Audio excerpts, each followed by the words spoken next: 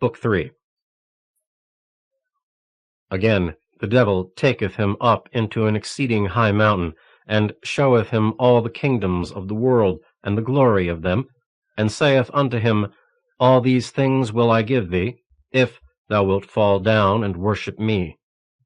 Matthew, chapter 4, verses 8 to 9.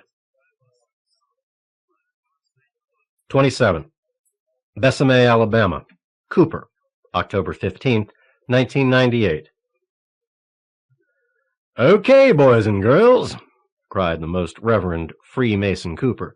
He adjusted his Sennheiser headset, careful not to disturb his carefully set and sprayed helmet of silver hair. "Let's see what's evil in the world tonight." 7 o'clock at the southern mansion of the Reverend was always a special occasion. Every weeknight, Cooper and his aides gathered in his leather and oak appointed study to watch the evening news. In an adjoining room, separated by a glass wall, but in full view of the assemblage, were 4 wall-mounted big-screen Sony TVs.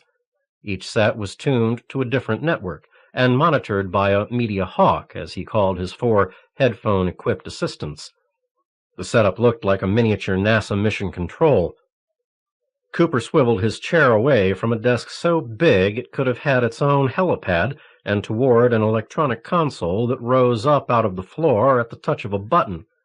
It had more switches, slides, and touchpads than a mixing board, plus an ultra-res NEC monitor. It gave him total control of all the gear in both rooms. A special comlink connected Cooper to his hawks.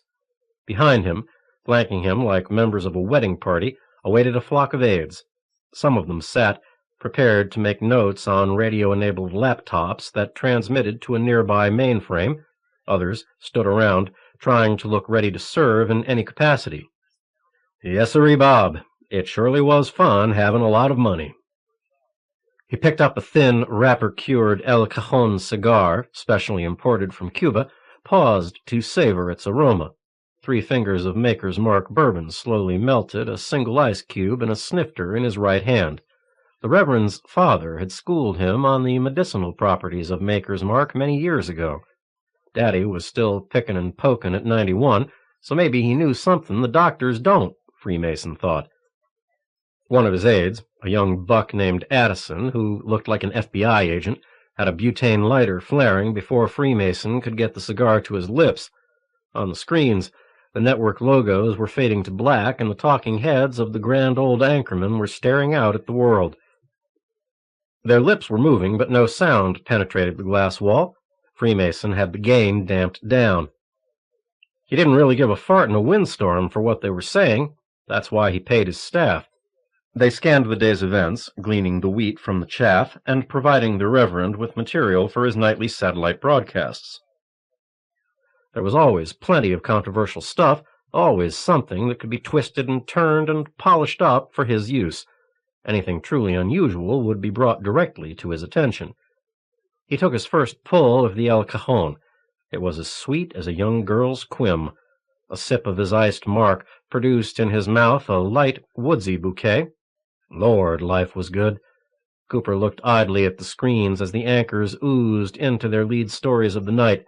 Skirmishes in South Africa as the Civil War raged on.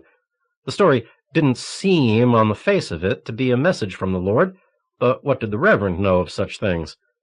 Freemason didn't concern himself with interpreting the news. That's why he paid writers. 10 of the sharpest Bible scholars in the South worked their buns down to their ass bones, hooking up references from Scripture with whatever was going on in the world. And my, those bright little boys and girls were good. They gave the Reverend the meanest, cleanest sermons in the industry. There wasn't a telepreacher on the Sats with half as many viewers. His Church of the Holy Satellite Tabernacle chewed up all the other teleministries for breakfast. Freemason was mighty proud of that. His audience spanned the globe, and the money they sent him had created a monolith of power and influence and just plain opulence for Freemason and his coterie. He was riding the crest of a new wave of televangelism because his programming related directly to current events, and because he'd helped launch what he called apocalyptic thinking. All his shows were linked, however subtly or overtly, to the coming millennium and the possible end of the world. For some reason, a lot of people found that a subject of great interest. The lead story faded from the screens as the networks segued into their next segments. Unity of coverage disintegrated as the news divisions began to cater to their different priorities, different political, social leanings. It was no secret, Freemason thought, that the media had been controlled by a bunch of Hebes and homosexuals since World War II. As he brought his snifter to his lips, he heard a change in the silence in his headset. Someone had opened the channel. "Reverend," said number 3, seated below the CBS screen, "I think we have something here. I'll punch it up on replay delay for you." "What is it?" "You're going to want to see the whole thing yourself. It's a network exclusive." "Well, let's get on with it, boy." "We're queued up now. Here it comes." Freemason stared at his personal monitor, where the image of a New Yorkie-looking woman appeared. She radiated health and sexiness. Her eyes were full and wide and green as the sea. Her face was framed by a mane of auburn hair. She looked at the camera like she was making love to it, and Freemason Cooper was immediately in lust with her. Like every other on-site reporter, she wore a jumpsuit and photographer's vest, but the quasi-uniform couldn't conceal the sensuous lines of her body. Whoever she was all woman, just the way the Reverend liked 'em. As if in answer to his prayers, an ID print-over appeared across the bottom of the screen. Marion Windsor, courtesy WENV-TV and WPIX-TV. The violence and bloodshed which has plagued the Usang Motor Corporation plant in Evansville, Indiana, for the past 2 days has come to an abrupt end. Last night, just after midnight Central Time, an assemblage of enraged workers planned a final assault on Usang's front gates. Harassed by police and riot control units from the fire department, what began as a peaceful demonstration against new company policies escalated into an ugly siege. While Marion Windsor spoke, the screen displayed close-up video of tactical police mixing it up with a huge crowd of blue collars. Water cannon crisscrossed the crowd, battering the strikers like bowling pins. It was a familiar tableau. What made it special? Freemason was about to buzz number 3 and give his hole a good reaming when Marion Windsor came to the meat of her story. And more deaths were certain to follow, until the sudden appearance of a young man named Peter Carenza, a parish priest from Brooklyn, New York, changed everything. The video displayed a tall, sinewy man with dark hair and dark eyes standing atop a platform on a forklift. This was a priest. He looked like a telephone lineman. The crowd surged beneath him like a cruel sea. He was speaking, but his words were blanketed by the narration. The look of cool determination in the young man's eyes disturbed Freemason deeply. Windsor described the violence that ensued due to a mistakenly ignited car bomb. The video, amazingly clear given the circumstances, showed flares, bullets, and a hellacious rainstorm. Lightning flashed and danced against the industrial background. Freemason watched as the young priest was enveloped by what could only be called a halo of light. Green fire danced along the metal fence and water tower behind him. A stunned silence gripped the crowd, and a sense of awe and fear penetrated the flat screen of the video monitor. Iciness touched Freemason's gut. Something wondrous has happened in Evansville. A brief childhood memory flared. Cooper, aged 5 or 6, bouncing along in the shotgun seat of his daddy's Chevrolet Deluxe. Rain dappled the windshield as they jounced along a rutted country road. The little plastic statue of Jesus on the dashboard gave off a sick green shine.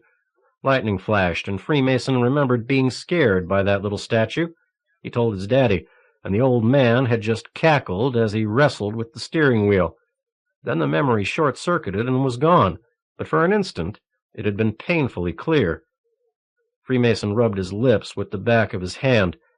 The urge for a sluice of bourbon was overpowering, but he couldn't break his attention from the screen.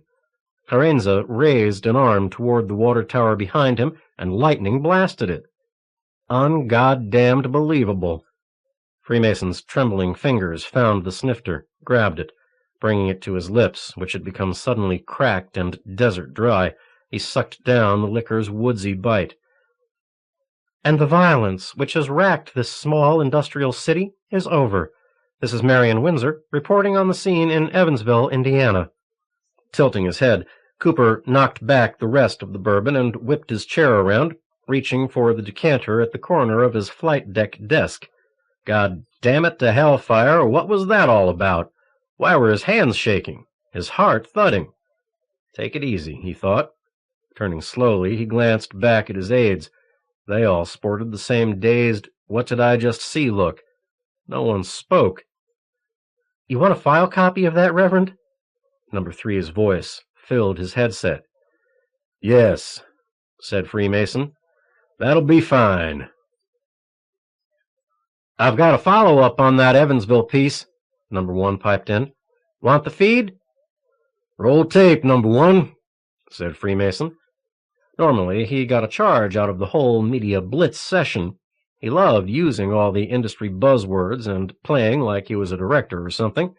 But suddenly, he was just going through the motions. He couldn't shake the image of that young guy glowing in the dark.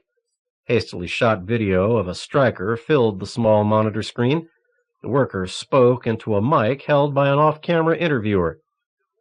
"Nothing like it, man, you know. I mean, here's this kind of wimpy guy, you know, and he's standing up there and, I saw him zap that water tower, man." "What do you mean, zap?" asked the unseen reporter. "I mean, he blasted it. Like a wizard, man. Like those guys in the cartoons." The image was replaced by that of a young woman in firefighter's gear. "It was an amazing experience. Like being in church. I've never seen anything like it. He was an amazing guy." "Did you see where he went? Find out who he was?" "No, I didn't, but I'd like to see him again." "If you knew where he was, would you go after him? Seek him out?" "Yes, I think I would." Another sloppy video edit, and another broad Midwestern face filled the screen. Same hand mic and anonymous interviewer. "Like a religious experience. Like when I was saved. It was kind of like that. First time I had the same feeling." Another quick edit, and the video portrayed the young old faces of a biker couple. The boy was weathered, long-haired and wrapped in leather. His companion was a wispy blonde whose features were on the hard side of beauty. "I know him," said the boy. "He saved me in Lorraine here." "Saved you?" "You bet. I hurt my hand trying to rob a place, and Peter healed me. Look." The boy exhibited a perfectly normal hand to the camera. "You can say whatever you want, but I'm telling y'all, this guy's real." "Meaning?" The boy stared into the camera, his almost constant leer fading. "Meanin' he's what we've all been waiting for. You saw what he did here tonight. Only one guy can do something like that, and that's Jesus." Freemason punched a key on his masterboard, and the NEC darkened. He'd seen enough of that shit. Damned media, trying to make that priest look like some kind of savior. He'd have to review the tapes, but it sure as hellfire sounded like some kind of publicity stunt. Of course, it wasn't like the Catholics to get involved in that sort of thing. The Papists had been soft-pedaling the turn of the century and the whole millennial movement for a damned good reason. They didn't want to be identified with the mainly fundamentalist churches backing the whole thing. He couldn't blame them. The Church of Rome, despite being as corrupt as anybody else, had parlayed its investments, its political and technological connections well. The Papists were a strong force in the religious world. As much as Freemason hated them, he had to respect their staying power. But if this circus stunt in Evansville was some new Vatican strategy, something to stir up the sheep and get their attention away from the satellite ministry, well, hellfire, he couldn't let them fuck around like that. Raising a single finger brought a pair of aides to his side. "I want more research on that Evansville story," he said. "Find out everything you can." "You got it, Reverend," said a woman dressed in a prim business suit. Her name was Melody, and although she looked a little wholesome for Freemason's taste, he was thinking of playing a tune or two with her. He smiled and winked at her. She returned the smile and moved back to her laptop. The other staffer, a crackerjack fellow named Billingsley, still awaited his orders. "I'm going to need a strong piece on this Evansville thing. Cooper said. "Get all the poop you can from Melody and write me a real ripper, you hear? I want to punch a few holes in this guy's sails before he even gets started." "You can count on it, Reverend." The aide nodded, slipped away. Freemason returned his attention to the overview of the media blitz. His hawks had all 4 screens running separate stories now, circling over new, juicy bits of what the sheep called news. The only thing interesting was the earthquake that had rocked Beijing, killing 10,000 Chinks. Served the heathens right, he thought. As the nation geared up for another evening of prime-time narcolepsy, Freemason dismissed his cadre of aides. In a flurry of activity, sliding panels of burnished oak moved to conceal the electronic gear, bookcases maneuvered on floor and ceiling tracks to cover the glass wall, the control panel sank into the floor. His staff slowly filed out of the room, leaving him alone. He poured another 3 fingers of Maker's Mark from his desk decanter, added a single cube of ice, and lifted the snifter to his aquiline nose for a long, savory inhalation. He allowed himself only 3 cigars per day, and he had expended his last one during the blitz. But damn, he wanted to fire up one more tonight.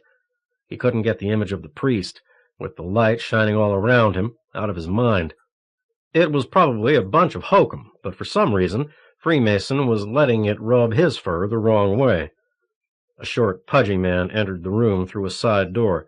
He wore a tan western shirt and tailored jeans, accented by rattlesnake dingoes.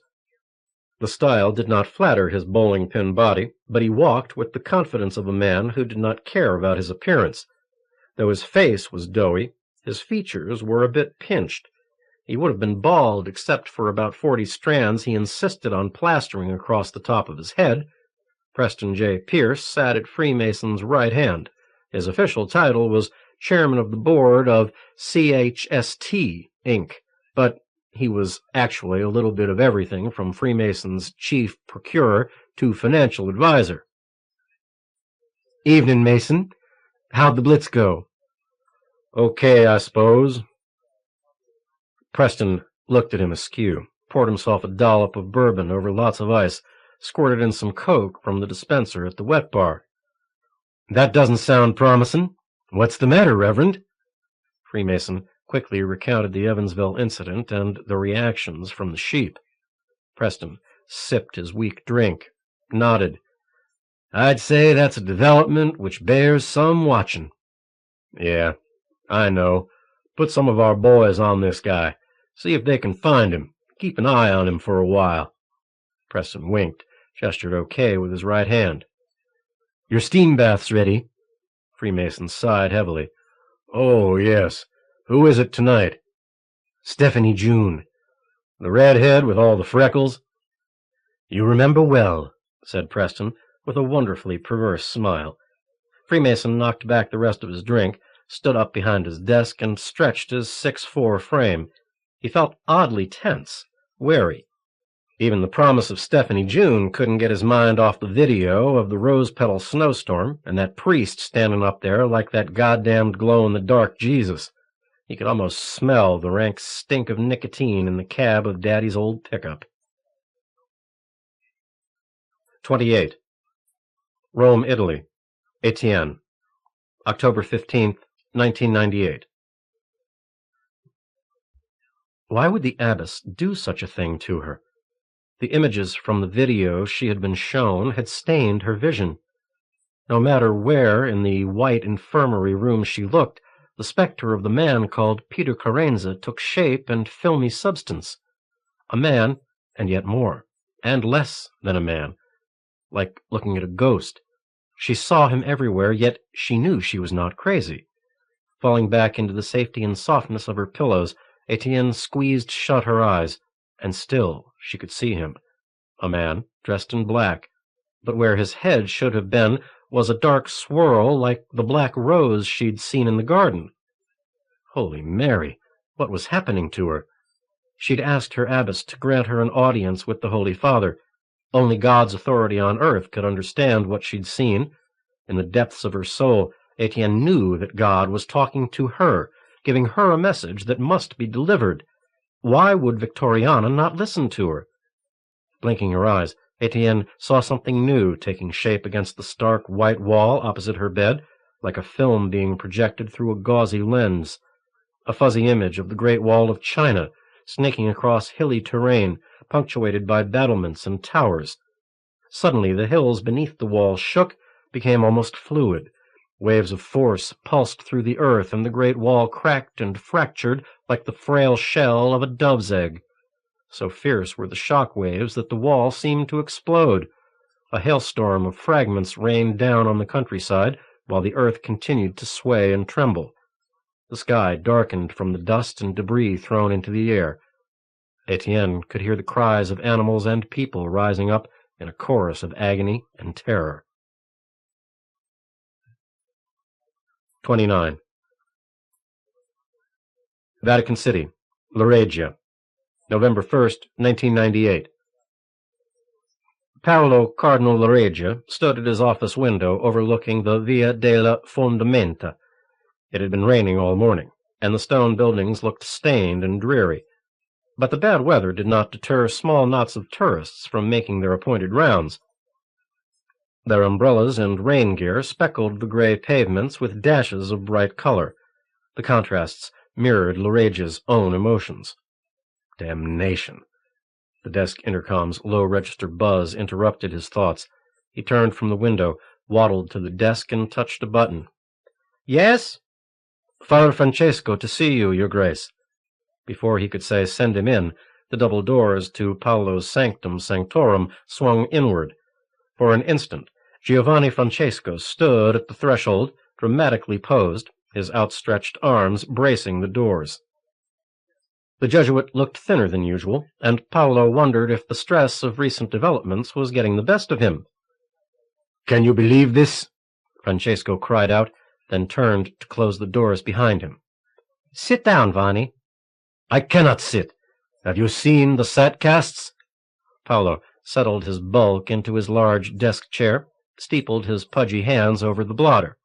"Yes, of course. You know I have." "What is he trying to prove?" "Maybe he is trying to prove he's who we said he is." "In public?" Paolo smiled. "Can you think of a better place?" "How do we know Krieger didn't let Peter escape?" "We don't.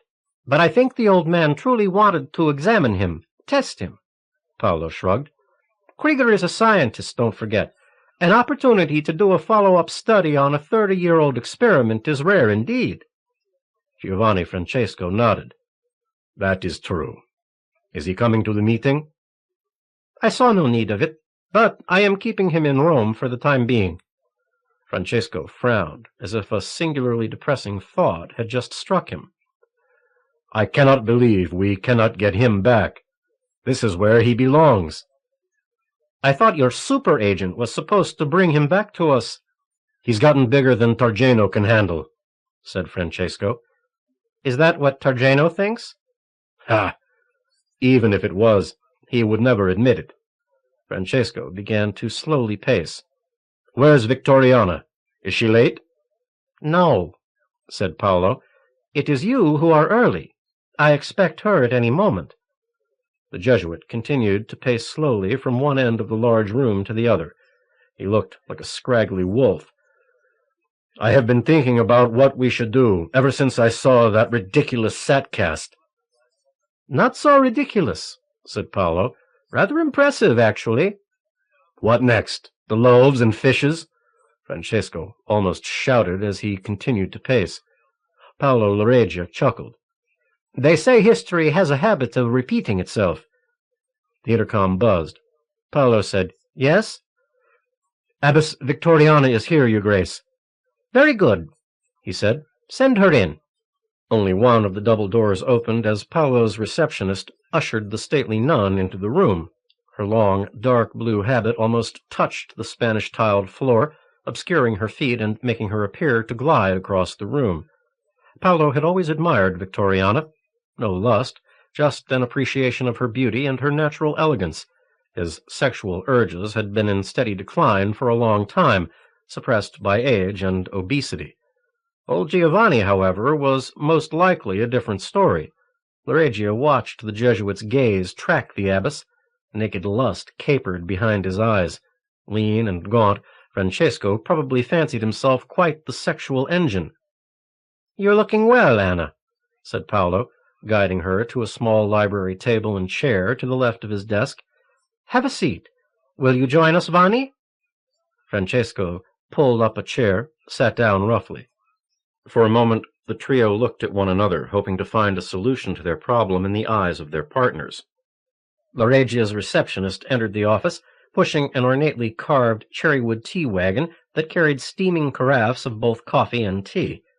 Without a word, the young priest served everyone their long-familiar preferences. He even provided Giovanni Francesco with a small vial of Montecusano brandy for his Earl Grey. After the receptionist departed, the silence grew awkward. Paolo cleared his throat. Victoriana sipped her tea. Francesco added the brandy to his cup. "All right," said the Jesuit at last. "Our plans have gone completely awry. What do we do now?" "I have been thinking that we do nothing at all," said Paolo. He gulped at his coffee, craving a sweet bun of some sort. "What?" Giovanni stared at him wide-eyed. "He's making a public spectacle of himself. In America, of all places.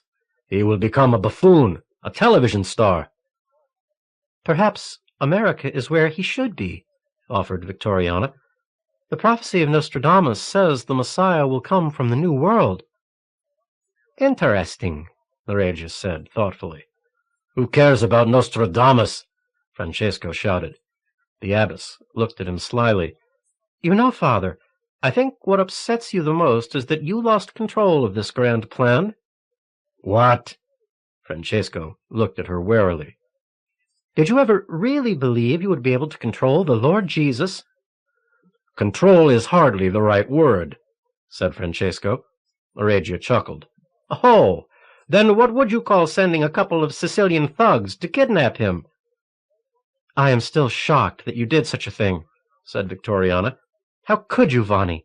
Sometimes I think you've never had faith in what we were doing." Francesco shrugged indifferently. Lareggia looked at his cohort and frowned, then sighed. "There is no bringing him back. The prophecies say he will eventually return. Perhaps we should just wait for that day."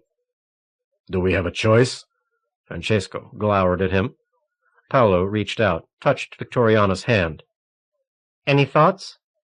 She smiled graciously, albeit a bit primly. "Now I know how Victor Frankenstein must have felt." Paolo shook his head. "No, I think he is just learning to accept his identity."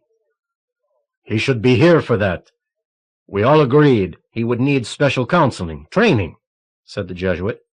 "Yes," said Victoriana, "but perhaps we were guilty of hubris. How presumptuous to think we could teach him how to become the Messiah." Lareggia nodded. Giovanni lighted a strongly scented cigarette, inhaled deeply. "I don't like it. He should be in Rome."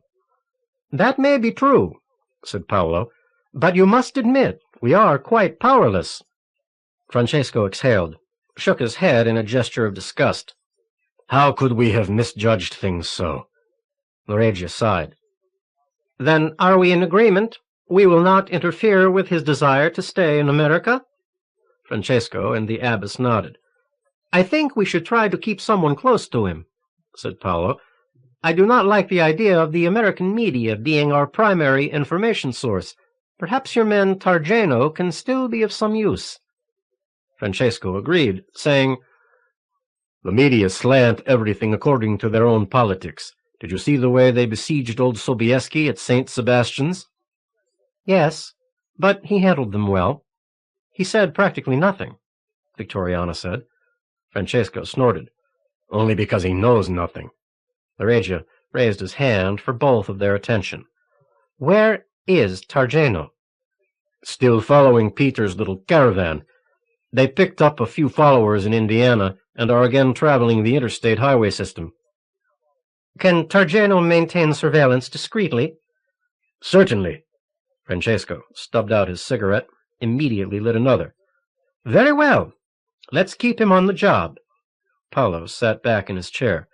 Across the table, Sister Victoriana had fallen silent and was looking down at her hands. What is it, Anna? The nun's soft gaze rose to meet Lareggia's concern. It is Etienne. Paolo tapped the table with his pudgy fingers. He'd almost forgotten Peter's mother. Ah, yes, he said. You said she was improving. Despite his show of concern, Paolo didn't give a damn about Sister Etienne. She'd done her job 30 years ago. Now she was of no use to the triumvirate. Her vision was worthless because she had refused to share it with them. Francesco's doctors had begun a drug therapy regimen which seemed to be working. The nun was sitting up, eating, talking a little, but she continued to insist that she would speak of her religious experience only to the Pope. After dinner last night, I decided to try an experiment, said Victoriana. What did you do? Paolo poured another cup of coffee, looked at the abbess patiently. She had a very deliberate way of speaking. Prodding her would not help. I thought it might be interesting to let her see her son. I showed her a disc of the Evansville satcast. Francesco leaned all the way back in his chair, his thick eyebrows arched. And? Victoriana's embarrassment was clear. She reacted very badly, I'm afraid. The men both leaned forward as the abbess continued. As soon as she saw Peter's face in a close-up, she started screaming uncontrollably. She started raving about seeing an earthquake and demanding to see the Pope. We had to sedate her. Francesco grimaced. The Chinese quake. Victoriana nodded. She obviously saw it happening. She has the sight. Francesco threw up his hands in disgust. It doesn't mean a damned thing. She just can't face the truth that her baby is now 30 years old, that she's 30 years older. That is the most ridiculous thing you have said yet, said Victoriana. I think Etienne dealt with giving birth a long time ago. I think this is something else. Is she afraid of her son? Asked the cardinal. I don't know if that's the question we should be asking, said Victoriana. Maybe it is we who should be afraid. 30. Bessemet, Alabama. Cooper. November 21st, 1998. A digital signal sounded on the control console behind his waterbed. It had been programmed to sound like a cage full of canaries singing sweetly. Like St. Francis of Assisi, Freemason had a thing for birds. Gee, that sounds pretty, honey, said Stephanie June as she looked up from her work under the sheets. What is it? The intercom, he said, twisting around, reaching for the correct keypad, finding it, punching it in. Yeah? Mason? Preston J. Pierce's voice was thin, reedy. Who'd you expect, Oral Roberts? Press, I told you never call me in here unless it's a barn burner. Did you catch the 11 o'clock news? Now, what do you think? Freemason said with as much sarcasm as he could muster, which was hard to do with Stephanie June working so hard. She was a splash of red gold hair across his stomach, half covered by the silk sheets. I'm serious, Reverend. There's something I think you ought to see. This better be worth it, Press, he said. Pierce cleared his throat. Trust me on this one, Mason. Just get down to the studio as soon as you can. I'm coming, said Freemason. Gee, Reverend, said Stephanie June, that's mighty nice of you to tell me like that. You wouldn't believe how inconsiderate most men are. We pulled this off the 11 o'clock news, said a bespectacled, white-shirted engineer named Ames. Local? Asked Freemason. Montgomery, Pierce said, nodding. But they were picking up a national feed. Freemason Cooper sank into a padded leather chair and focused on a big flat-screen monitor. He and the boys were in the mansion's east wing, which had been renovated into a state-of-the-art recording and broadcasting facility. The screen flickered, then revealed the auburn-haired woman he'd seen before, and a sweet-looking piece of cake she was, too. She was standing alongside a highway beneath a dark sky tinged with the soft glow of a distant fire. The name Marion Windsor and her station ID flashed for an instant across the bottom of the frame. The words New York caught Freemason's attention. What the Christ on an aluminum crutch was a New York reporter doing out in Illinois? Something didn't add up, he thought, as the woman began speaking.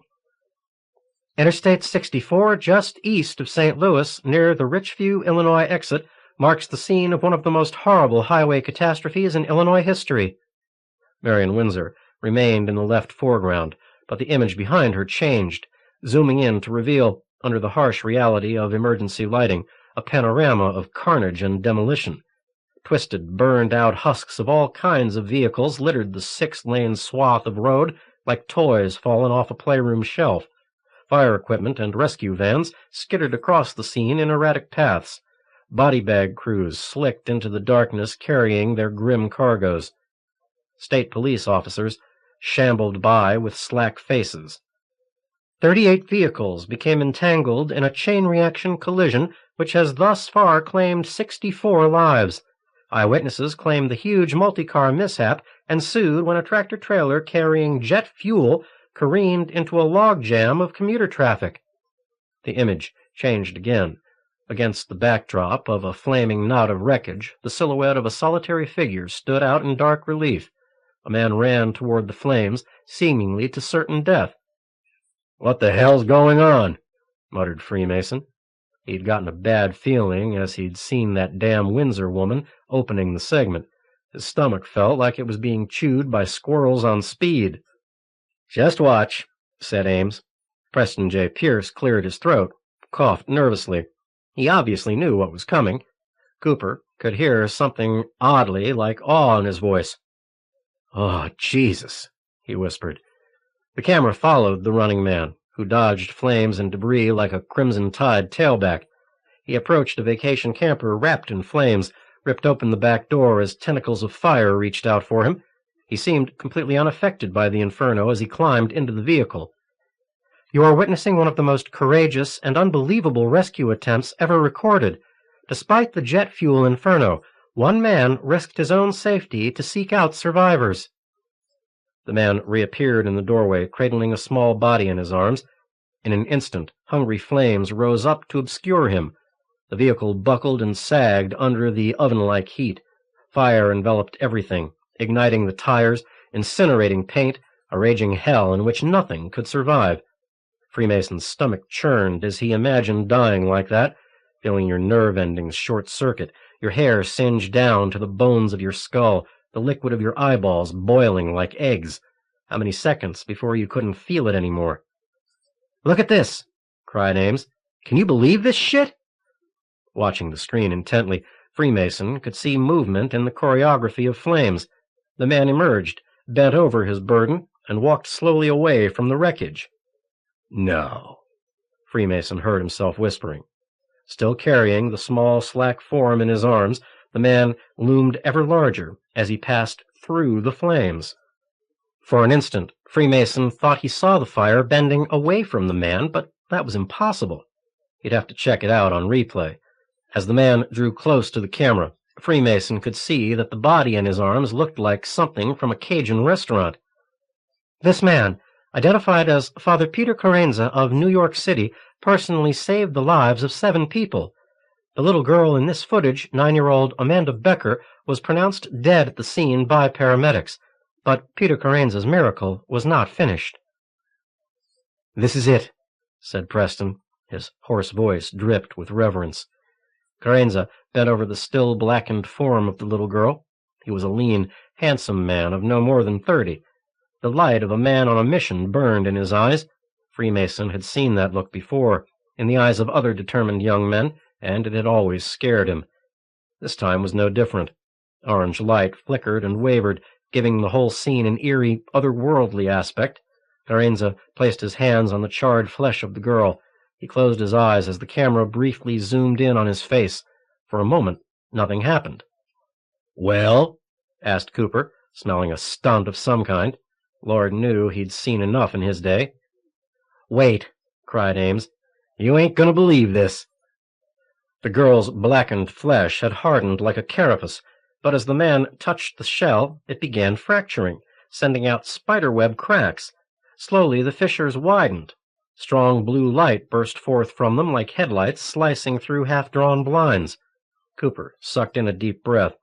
Carenza passed his slender fingers over the fragmented pieces of the shell.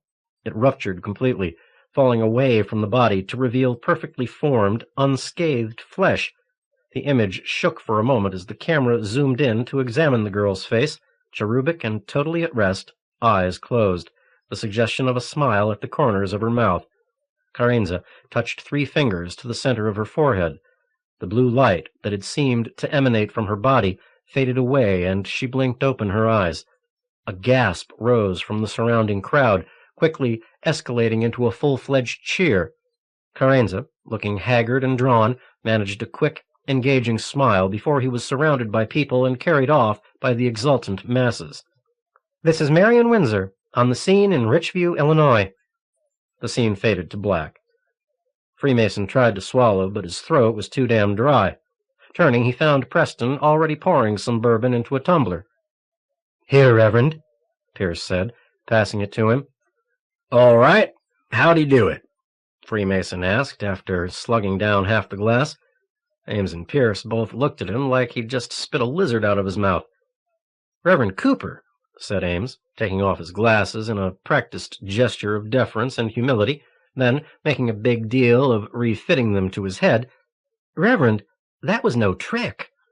Though his voice shook, he spoke with conviction. "Bullshit, boy. That was movie stuff." "I've put the tape through the digital analyzer, Reverend," said Ames. "You're trying to tell me that's for real?" Freemason knocked back the rest of the maker's mark. "That's what he's telling you, Mason," said Pierce. "And I sat here and watched him check that tape out. Believe me, it's as clean as the band on a nigger's new hat." Freemason laughed. "That's ridiculous. Ain't no man walks through the fire like that. It's a Yankee bull-stuffing trick, I'm telling you." "You saw how he healed that girl," said Pierce, taking a sip from his own glass of bourbon. He barked out a short laugh. "Heal, hell! He brought her back to life, he did." "Don't talk that kind of crap around me," screamed Cooper.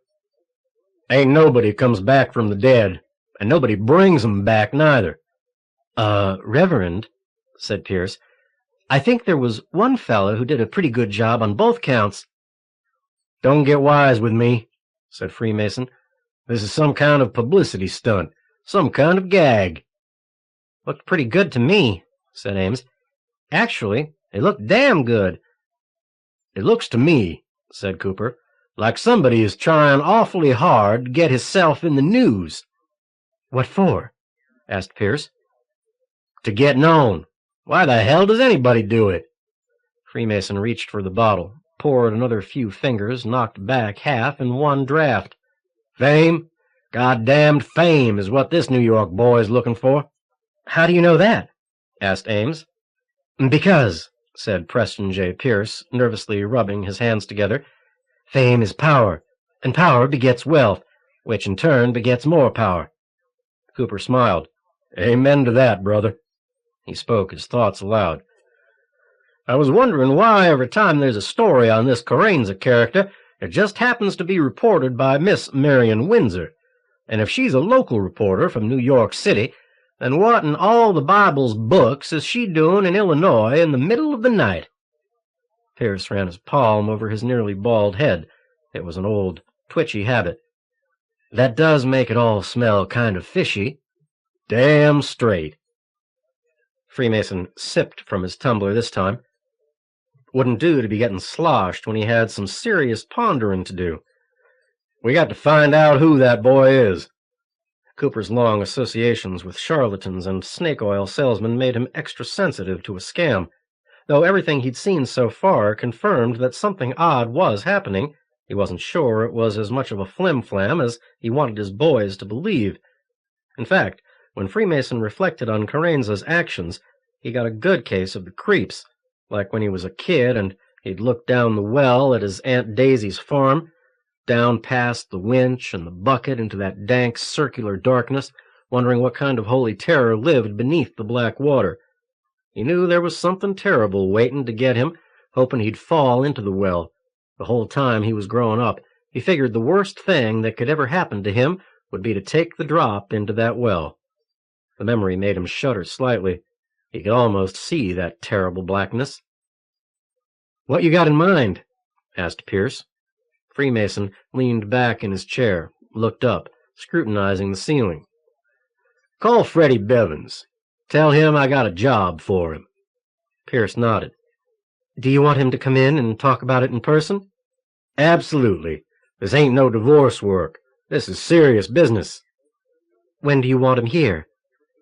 "First thing in the morning, and tell him to clear his schedule. Until further notice, he belongs to me." Freemason stood up. The sudden motion gave him a slight rush. He waited till the brief dizziness passed, then headed for the door. "Nice work, boys," he said casually. "Especially you, Ames." The video engineer smiled, adjusted his glasses. "You bet, Reverend. Thanks." As Freemason left the room, the unsteadiness returned. He couldn't tell whether it was physical or mental, but he felt cut loose from everything familiar and potent in his life. Funny how things could change so fast. Less than an hour ago, he'd been doing his personal brand of aerobics with the young redhead, but right now, he couldn't get it up if you blew compressed air up his ass. He walked down the corridor that connected the east wing with the residential sections of the mansion. Gilt-edged paintings graced the walls. Crystal chandeliers hung from the high ceilings. The mansion was a palace built for his pleasure. And he usually derived great satisfaction from thinking about how far he'd come in life. But that New York boy had him spooked. No getting around it. Maybe he'd go down and see his daddy.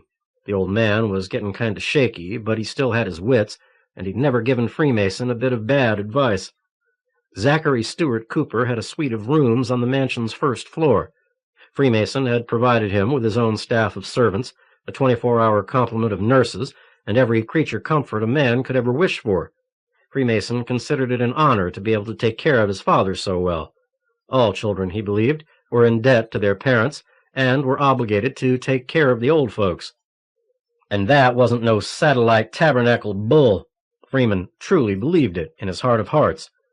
Shouldn't be no need of that Social Security nonsense. Nothing but a fancy Ponzi scheme anyway. He knocked on the door to Daddy's suite. A video camera checked him out, and his father's voice crackled through a hidden speaker. "That you, son?" "Sure is, Daddy. I need to see you." A soft, digital chime played the first few bars of Dixie, and the door unlocked electronically. Freemason entered the foyer, passed through the living room, where a black nurse sat reading a magazine, and walked down a short hallway to the large bedroom where Zachary Cooper did most of his living. The old man had taken a fierce interest in video technology. His bedroom was outfitted with every conceivable type of equipment in the free world. From the comfort and warmth of his waterbed, Daddy Cooper could analyze, digitize, or colorize. He could perform audio mixes, video FX, dubs, assemblies, or anything else he could think of. He amused himself endlessly by creating his own video concoctions. Predictably, his earliest efforts were preoccupied with sex, but he now aspired to create true art, and his work grew progressively more abstract, personal, and impenetrable. All this from a man who had spent 40 years on the road, the ultimate traveling salesman. Zachary Stewart Cooper could sell anything to anybody.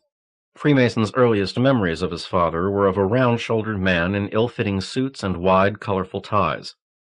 The dominant image was Daddy humping a sample case only slightly smaller than a steamer trunk in and out a '54 Chevrolet Deluxe Coupe. The old man had started out working for the Fuller Brush Company, spending weeks at a time traveling through Tennessee, Kentucky, Mississippi, Alabama, and Louisiana. Once in a while, on certain Sundays, that Chevy would roll up the driveway, and a guy in a baggy suit would jump out, carrying gifts for his wife and his little boy. He always brought those big rainbow swirl lollipops and balsa wood Testors airplanes, and once he'd handed over a pair of simulated pearl-handled chrome toy six-guns with real leather holsters.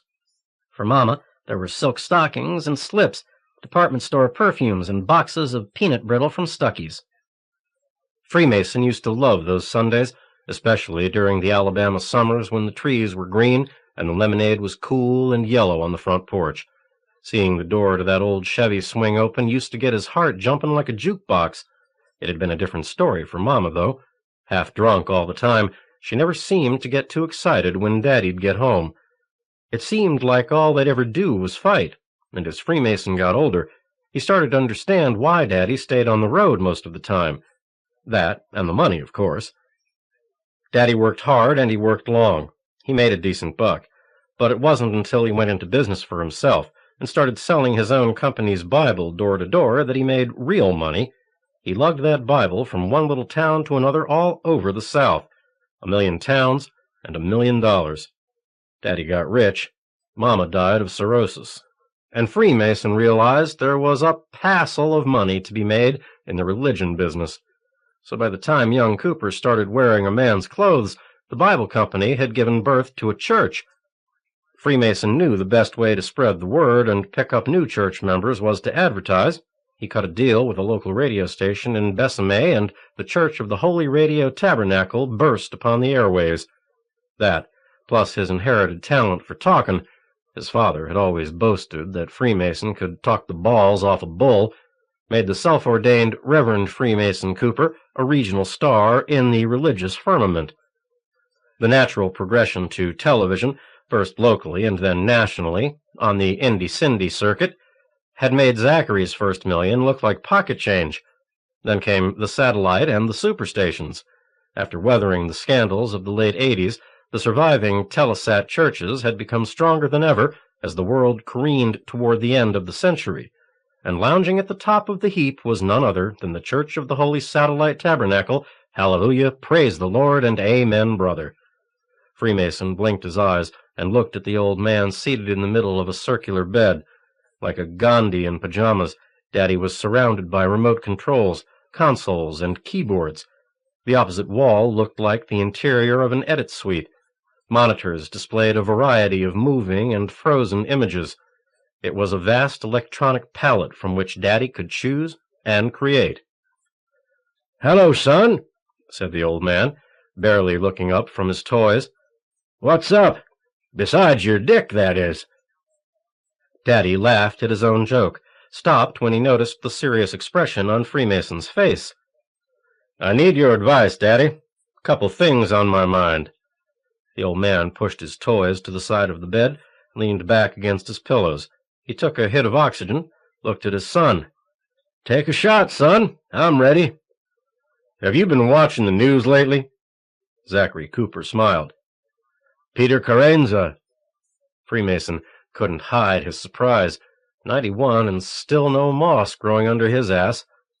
"How did you know?" "Just a feeling." The smile widened into a grin. "Well, Daddy, what are you making out of all this?" The old man shrugged. It was a long-practiced, beautifully enacted gesture. "It's still too early to tell." "My question is, who is this guy?" Daddy laughed. "Don't you know?" "Come on, Daddy." "Well, either he is, or he ain't, right?" Freemason didn't answer right away. Hearing his father verbalize the solitary fear that had been rattling around inside his head like a pea in a gourd had stunned him for a moment. "Yeah," said Freemason finally. "And either way, Daddy, I'd say we have a few plans to make." Daddy laughed. "You bet your ass, sonny. You bet your ass we do." 31. Richview, Illinois. Carenza, November 25th, 1998. "Peter, you've really done it this time," said Daniel Ellington. He was sitting at the kitchen table of a Winnebago. The spacious RV had been given to Peter by Herman Becker, father of the resurrected Amanda and owner of several car dealerships in St. Louis. The Winnebago rested on the acreage of George Afhalter, a farmer whose fatal injuries had been healed as Peter bent over him on the hard asphalt of Interstate 64. Peter sat across the table, sipping a cup of coffee. "Yes, I guess I have," he said with a boyish grin on his face. "How long are you going to keep this up?" asked Daniel. "This mobile guerrilla ministry?" "I never thought of it like that," Peter said with a chuckle. "But you know, it has a nice ring to it. Guerrilla ministry. I like that." He peeked through the slatted blinds of the window, amazed at what he saw. Thousands of people surrounded the Winnebago, in every direction. Some had set up tents, others sat in the open on blankets. More just stood by. Their cars and other vehicles were scattered about Athalter's property like carelessly tossed toys. It looked like the first stages of a monster rock concert or a demonstration on the Mall in Washington, D.C. The thrum of the excited crowd had become a constant background noise. They'd been out there for hours. Most of them were from the small towns outside of St. Louis, some from the city itself. Mixed in were media crews from various radio and TV stations. Marion was out there somewhere, trying to deal with them and with the newspaper and magazine journalists who were also beginning to swarm about. Despite the early autumn coolness in the air, there were the beginnings of a carnival atmosphere. "Look at this, Daniel," Peter said. "More hucksters. Inevitable, I guess." His friend carefully peered through the blinds to see a construction site lunch wagon swinging down its panels. It was in competition with a two-wheeled hot dog stand, a soft ice cream truck, and the peanut and popcorn peddlers hawking their way through the crowd like vendors at a ball game. "Well," said Daniel, "it was either that or we're going to have to drag out the loaves and fishes, right?" Peter smiled. "Don't tempt me, Daniel." He meant it as a joke, but his friend was not laughing. In fact, Daniel looked at him more seriously than Peter could ever remember. "You know," said Daniel, "that's not really funny. None of this is." Peter knew what his friend was getting at. "Funny?" he said, looking for an instant into Daniel's eyes and then into the black depths of his coffee mug. "I guess not. Sometimes I feel like I'm following some kind of script, some kind of preordained plan." "That's crazy, Peter." He shrugged. "Maybe. I don't know what to think." Daniel left the table to get a fresh pour of coffee, and Peter used the moment to reflect on their time on the road. Though he and Daniel and Marion had held strategy sessions, which sometimes included the slightly whacked-out input of Billy and Laureen, Peter wasn't totally comfortable with his new public image. Weeks ago, when Father Francesco and his cronies had told Peter the whole story, he felt outraged. His whole life had been a sham, based on a past that was a lie. But after they'd tried to strong-arm him back to Rome, after they'd tortured Dan, Peter had decided that the only way to defend himself was to attack, face them down in the middle of the street, high noon and all that. And that meant publicity. After the auto factory riot, he'd consulted with Dan and Marion. They agreed that he should go public, and events accelerated faster than any of them imagined. "You know, there's one thing we never seem to talk about," said Dan as he returned to the table. "What's that?" "Who are you, Peter? Are you Christ? Are you the Son of God?" Dan's tangled emotions poured out. "I mean, should I be down on my knees before you? Are you the one I've been praying to all my life?" "Daniel." He didn't know what to say. Daniel put his hands to the sides of his head as though trying to suppress the pain of a terrible headache. He looked away from Peter, staring at the laminated fake wood of the kitchen cabinets. "I think that's what I'm trying to find out for myself, Dan." Peter stood, moved away from his friend. "I mean, I don't feel like God, you know? I don't feel any different than I ever have. I feel like plain old Peter Carenza."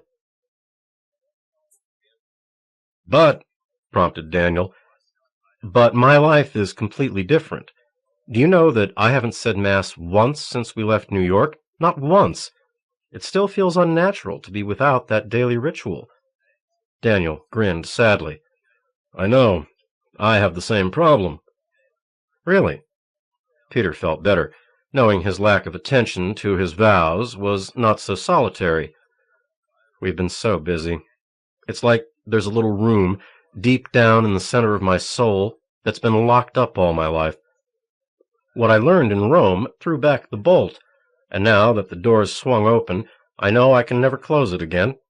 The light shining out of that room is going to light my way for the rest of my life." "Do you feel that you're moving closer to that little room?" asked Daniel.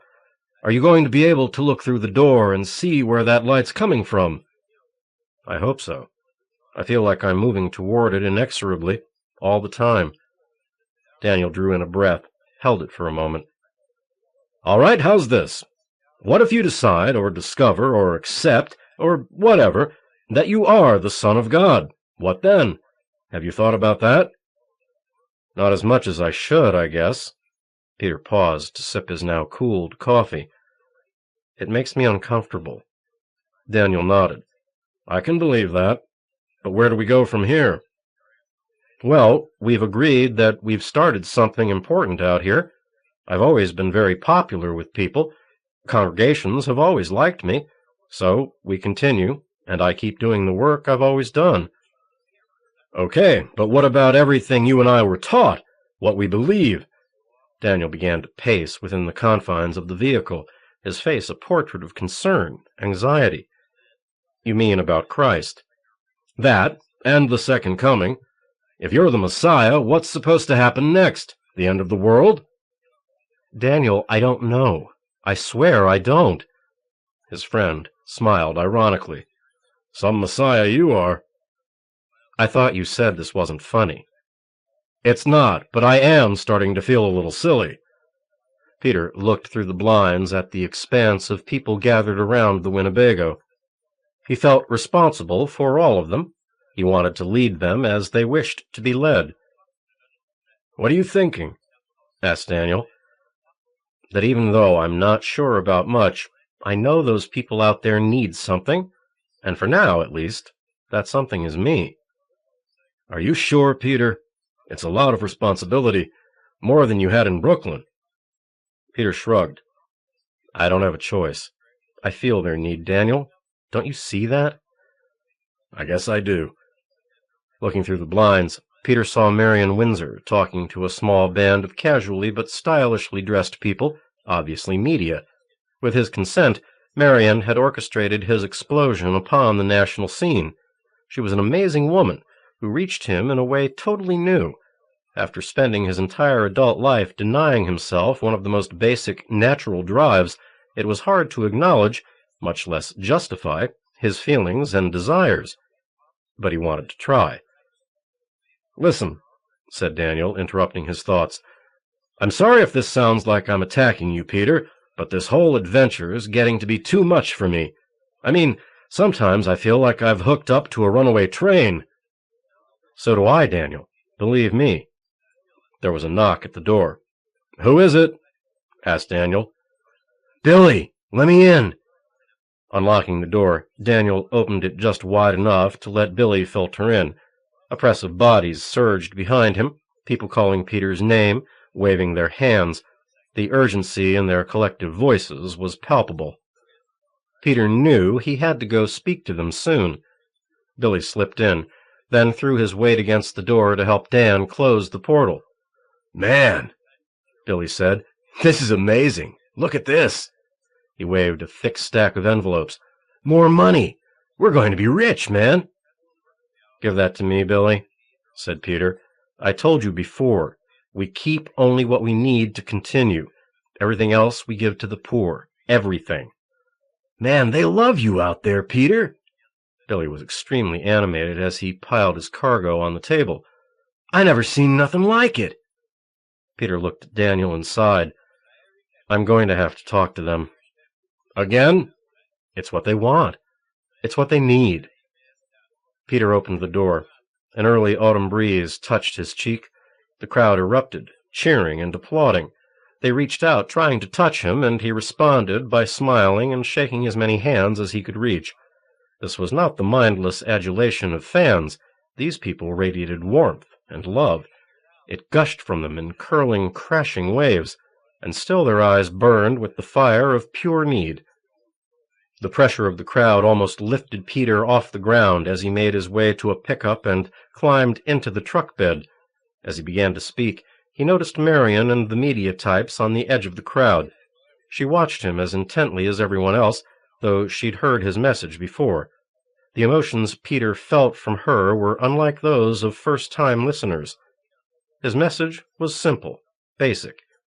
He spoke of humankind's common brotherhood, their need to love one another, to bond together, and work toward their communal destiny of meeting the one true God. Peter claimed he was only a messenger, an instrument through which God had chosen to work.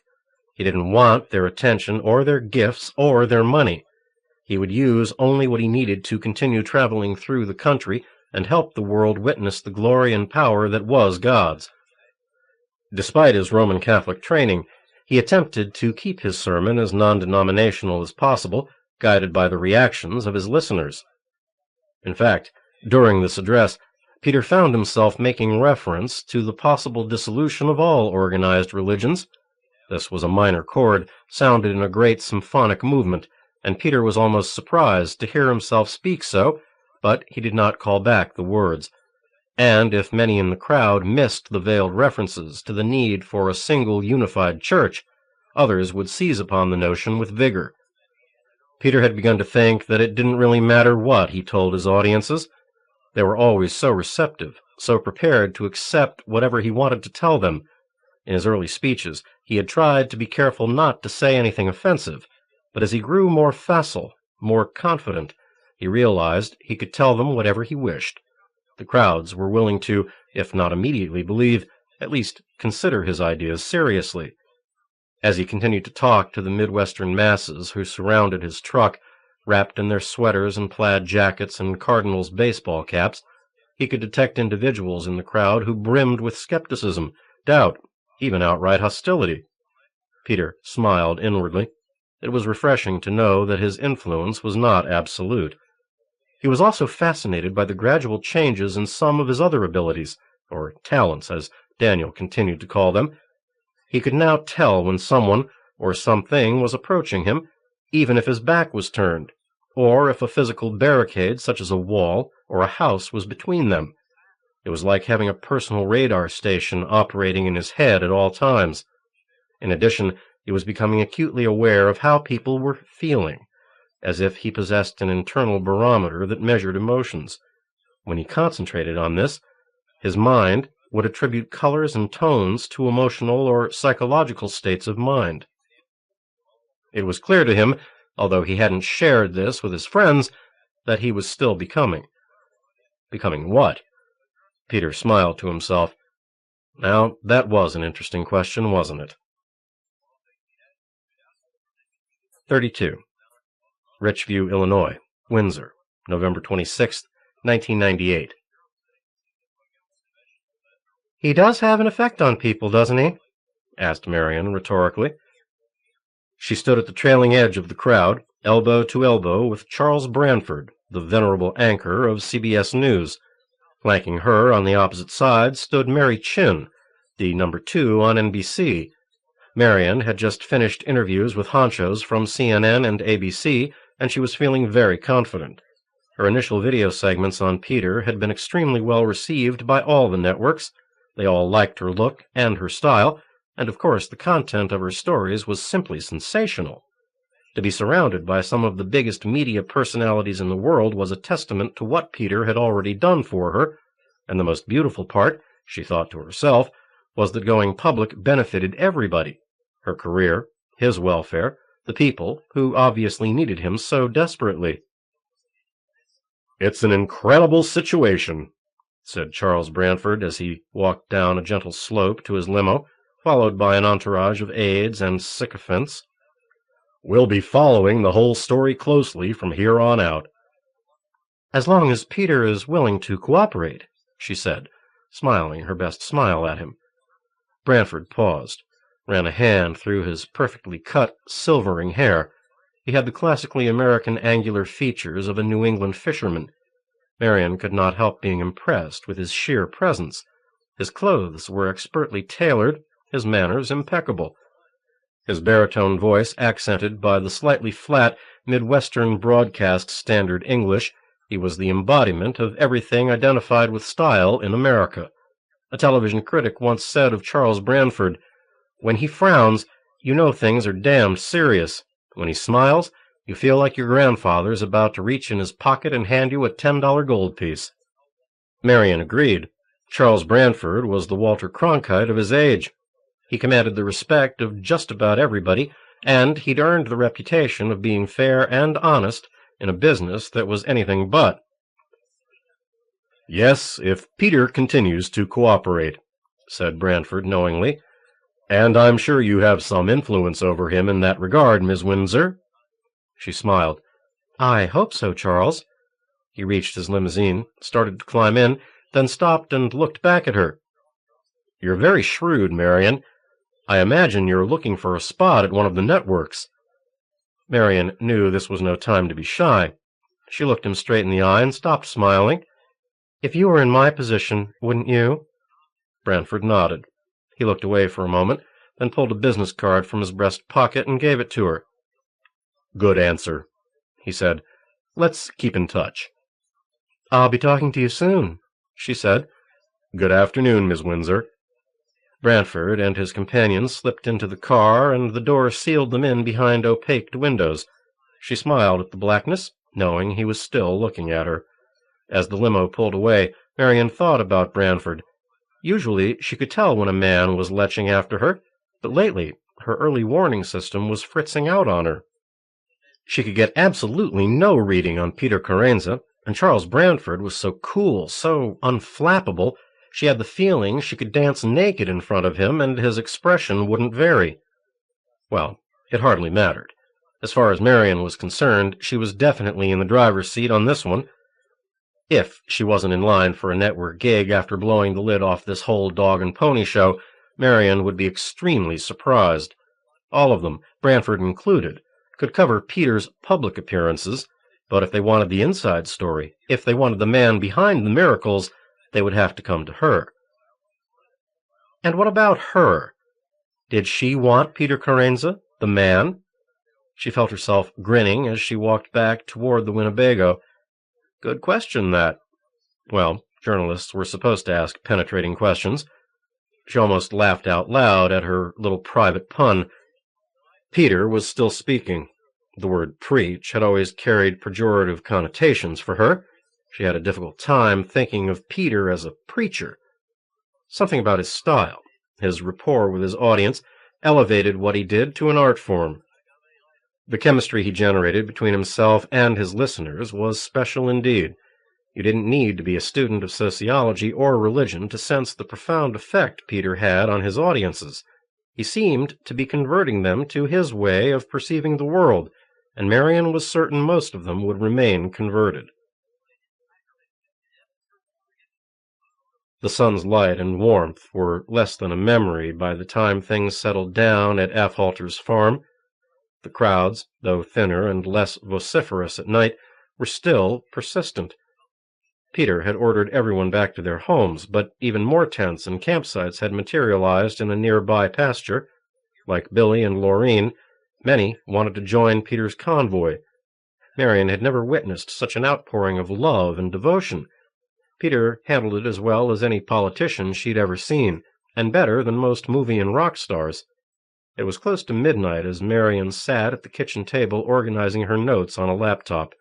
She'd begun to think her daily journal might form the basis of a book someday. Of course, the idea of writing something long enough to be a whole book daunted her. Still, she kept her notes up to date. She could always hire a ghostwriter. After an evening spent reading, Daniel Ellington had finally turned out his bunk light and fallen asleep. Peter had been outside by their campfire since they'd finished their late dinner. It had been such a busy day. Marion had hardly spoken to him. Maybe now would be a good time, she thought, as she folded up her laptop and replaced it in her leather attaché. Exiting the vehicle, she found him sitting by the fire in a lawn chair. The intensity of his stare, though directed at the flames, was almost frightening. "Good evening, Father Carenza," Marion said softly. She pulled up a chair. He looked up at her after a moment's hesitation, as if she'd snapped him out of a trance. His complexion was a deep tan in the warm firelight. Dressed in jeans, flannel plaid shirt, and an L.L. Bean fishing vest, he looked fashionably rugged. "Funny," he said, looking back at the fire as he spoke, "but I feel very comfortable being called father by everyone but you." "Really?" "Yes. From you it sounds awkward." Peter flashed her a quick glance. His eyes were dark as chestnuts. "I'm sorry, I was just kidding," she said. "I won't do it any more." "No need to be sorry. I wasn't offended. It's just that hearing you call me father puts a barrier between us, an artificial barrier, and I don't like that." She smiled, reached for his hand, as if to break down any barrier that might have been growing up between them. He flinched slightly at her touch, more a galvanic response than anything muscular, but didn't withdraw his hand. They sat without speaking for a moment. Marion looked up at the autumn sky, thrilled by the splendor of the stars. Living in New York, she tended to forget how bright the sky was. Sometimes, with the smog and the ambient ground light, she felt lucky to see the moon. "So many stars," she said softly. "And every one a sun, possibly with worlds around each one. Some scientists say there could be 1,000,000 places just like this one," he said. "Hard to imagine, isn't it?" She sighed. "Sure is.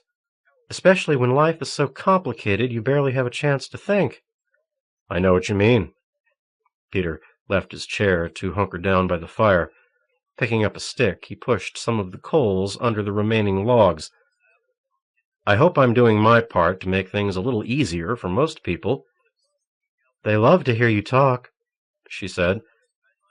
"They seem to." He looked at her. His eyes seemed so wet and deep, they were like wells drilled into the earth. Marion had never known a man as striking as Peter. He was like a stylized hero type from the cover of a historical romance novel. He was just too damned good to be true. But there he was, kneeling at her feet, playing with the fire like a 12-year-old kid. "They love you, and I don't blame them," she said, the words slipping out before she thought to stop them. He looked at her with an expression that was quite unreadable. "Marion, what are you trying to say?" She flushed. Her pulse jumped. It was time to jump or back off forever. "I guess I'm saying that I love you too, that I've fallen in love with you." Her words echoed in her mind, and the longer he remained silent, staring at her, the more embarrassed she became. For an instant she felt a schoolgirl urge to jump up and run away from him. His gaze remained unwavering as he searched her eyes, her soul. "Do you really mean that?" he asked finally. She nodded, throat tight. He looked away into the flames. "What you're telling me isn't really a surprise, you know." "Has it been that obvious?" She smiled, absently rearranged her hair. He shrugged. "Maybe not to anyone else, but I sensed it pretty strongly." "I'm sorry," she said hurriedly. "Don't be sorry," he said, suddenly taking her hand in his, holding it tightly. Marion didn't know how to read his expression or his words. How could a man who seemed so open suddenly become so opaque, so inscrutable? He continued to look into her eyes, to hold her hand. A whisper of memory passed through her, and for a single frame of time she was 15, sitting with Jamie Falcone in his father's Oldsmobile. Jamie had looked at her, held her hand, just as Peter was doing. There was an innocence in his actions, a sweetness so rare. Marion could feel her heart soaring. It was crazy, unreal. She couldn't fight the sensation. "Peter," she said after what seemed a very long time, "what are we going to do?" "I don't know," he said, smiling gently. "I'm not exactly an expert on this sort of thing. I haven't even held a girl's hand since I was in high school." "Oh, Peter." Before she could reconsider her actions, she pulled him close and kissed him. It was an awkward moment. He fumbled to embrace her, bringing her down to the ground with him. She teased him with her tongue, lightly licking his lower lip, but he didn't respond. "I don't know what to do." His words were rushed, his shock and excitement clear. "Just love me," she said. He held her close. She could feel waves of heat radiating from him. His scent, his pheromones. She'd never wanted a man like she wanted him now. "Marion," he said, pulling back to look into her face. His lips moved again, but he could not speak. She said nothing, just kissed him, more languidly now, more confident. This time he responded. His tongue touched hers, producing an almost electrical shock. Desire churned in her. She wanted him to rip her clothes away, to press her bare skin to his. She just plain wanted him. Moving closer to him, drawing strength from his heat, she could feel his penis growing rigid beneath his jeans. His hands were pressed to her back. "What are we going to do?" he asked in an urgent whisper. "Stay here," she said, gently pulling away from him. "I'll be right back." Before he could respond, she ran across the field to her Mazda, digging the keys from her pocket, and opened the trunk. Pulling a down sleeping bag from the array of outdoor gear, she closed the lid and returned to the campfire. "Come," she said, taking his hand, pulling him to his feet. They moved beyond the fire's light, and she unrolled the down bag. He watched her with a doubtful expression. "Here?" he asked. "Why not? Nobody's around. It's a beautiful night." He sat on the inner surface of the bag, pulled off his hiking boots. Marion did the same and moved close to him. This time their embrace was more graceful. Not practiced, but light years beyond their earlier attempt. It was a quick study, but of course she'd expected that. Another early autumn breeze capered across the farmscape, but as she kissed him, ran her hands over his shoulders, down his back, and along his thighs, she could have been on a tropical beach, so strong was the heat of their mutual desire. Slowly, as though following a carefully observed ritual, she undressed him. She savored each new revelation of his body. Peter's skin gleamed in the dim firelight, warmly tanned, unblemished. His body was sinewy, lean, subtly muscled. There were no extremes in him. Everything in proportion. The geometry and symmetry of his body was simply beautiful. Marion helped him remove her clothes. There was a boyish quality to his actions, a fumbling uncertainty which she found utterly charming. He seemed grateful for her help, her understanding, making her want him all the more. She kept thinking how new and wild all this must be for him. For Marion, the common fantasy of schooling an adolescent boy in the arts of the flesh had become a reality. He explored her, slowly, carefully, with his hands, tongue, and body, so choked with sensation and emotion he could not speak, other than the few times he managed her name. There was a breathless, endless joy to his explorations, and she tried to return each pleasure he gave her so unselfishly. She could have stayed with him like that forever. If she had died in his arms, it would have been perfectly all right. He was completely without control himself, coming too fast, then coming again. He seemed to be limitless in energy and enthusiasm, and she feared she couldn't keep pace with him. Finally, they sank into the softness of the downy bag. The white light of the stars burned down on their nakedness. They seemed to float in each other's arms, not speaking, barely breathing.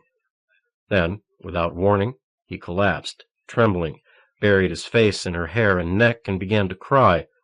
She wanted to ask him what was wrong, but she already knew the answer. Nothing was wrong. And that was the problem. 33. St. Louis, Missouri, Targeno, November 29th, 1998. He drove his rental car, a functional but ugly Ford, west on Interstate 64. The onboard stereo was tuned to a classical music station. The Baltimore Symphony Orchestra with Claudio Abbado worked its way majestically through the final movement of Rachmaninoff's Third Piano Concerto. Targeno felt the luxury of being able to relax for a brief moment. He watched the horizon, where the shining arch of St. Louis gradually grew brighter and more prominent. The arch furnished that city's otherwise undistinguished skyline with a touch of class. It was yet another example of the outlandish vision of Americans.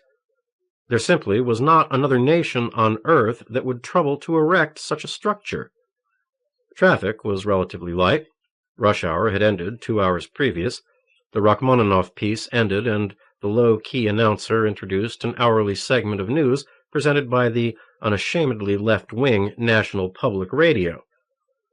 Targeno reached out to punch in a different station, then paused as the lead story opened with the continuing phenomenon of Catholic priest Peter Carenza. Targeno leaned back in his seat and laughed aloud. It was truly absurd. His bosses had him running surveillance on a subject who was getting worldwide blanket media coverage. Francesco probably needed his reports as much as he needed a terminal case of lung cancer. Shit.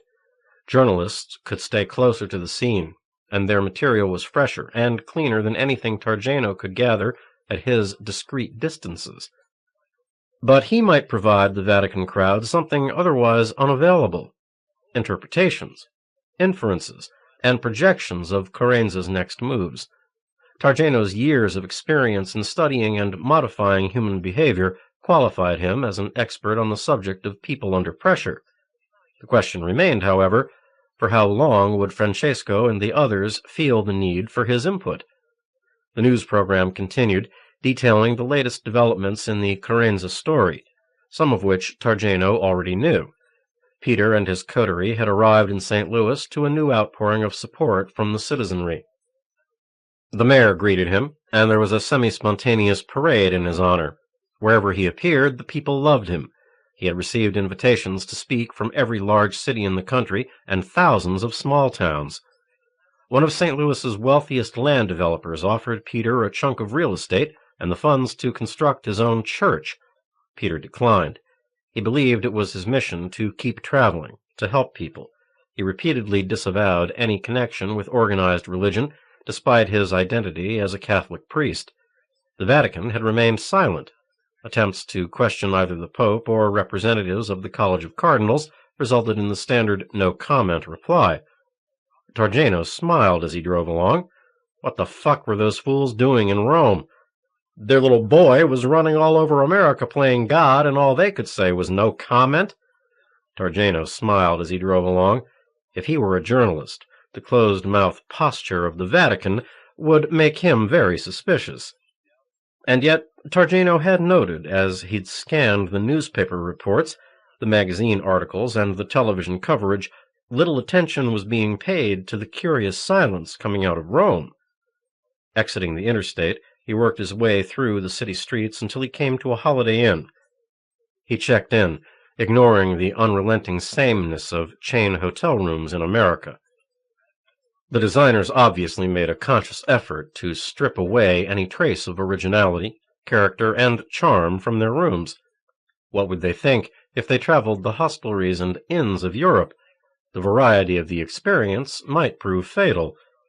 Targeno picked up the phone, keyed in the necessary codes, and finally dialed the unhappy Jesuit in Rome. The phone rang many times before the wiry old bastard picked up. "Targeno, what do you want?" He laughed. "How did you know it was me?" "Who else would call at such an uncivilized hour?" Francesco's voice was harsh, raspy. Targeno chuckled. "I thought it was appropriate for such an uncivilized man."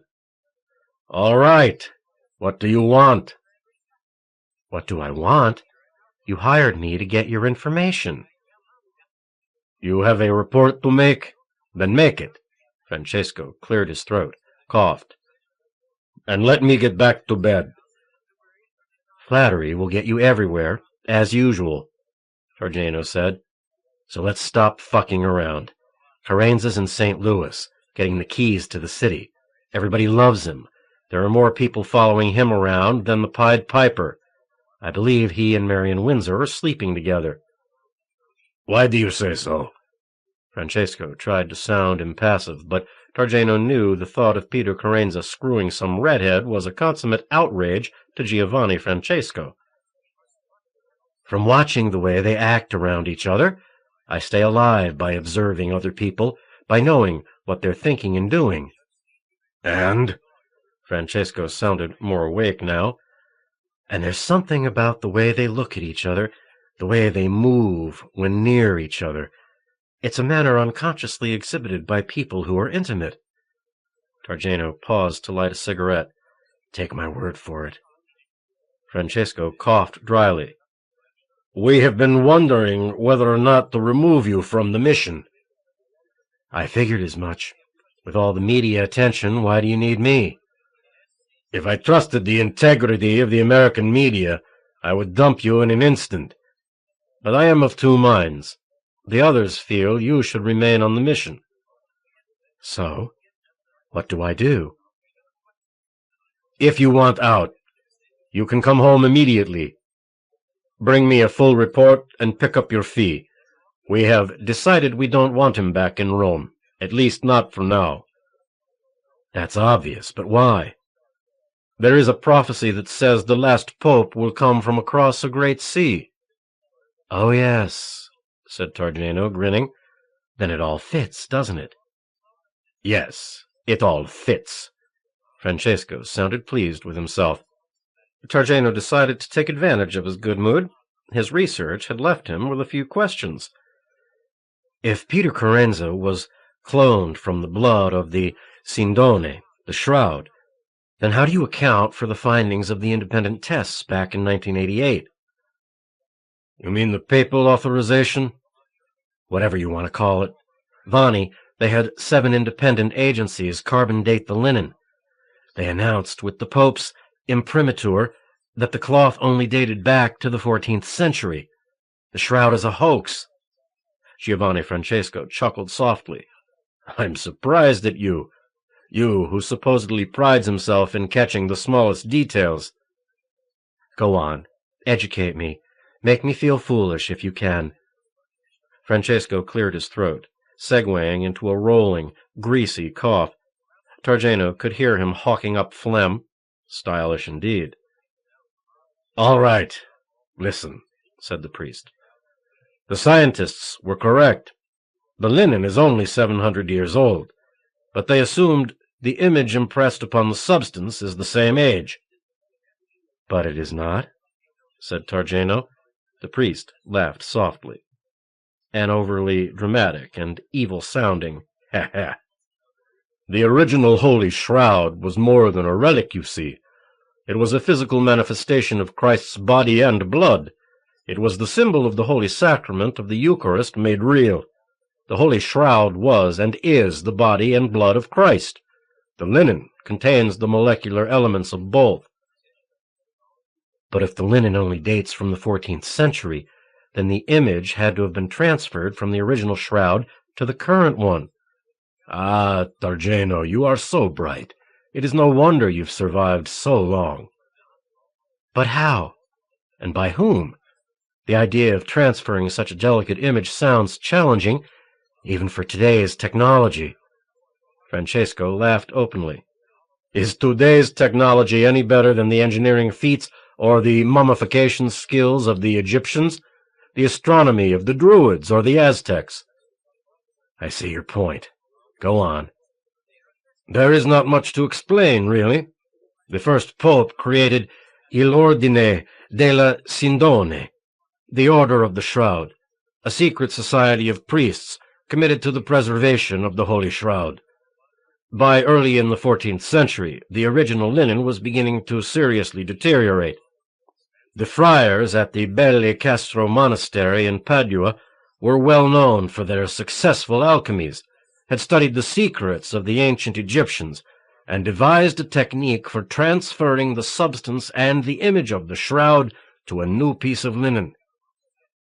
That's simple, eh? Indeed, although simple is not exactly the correct word. And you and your old cronies are members of l'Ordine, no doubt? Targeno, how could you have ever guessed such a thing? The priest laughed softly again. What the old Jesuit had revealed was not surprising when Targeno thought about it. The Vatican and the Catholic Church in general had been thick with secret orders and organizations. One more thing. Why did the Pope authorize the 1988 announcement about the 14th century dating of the shroud? Why would the Church do anything that would discredit such a well-known relic? Why? Echoed Francesco. It is like an affidavit, that shroud. It is physical proof of Christ's existence. Why would the Church allow such seeming proof to be debunked? Because l'Ordine advised His Grace to do so. Oh, that explains everything, Targeno said sarcastically. I suppose you had good reasons. Of course, said Francesco. "In case anyone traced Peter to Krieger, they would not make the final connection to the shroud, because it had been proven to be a fake. Our secret would still be safe.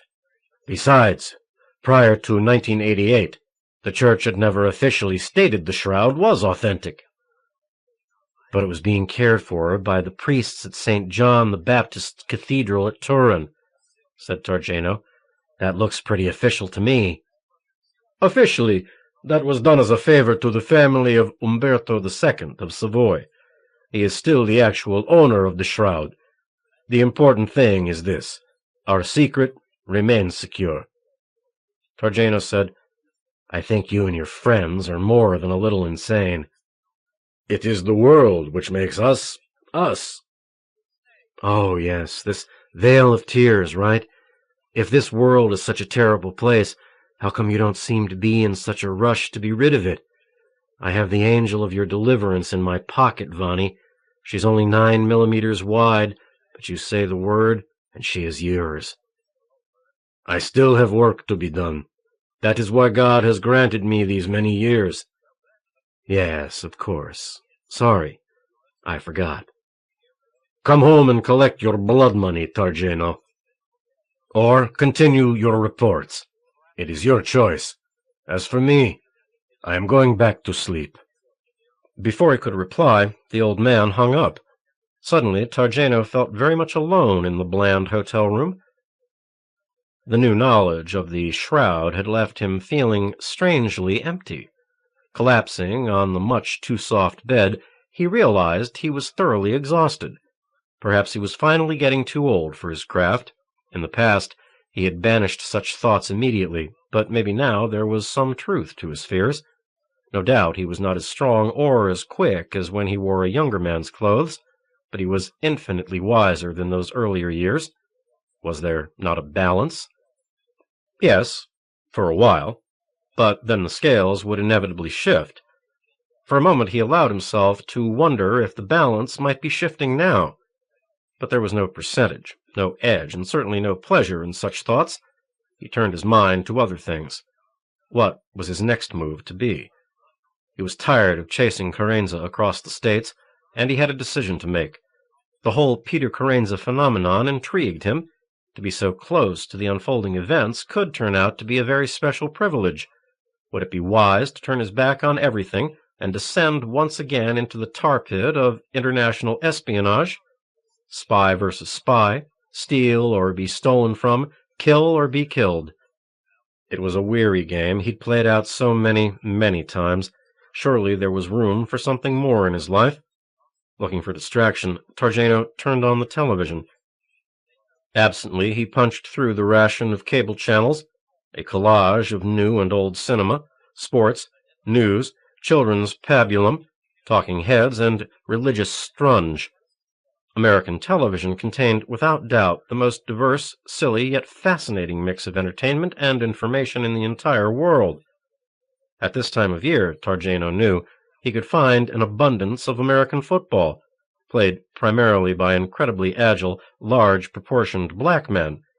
Although he did not really understand the finer points of the game, he could watch football for long stretches of time because it was such a highly structured game. He liked the high level of organization required by all members of each squad, and he enjoyed the choreographed spectacle of its ballet-like violence. In terms of pure ferocity, in an endlessly changing display of combinations and permutations, American football had no equal. Stretched out on the bed, he watched part of a game between teams from Baltimore and Chicago until the halftime break. Bored with the blather of the announcers and the rash of commercials, he scanned the other channels, pausing on one of the televangelist satellite channels. These programs were basically the same the world over, a richly appointed set with lots of drapery and gold trim, a choir of well-scrubbed, youthful faithful, and a sweeping audience of mostly older people. The star preachers were usually extremely square-looking despite the obvious expense and tailoring of their clothes. Targeno often watched snippets of such broadcasts because they contained some of the most genuine and untainted humor in all of television. But there was definitely a different look to this show. The set was full of high-tech appurtenances, everything decorated with burnished metal surfaces, laser lighting, postmodern optical art. There was a glitzy, full-energy, ultra-power gestalt about the show which, Targeno was forced to admit, was somehow attractive and tasteful. He lay back on the hammock-like bed and watched. The centerpiece of the broadcast was a man whose name Targeno recognized, but whom he had never before seen, Freemason Cooper. He was a tall, broad-shouldered man with a thick head of silvering hair cut according to the latest fashion. He wore stylish eyeglasses and an elegantly tailored suit. Savoir-faire literally radiated from the man. His demeanor was confident, polished, supremely professional. There was none of the snake-oil salesman about Reverend Cooper. He had a way of staring boldly into the camera that almost challenged the viewer not to believe every word he was saying. Targeno smiled as Cooper ran through a standard reading and interpretation of some chapter and verse from the Bible. To the religious, it was probably quite stirring. To Targeno, it was the usual sanctimonious drivel. What he found far more interesting was the unique way Freemason Cooper integrated his sermon into a fantastic video and audio display. 3 large screens semi-enclosed him and his podium, surrounding him in a triptych of ever-changing images. Whoever was orchestrating the 3 images was a video virtuoso. Not only did the pictures coincide with the Reverend's comments, but they flashed and changed in perfect synchronization with the cadence of Cooper's voice. The result was a fascinating, almost hypnotic assault on the visual and auditory senses. Targeno admired the man's skill at using so many current events to illustrate biblical scenes and lessons. It was as skillful a use of high-tech propaganda equipment as he'd ever seen. It was no surprise this Cooper fellow was popular. Lesser minds than Targeno would have little choice other than to watch their glass-teat screens, sucking up its message like helpless infants. Targeno watched the show for another few minutes, finally growing bored with the unceasing hard-line delivery of Christian dogma. But just as he prepared to switch back to the football game, the image of Peter Carenza filled the screen. Suddenly, Reverend Freemason Cooper stood surrounded by triplicate effigies of Peter Carenza. The familiar news video footage had been carefully edited and reassembled to march to the beat of Cooper's speech. Targeno leaned forward, taking in the presentation carefully. Reverend Cooper was very careful not to openly denounce the obvious good works of Peter Carenza, but he was equally careful not to praise the man either. Rather, Cooper tried to assume the role of an impartial observer, merely letting his followers know he was aware of the newcomer to the religious scene. But there was another message being preached, one of which Cooper was probably unaware. Targeno smiled as he watched and listened.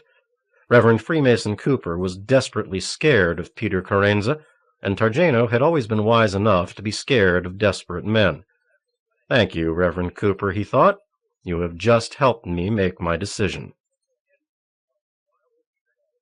34. Richview, Illinois, Carenza, November 29th, 1998. It was the best of times, it was the worst of times. The familiar opening lines of A Tale of Two Cities had assumed a new meaning for him. He had never imagined that such a skyrocket of pure elation could be coupled with an ultimate crack-in-the-earth desperation. Peter Carenza leaned against the railing of a pasture fence and looked up at the awesome magic of the night sky. The power and beauty of the galaxy's rim stars fell upon him as he wrestled with his dilemma. From moment to moment, emotion and rational thought brawled for dominance. How could he have broken his vow of celibacy?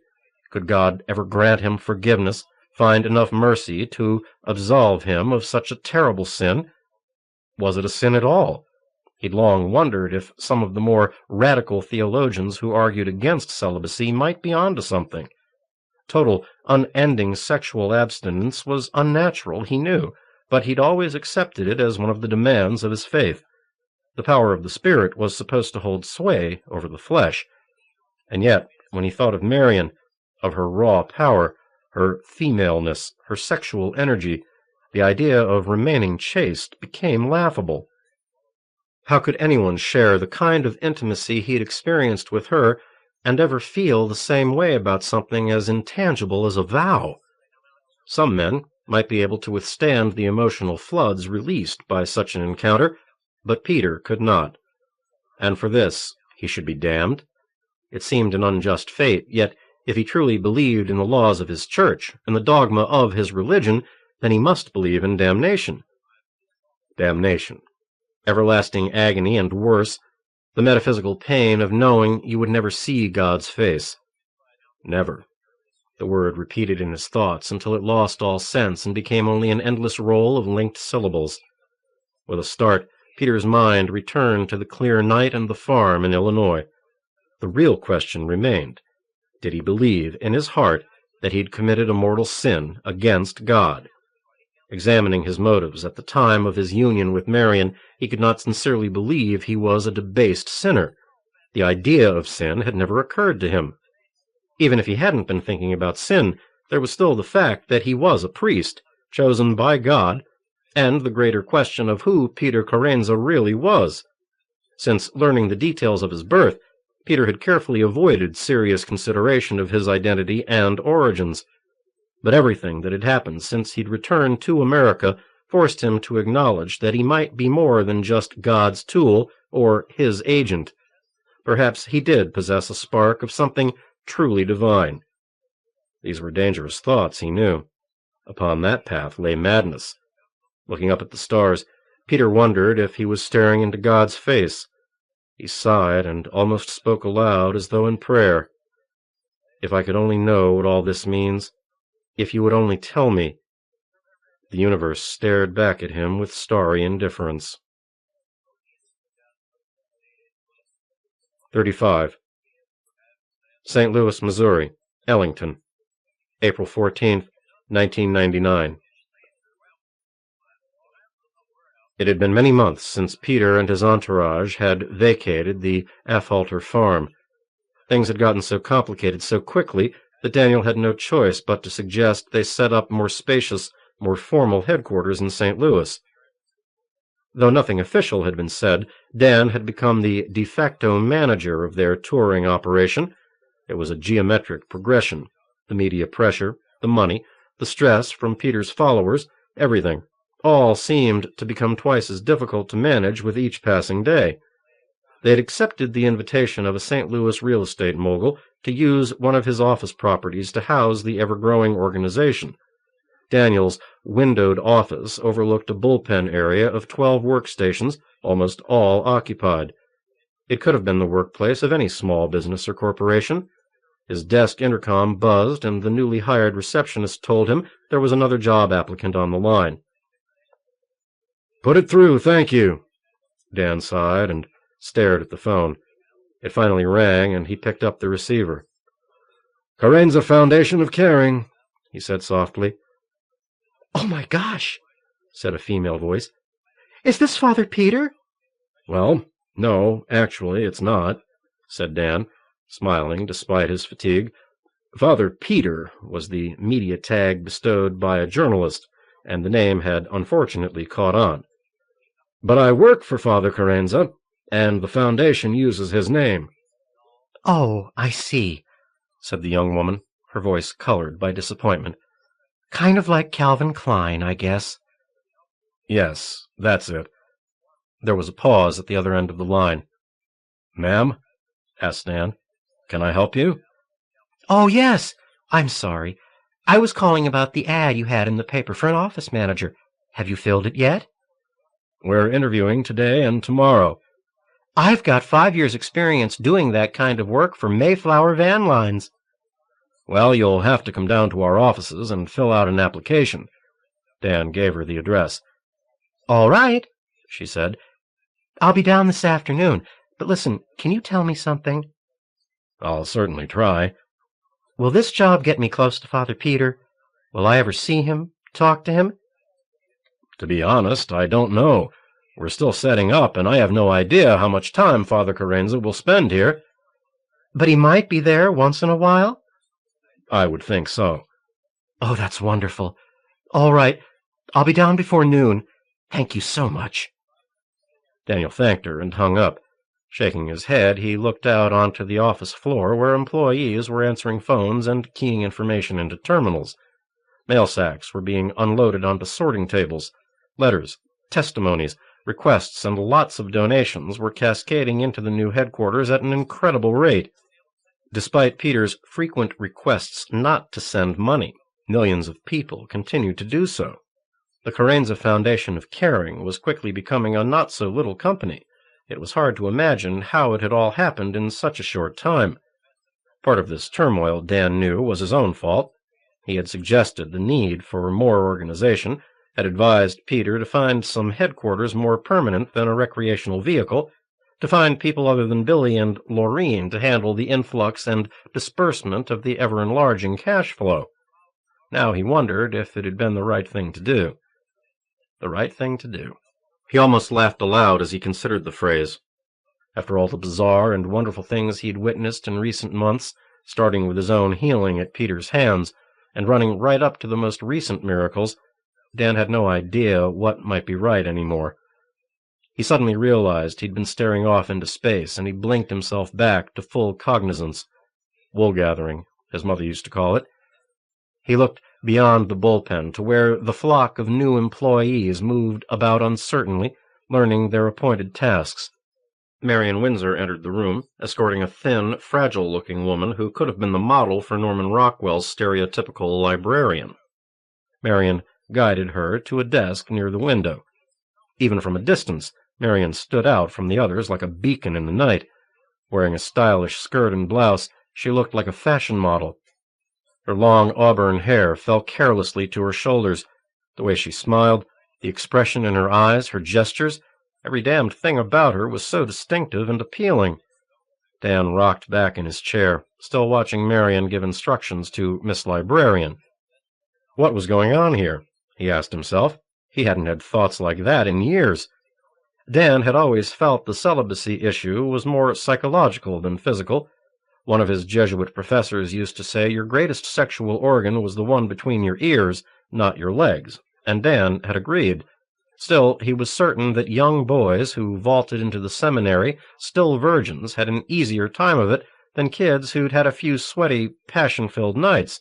The airy expanse of the office faded away, and Dan fell down a rabbit hole of memory. He was 17, stretched out on a chaise lounge with Judy Bournwell.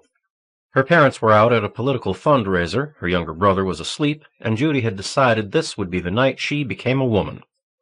The memory crystallized, its edges so hard and real it could have happened only minutes before.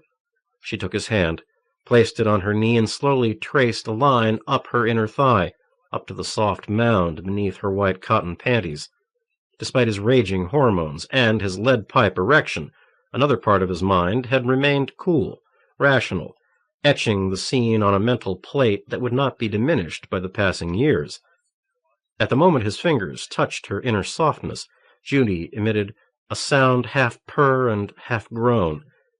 The grown man remembered how he'd thought how much control women had over men, and how utterly different the genders were. Dan also remembered feeling resentment toward Judy, because she had the power, damn it, to choose when the time would be right. But that hadn't stopped him from plunging ahead. How fast it happened, the fumbling, awkward entry, the rush of heat. Dan's reaction, other than the expected guilt, was embarrassment that he hadn't done it the way it happened in books and movies. Judy's, however, had been one of relief and good humor. She smiled, even laughed, and told him not to worry, that everything was fine. That night he'd been confused by her cheeriness, but ensuing weeks proved her right. They soon got the knack of screwing and were going at it like they'd invented it.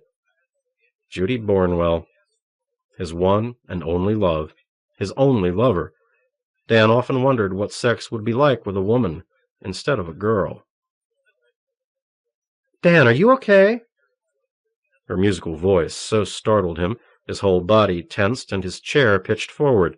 Grabbing the edge of the desk, he looked up at Marion as though seeing her for the first time. "Sorry," he said, feeling his face reddening. "I was just daydreaming, I guess." Marion smiled and moved to one side to admit the thin, prim-looking woman. Dan, this is Mrs. Keating. She's been Harrison Lloyd's bookkeeper for as long as they've been in business." "Oh, right," he said, standing up courteously to shake the woman's hand. "Mr. Lloyd volunteered your services to help us grow." Mrs. Keating nodded, smiled widely. "Believe me, Father, it's a pleasure to help you folks out. I worked all my life to send my boys to parochial schools. Seeing you and Father Peter out there makes it all worthwhile." "Well, thank you." "And Mr. Lloyd donating one of his office buildings like this. Don't you just know the Lord's going to secure his place in heaven for this?" "Oh, yes," said Dan. "I'm sure of it." "Well, I guess I should get to work. I'll be out there if you need me, Father." Dan nodded, smiled perfunctorily. Mrs. Keating departed, and Marion sat down in the chair in front of his desk. "Getting pretty crazy, isn't it?" "You betcha." Why was he feeling so damned embarrassed? She couldn't read his mind.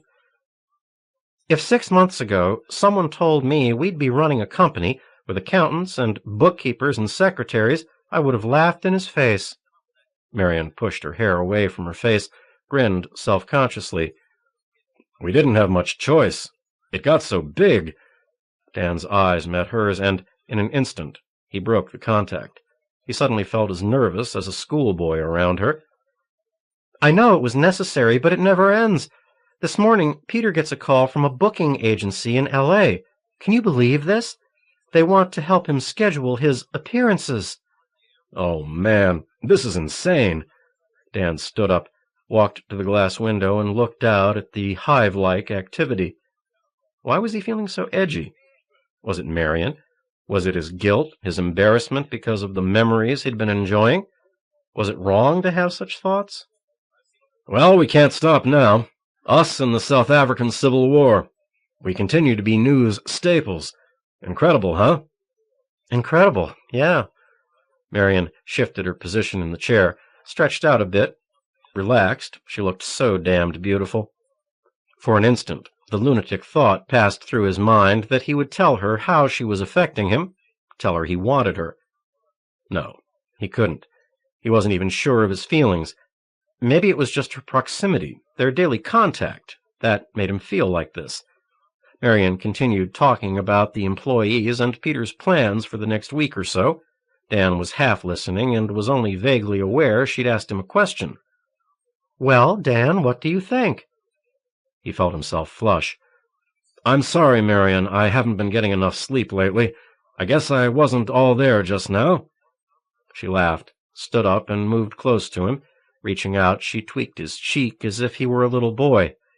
"You know, you can be really cute sometimes," she said. Her words impacted on him like bullets. How did she mean that? He smiled helplessly. "I just wanted to know if we should tell that writer from the New Yorker to call back in a month or two." "Yeah, things might be a little less hectic then." "Okay, I'll tell Peter your feelings." She turned to go, and with a sudden flash of anger, Dan reached out, touched her arm to stop her. The feel of her flesh beneath her blouse under his fingers was extremely sensual, exciting. "You're very close to him, aren't you?" he asked softly, forcing himself to look into her green eyes. "You're a buffer between him and the rest of the world.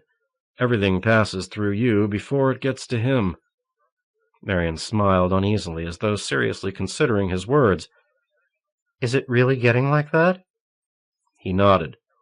"You're very protective of him, Marion." "Yes, I guess I am." "I mean, I've been his friend for a long, long time. I'm capable of telling him myself what I think of a damned magazine writer." "I know you are, Dan. I'm sorry." She touched his hand. The effect was galvanic. No woman had ever done such things to him. "Don't be sorry," he said quickly, pulling away. "I didn't mean it like that. I just thought I should point it out to you. Some people might start resenting you." She smiled. "You're right. I keep forgetting how smart you are, Daniel." He smiled, sat down behind the desk. As he put some distance between himself and Marion, he began to think more clearly. "Where is Peter, anyway? I haven't seen him all morning." "He's upstairs in the suite, talking to the editors from Simon & Schuster. You know, the book deal." Dan nodded. 8 months ago, Peter was a complete unknown. Now he was getting the star treatment. Wonder when Playboy's going to want to interview him. Okay, I'll try to get up there and talk to him later this afternoon. See you later, she said as she exited the office. Yes, they'd see each other again. But Dan would never see her the way he had one night many weeks ago. He had no idea why he'd peered out through the slats of the closed blinds of the Winnebago that night. Had his unconscious figured out what was going on? The firelight had been dim, but he'd seen more than enough of the scene. His intercom buzzed again. Yes? Father Ellington, there's a Mr. Bevins here to see you. Who? Frederick Bevins. He says he has an appointment. Dan raked his fingers through his long blonde hair. Bevins. Right, he was the guy with high-octane credentials who had applied for a security job. Dan rifled through the stacks of folders on his desk, pulling out the one tabbed with Bevins's name. All right, he said. Send him up, please. Yes, Father. The intercom snapped off. Out in the bullpen, Marion had camped at a vacant desk and was talking on the phone. Dan stared at her, studying her every movement, her every facial expression. Marion Windsor affected everyone. Women respected her, though they didn't often seem to like her. Most men openly leered at her, lusting after her like dogs chasing a bitch in heat. Others tried to be cool, unaffected, like Branford, the network news anchor. But Dan was a fairly good study of body language, and he could see the tension and the desire twisting behind the flat-screen broadcaster's facade. He closed his eyes, gently massaged the lids with his fingertips. A part of him wished that when he opened his eyes, she would be gone. Well, at least he was facing his growing obsession instead of pretending it wasn't there. He wished he could talk to Peter about his feelings. How could he? Knowing how intimate Marion and Peter had become, what could Dan say? There was a tap on the frame of his open office door. Looking up from the folder he'd been holding but not reading, Dan saw the receptionist and a short, stocky man who wore a plain gray suit. He looked like he could have been a catcher on his high school baseball team. A trimmed mustache presided over his thin mouth, and his nose looked like it had been broken at least once. His eyes were small and wide apart, emphasized by bushy eyebrows that would have made Groucho proud. Although he didn't look much past 40, he was losing his hair fast. That he kept it cut short and combed straight back showed he didn't really give a damn. Although his appearance was not intimidating, the guy sent out a message that he was not to be messed with. Father Ellington, said the young woman with him, this is Mr. Bevins. Dan stood up and shook the man's hand. It was a strong grip. Calluses indicated the guy wasn't afraid of hard work. Have a seat, Mr. Bevins. Thanks, Father, he said, giving the office a quick once-over. Dan looked down at the folder again, reacquainting himself with Bevins's background. Associate's degree in forensic psychology from University of Missouri, 2 years in the Army, deputy in nearby Washington County's Sheriff's Office for 3 years, and 10 years with Wells Fargo, as a security officer, ending up as a sergeant. 3 more years as vice president of Secure Systems Limited. Can you tell me about this last credential, Mr. Bevins? You can call me Fred if you want. All right, said Dan. What is Secure Systems Limited? My brother-in-law's company. Always wanted to be my own boss, right? So I talked my wife's brother Harry into backing the whole deal.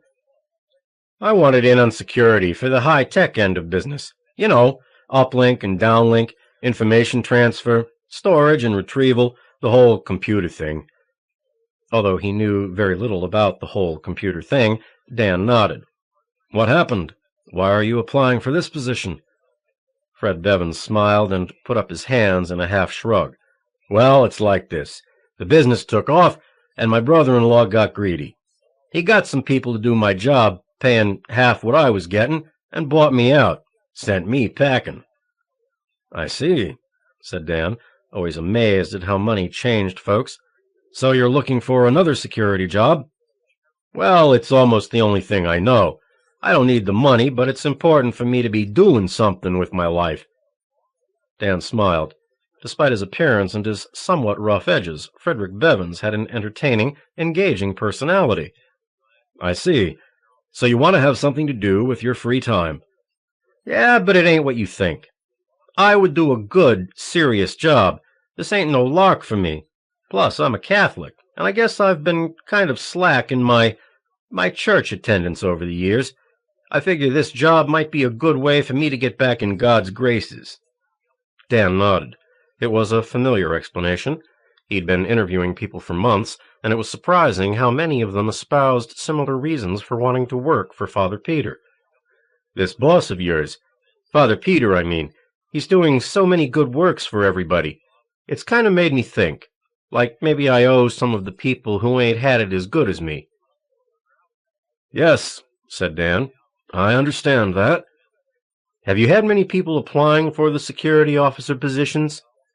Dan nodded. Oh, yes, but not too many with such solid backgrounds as yours. Would you like to hear what we have in mind for the job, Mr. Bevins? Sure, but please, call me Fred, okay? He leaned back in the chair. Dan spent the next few minutes outlining the demands and duties of the position as best he could. Peter Carenza needed personal security as he traveled about the country. Crowd control had become a growing concern, and he was attracting the attention of more and more fringe crazies and would-be assassin types.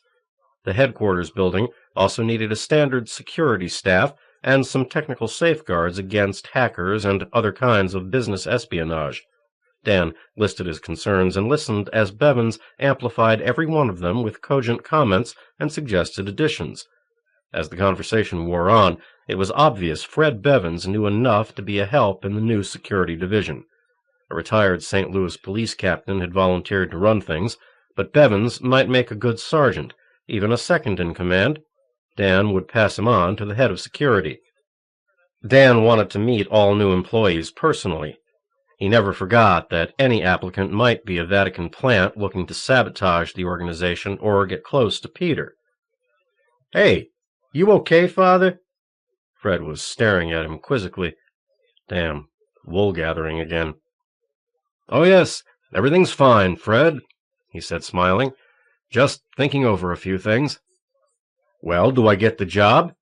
Fred Bevins laughed at his own joke. I have several more interviews to finish up today. We'll let you know tomorrow. Bevins stood up. Hey, I'll be waiting by the phone. Thanks, Father. It's been real nice.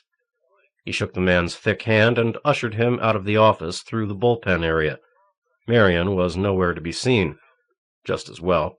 He didn't need the distraction. As Dan returned to the security of his desk and chair, he absently flipped through Fred Bevins's personal folder. The guy was friendly and knowledgeable enough. His credentials were great, far better than anybody else in the stack. Dan sighed audibly. Did he really need to talk to the others? He wasn't cut out to be a corporate type, and didn't really enjoy playing executive, even if it was for a good cause. He wished Peter would choose to have more to do with the management of the business face he would present to the world. You guys can handle it, Peter had said. I have to worry about other things. Dan looked up at the ceiling. Other things. Yes, his friend Peter was certainly right about that. An image burned in the center of Dan's mind. An image that would not fade in shadows of memory. Silhouetted against the blue-black wash of midnight, a darker shape against the darkness, Marion's perfect body arched and swayed to the most ancient of rhythms. In those instants when the image burned in him like a newborn star, nothing else mattered. He wanted her. He wanted her. 36. Bessemet, Alabama. Cooper. April 16th, 1999. The warm, womb-like embrace of the water calmed him. Reverend Freemason Cooper pulled a final freestyle stroke, then coasted the rest of the distance to the pool's edge. 20 laps. Every morning, before breakfast. Yes, sirree. No wonder his doctors told him he had the body of a man 15 years younger. He felt healthier now than he had at any time in his life. No wonder the women found him attractive, especially since he could still keep his crank hard for hours at a time. Freemason smiled as he measured his breathing at poolside. Looking up through the glass roof of his indoor pool, he searched for the sun in the gray morning mist. This sort of thin, early spring sky, he knew, presaged a seasonal outpouring of grief, guilt, and heavy donations. Cooper's church was entering into its busiest, most profitable quarter, culminating in Easter. While the prospect no longer thrilled him like it once did, Cooper was pleased to know the cash flow would be turned up a few notches in the coming weeks. He lifted himself from the water, and before he had settled comfortably on the pool's edge, Lindstrom, his Swedish valet, and Masseur had reached his side, a fluffy white monogrammed towel at the ready. "Thank you, Linny," said Freemason, rubbing down his nude body, then wrapping himself in downy softness. "Shall I tell Frida you're ready?" "Yeah, but tell her to hold those phony sausages. I'm getting sick of that soybean shit all the time." "Yes, Reverend." "As a matter of fact, tell her I want some Jimmy Dean sausage this morning." Yes, sirree, he had a feeling it was going to be a Jimmy Dean kind of day. Lindstrom nodded and retreated toward the kitchen. Freemason watched the tall, muscular blond man enter the house and disappear. He figured the guy for a faggot, but he'd never been able to nail him on it. Lindstrom was very quiet, very private. "Probably hates my guts," thought Freemason with a wry smile. Standing up, he stretched his arms high above his head, enjoying the lassitude of the cool-down after a vigorous workout. Birds' morning songs filtered down to him from tropical trees, the banyan, the coconut, and the eucalyptus that flourished in the climate-controlled environment of the spacious enclosure of the pool. He liked listening to the birds singing. It was such an innocent, beautiful sound. The world could always use a little more innocence, a little more beauty, he thought satirically. A door opened and Lindstrom reappeared. "Breakfast will be served directly, sir, and you have a call on line 4. Freemason nodded, waved him off, and walked over to a set of cabana chairs and table where an elaborate telephone console awaited him. He punched the correct line, his private security line, and lifted the handset. "Speak to me." "Reverend Cooper, it's Freddie Bevins." Freemason's pulse jumped a few points as his P.I. identified himself. "I'm waiting, Freddie." "Just wanted you to know everything went just like you said it would. They jumped on that list of credentials like a bass on a bullfrog." Bevins sounded ebullient, pleased with himself. Freemason smiled. "The Reverend knows his stuff, Freddie. I told you that." Bevins chuckled. "I snowed 'em so bad, I bet they don't even check a 1. "No matter. I have people who will substantiate anything they want. I took care of everything, Freddie. You're perfectly safe." "Hell, I even told 'em I was Catholic. Can you believe it?" "From you? Certainly." Freemason cleared his throat. He had a sudden craving for some prune juice. "All right. What can you tell me?" "Not much yet, Reverend. I don't officially start work until Monday morning, but I've been keeping my eyes open, you know. I figure I'm going to have open and free access to practically every damned thing in this place. They won't suspect a thing." "What about their phones? Can you get me taps?" Bevins chuckled. "Probably. The building already had its own network in place. I'll have to see how secure it was for the previous client. Odds are Ellington won't bother to change it, or even check it out." "Ellington?" "Carenza's right-hand man. They were buddies all the way back to the seminary." "All right, Freddie. You know your job. I'm paying you well. Do it well. Until you get settled in, try to spend your time digging up everything you can on Carenza, and I mean everything." "Gotcha, Reverend. I'll have plenty of dirt for you. Guaranteed." "I'm counting on you, Freddie." "Okie doke, Reverend. I'll be calling in real regular-like." "You do that." "Oh, one more thing.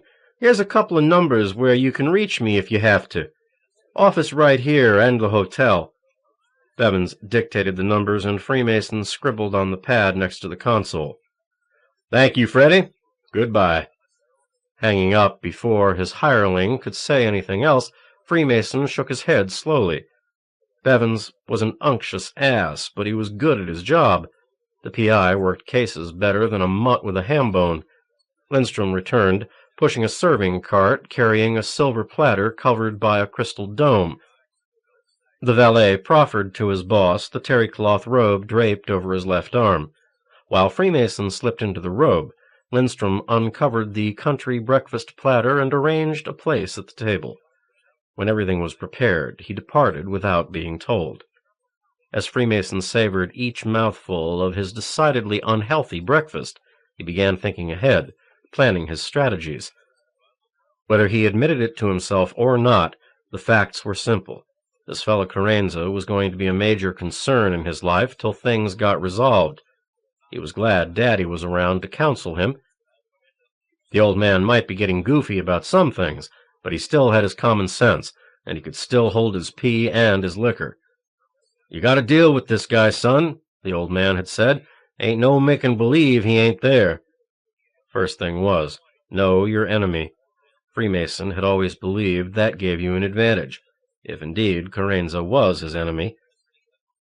Sipping freshly ground and brewed Jambala coffee, Freemason remembered the news tapes and the miracles.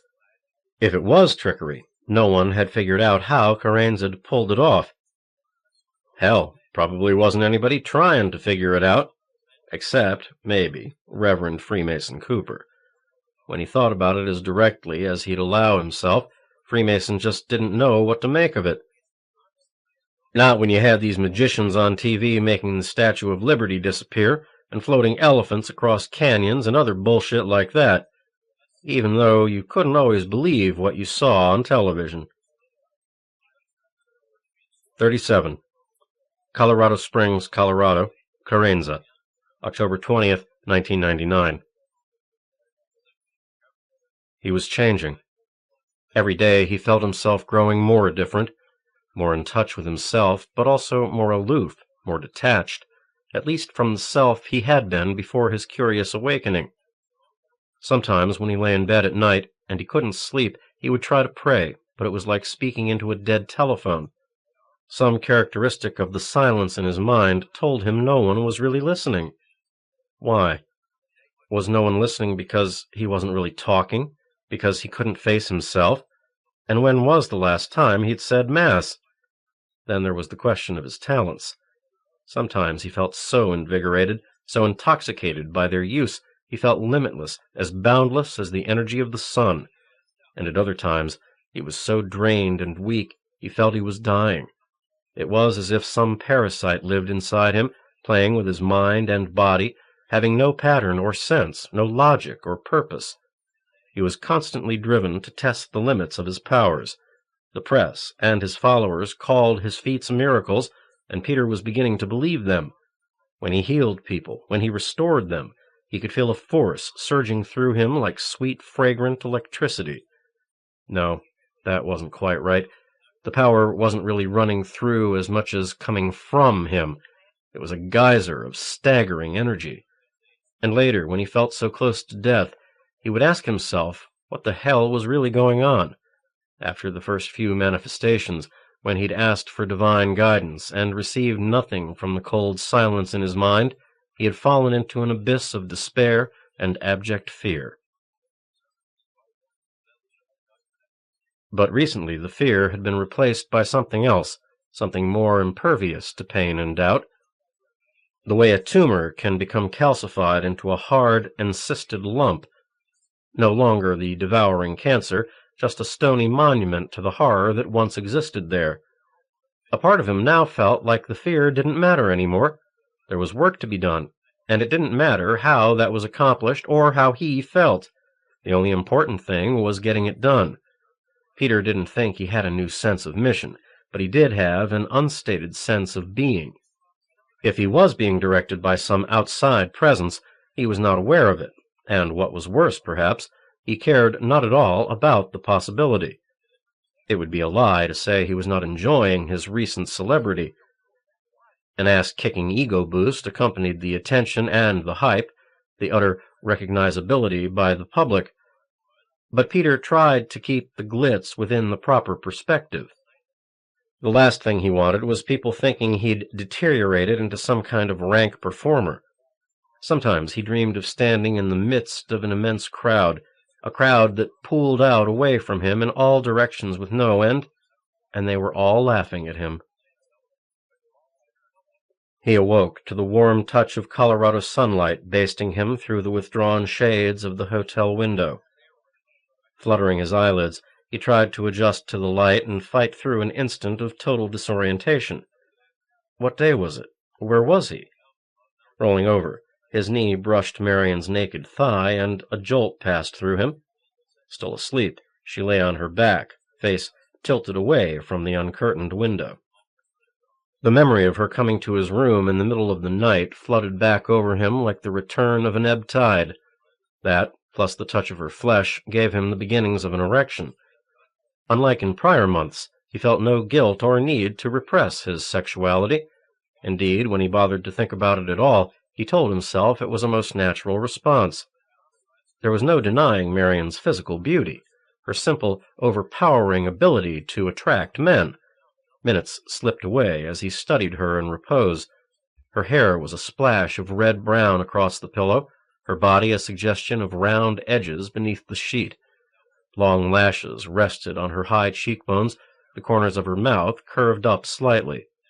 Suddenly her eyelids fluttered, lifted. Two bottomless portals opened upon him, sea-green depths that housed the secrets of her soul. "Good morning," he said, leaning close to kiss her. "I could have slept forever." "Someday you will." "Oh, and aren't we cheery this morning?" Marian sat up, and the sheet fell away from her small, pink-tipped breasts. "What time is it?" "Time to get in the shower with me." Ignoring him, she reached over to the night table and picked up her wristwatch. "Oh, Peter, we don't have time to fool around." "What? Why?" "It's already 10 o'clock," said Marian, sliding from the bed and pulling on the robe which lay in a pile on the floor on her side of the bed. "You're supposed to meet Larry at 11 at the control room trailer." "Is it that late?" "Would I kid you? Come on, we've got to put a serious move on, even if we do have a copter waiting." Reluctantly, Peter sat up, eased himself from the bed. Before his feet touched the carpet, Marian had slipped into the bathroom. Larry Melmanic. The name suggested a short, fat, oleaginous character, the kind of guy who favored band-roll trousers and sport jackets by Purina, a man who smoked stubby cigars or pastel cigarettes from Nat Sherman's. The truth was far different. At age 35, Larry Melmanic looked like he should be working for IBM or any good Washington, D.C. law firm on K Street. Short, well-barbered sandy hair, sincere puppy-dog eyes, and a propensity for traditional tweeds and navy blazers gave Peter's booking agent an overall appearance not out of place in the pages of GQ. Melmanic's credentials were equally impressive. In a short time, he'd hooked up with some of the hottest new acts in the entertainment industry. Some called him lucky, others percipient. Whatever the source of his success, Melmanic had gained the respect of just about everyone powerful or influential. If you were his client, he could get you work just about anywhere. Of course, Peter didn't need someone to hawk his wares. He needed someone to organize and plan and winnow the thousands of requests that ranged from speaking engagements, interviews, photo sessions, videos, television and movie offers, all the way down to bubblegum cards. Which gets me here, Peter thought, as he absently ran his fingers through his hair. Mountain Rock 99, the biggest Music Aid concert of the decade, was getting ready to launch west of Colorado Springs on a middle-aged hippie's ranch. In a media event coup that Larry Melmanic claimed would double the expected 200,000 attendance, Peter was going to make an appearance to open the festivities. Peter smiled at the thought of standing before such a huge crowd. Nothing he'd done so far had approached those numbers, except in his nightmares. It would be a great experience. Marian emerged from the bathroom. "Gotta go back to my room and shower. See you in a half-hour." "You could do that here," he said. "I have to fix my hair and get into some clothes."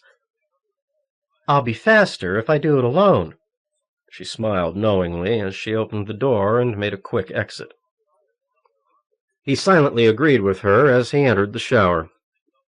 While the hot stream invigorated him, he thought about the man who owned the ranch west of the Springs, Tim Vernon, who had agreed to let the Mountain Rock organizers stage their festival on his property. "He was at Woodstock," Larry had said half-snidely. "He's trying to relive his past." The old man probably wasn't doing a bad job of it. American culture seemed to undergo cyclic reflections of fashion, economics, and political philosophy. After the super-materialistic 80s, the limits of natural and industrial resources began to become more evident in the early 90s. Several market crashes and border wars later, the younger generation was ready for a change. The first indications of change were, as usual, in the arts. Music, literature, and theater grew increasingly iconoclastic and more movement-oriented. And, as with many art movements through history, they became aligned, either by choice or by accident, with political or economic postures somewhat left of center. Terms like radical and subversive gained usage in the media, and the cultural turmoil gradually fomented into something more than a fad. Young people gave it form even if it had little function.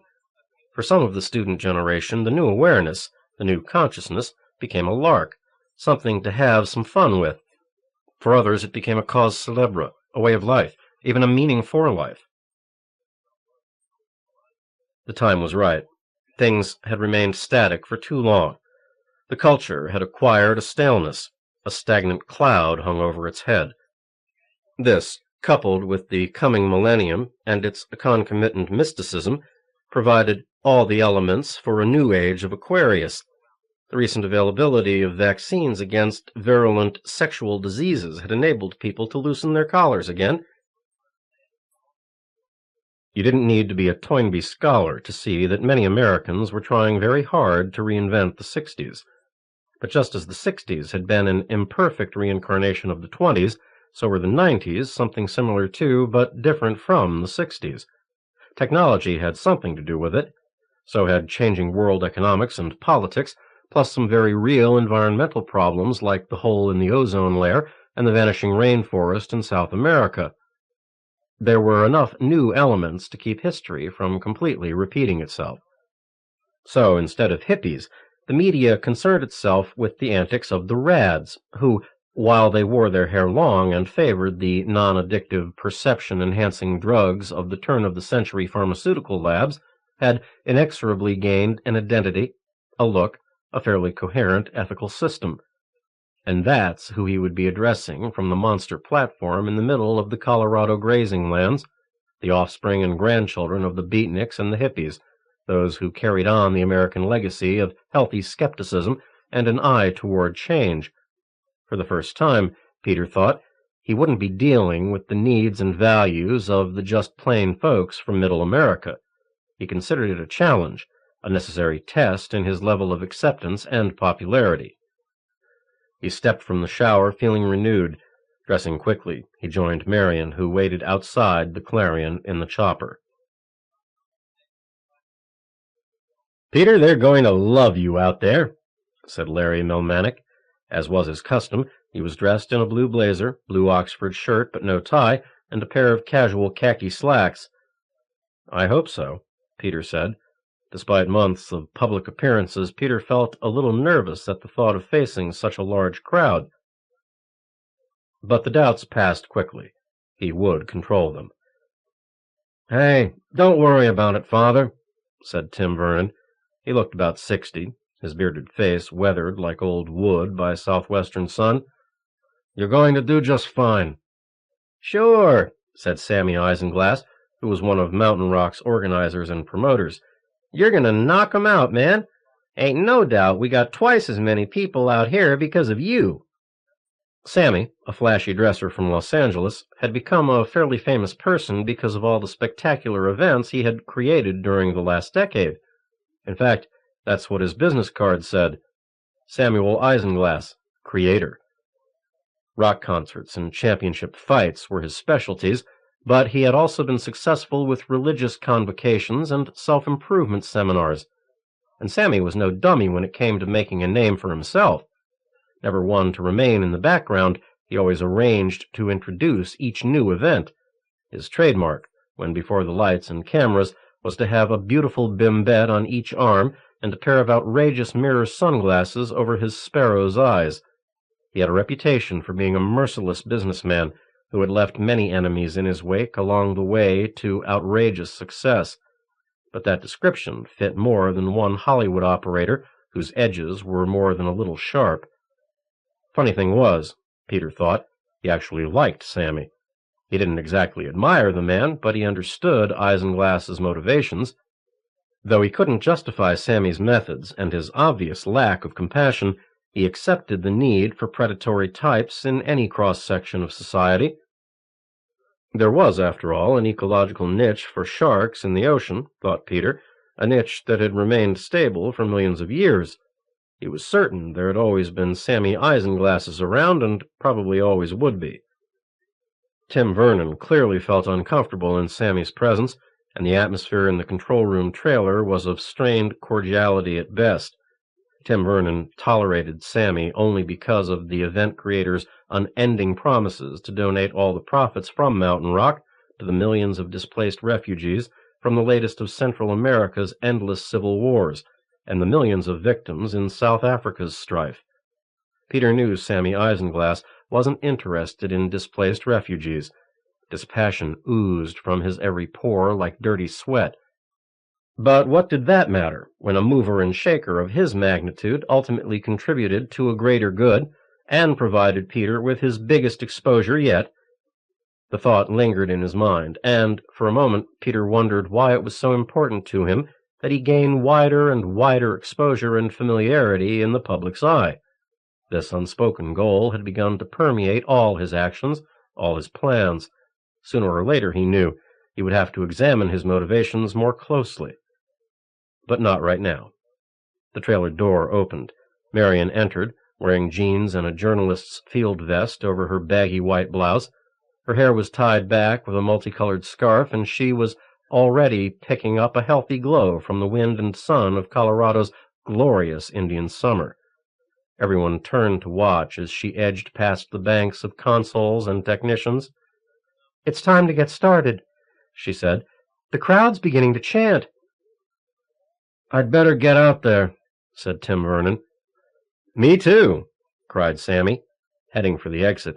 Sammy paused to look over the shoulder of a video tech whose monitor revealed a copter shot of the crowd. Like a roiling, colorful sea, hundreds of thousands of people rippled and surged. Their attention was vaguely focused upon a huge, temple-like stage. Black towers of speakers, which rose up like ancient monuments to enclose the stage, were in turn flanked by matrices of diamond vision flat monitors, each one the size of a movie theater screen. The flat monitors formed checkerboard collages, each one capturing a different aspect of the stage, the crowd, the ranchland, a constantly changing mat of video art. The copter shot rolled and circled and expanded as the airship lifted higher. The crowd kept growing, like an amoeba enlarging by accretion. "Hey, what'd I tell you?" yelled Sammy as he pointed to the text screen. "If we don't get 500,000, I quit this business and become a rabbi." Several of Sammy's attendant toadies laughed a little too loudly. Tim Vernon nodded politely. Everyone else just tried their best to smile. "So many people," said Marion. "What are you doing about food and water?" "My wells and irrigation system can handle it," said Vernon. "Plus, plenty of porta-pots. And most people knew enough to bring their own food. Most of these kids are pretty experienced concert-goers, you know." "I hope so," said Marion. "You might break all the records with this one." "That's what we're counting on, pretty lady," said Sammy. "Okay," said Vernon. "We'd better get up to the stage. I'll kick things off, then introduce Sammy. Then comes Father Peter's opening benediction, okay?" Everyone nodded and began filing out of the trailer. Peter had the urge to take Marion's hand, but knew they needed to be very careful in front of others. No one should ever suspect there was anything between them. Strange, but though he had no proof, Peter suspected Dan Ellington knew they were physically involved. When he thought about the feeling, it reminded him of his proximity sense. Maybe, in addition to the strengthening of his other talents, he was becoming something of a psychic, too. The entourage moved toward the rear entrance to the stage. Chanting from the enormous crowd rolled across the grazing land like thunder. The earth itself seemed to resonate from the sound like after-tremors from a quake. The entire backstage area, including parking spaces for the fleet of trailers and buses and other vehicles that belonged to the performing groups, had been cordoned off with temporary chain-link fencing and supplied with a private security force. Sammy Isinglass was a seasoned producer and left no organizing stone unturned. Standing at the back entrance to the enormous staging area were Fred Bevins and two steroid mountains in security uniforms and dark glasses. "Been waiting for you, Father," said Bevins, looking like he was withholding a natural urge to salute his boss. "We're ready," said Peter. Bodyguards and heavy security. What a life. Peter hadn't made up his mind about Fred Bevins. The man exhibited a gregarious, almost sycophantic manner, but it just didn't ring true. How had that crapola worked on Daniel Ellington? Peter felt there was something subtly wrong about Bevins. Was his growing sixth sense speaking to him, or was this just a clash of personalities? Peter made a mental note to check out Fred Bevins when he had some free time. It wasn't until he began climbing the long flight of steps to the stage that Peter pondered what he would say to the massive audience. He always relied on being extemporaneous, and it always worked, even back at St. Sebastian's. When he would speak to the congregation after reading the Gospel, he never knew what words would tumble from his mouth. St. Sebastian's. He hadn't thought of his little Brooklyn parish church in so long. Seemed like lifetimes ago, even though it was barely more than a year. He couldn't help but wonder what Father Sobieski must be thinking. Was the old man going around telling everyone he knew Peter Carenza way back when? Peter smiled at the thought. Yes, that sounded like Sobieski. He stood in the wings, watching Sammy sling an arm around the waist of each member of a matched set of long-legged young women wearing little strips of silk that did a bad job of covering their own matched sets. Tim Vernon strode onto the stage alone and went through his humble, "I'm just a simple man with simple wants" routine. The crowd ate it up and cheered him on like the Hitler worshippers in those old black-and-white newsreels. In the wings, on the opposite side of the stage, Lingus, the concert's opening act, stirred and smoked nervously. 6 guys in purposely offensive costumes trying to look bored, but probably freaked out of their skulls to be a part of this whole gig. Vernon segued real folksy-like into Sammy Isinglass, whose appearance at such mega events had become almost self-parody. When he and his trademark bimbettes pranced on stage, the unending plateau of people erupted into mega applause. They hooted and jeered and laughed and clapped. They loved him because he was simply too easy to despise. Peter wondered if Sammy understood that elementary truth, or if it even mattered. He was only in front of them for a few minutes, but he made the most of it, strutting and mugging like an old vaudevillian, squeezing his girls' asses and letting them slink all over him on cue. It was a pretty hideous display of human debasement when you got right down to it, and it definitely qualified as the most bizarre and utterly tasteless introduction to an appearance by Father Peter. Peter wondered if Daniel was watching back in St. Louis, and what about those praying mantises back in Rome? He smiled at the image of that fat pig Lareggia watching a rock concert. The crowd noise gradually subsided from the last piece of Isinglass shtick. Stepping into the silence, Sammy said, "And now, we're going to jump-start this thing with a little benediction from one of the hottest attractions in the country. By special arrangement with God, we brought you, all the way from St. Louis, Missouri, Father Peter!" The vast sea of faces erupted into spontaneous cheering. Peter detected a different tonal quality to the sound. a different message being sent. Absent was the slight, derisive inflection. The roaring voice of the crowd spoke only of approval and total acceptance. Peter drew in a deep breath, exhaled slowly, and began walking toward stage center. Sammy and his fleshy bookends swung back from the mic stand, all smiles. Peter nodded to them politely, then, turning to the crowd, dismissed them as if they'd never been there. He smiled, lifted his hands with his palms upturned, and waited for the applause to subside. The audience was so big that its size lost the power to intimidate. He smiled at them, and could feel their warmth radiating outward, touching him. Finally, the ranchland was quiet again. The only sound was a soft breeze, rolling down from the Sangre de Cristos and whistling through towering loudspeaker arrays. "Thank you for such a warm welcome," he said, speaking slowly, so that his voice did not echo and roll over each preceding word. "I know I don't look much like a priest these days." Peter gestured at his cotton chambray shirt and casual jeans. "But maybe that's because I'm not much of a priest anymore." The entire crowd seemed to gasp at once, as though it didn't know what he meant, or didn't want to believe such a thing. "You see, I used to spend most of my time locked away in a church or a rectory or a sacristy, cut off from the people. Sure, the sanctuary was a good place for people to come and get the help they needed, but it wasn't enough. If God gave me a special gift, an ability to reach out to people, to really talk to them when they need it most, then I think God also intended that I leave the sanctuary and go out where the people are, where you are." He paused at what seemed like an appropriate moment, and the crowd cheered again. Now that they understood, they approved. He knew it would be like that. And once he had them, the rest was easy.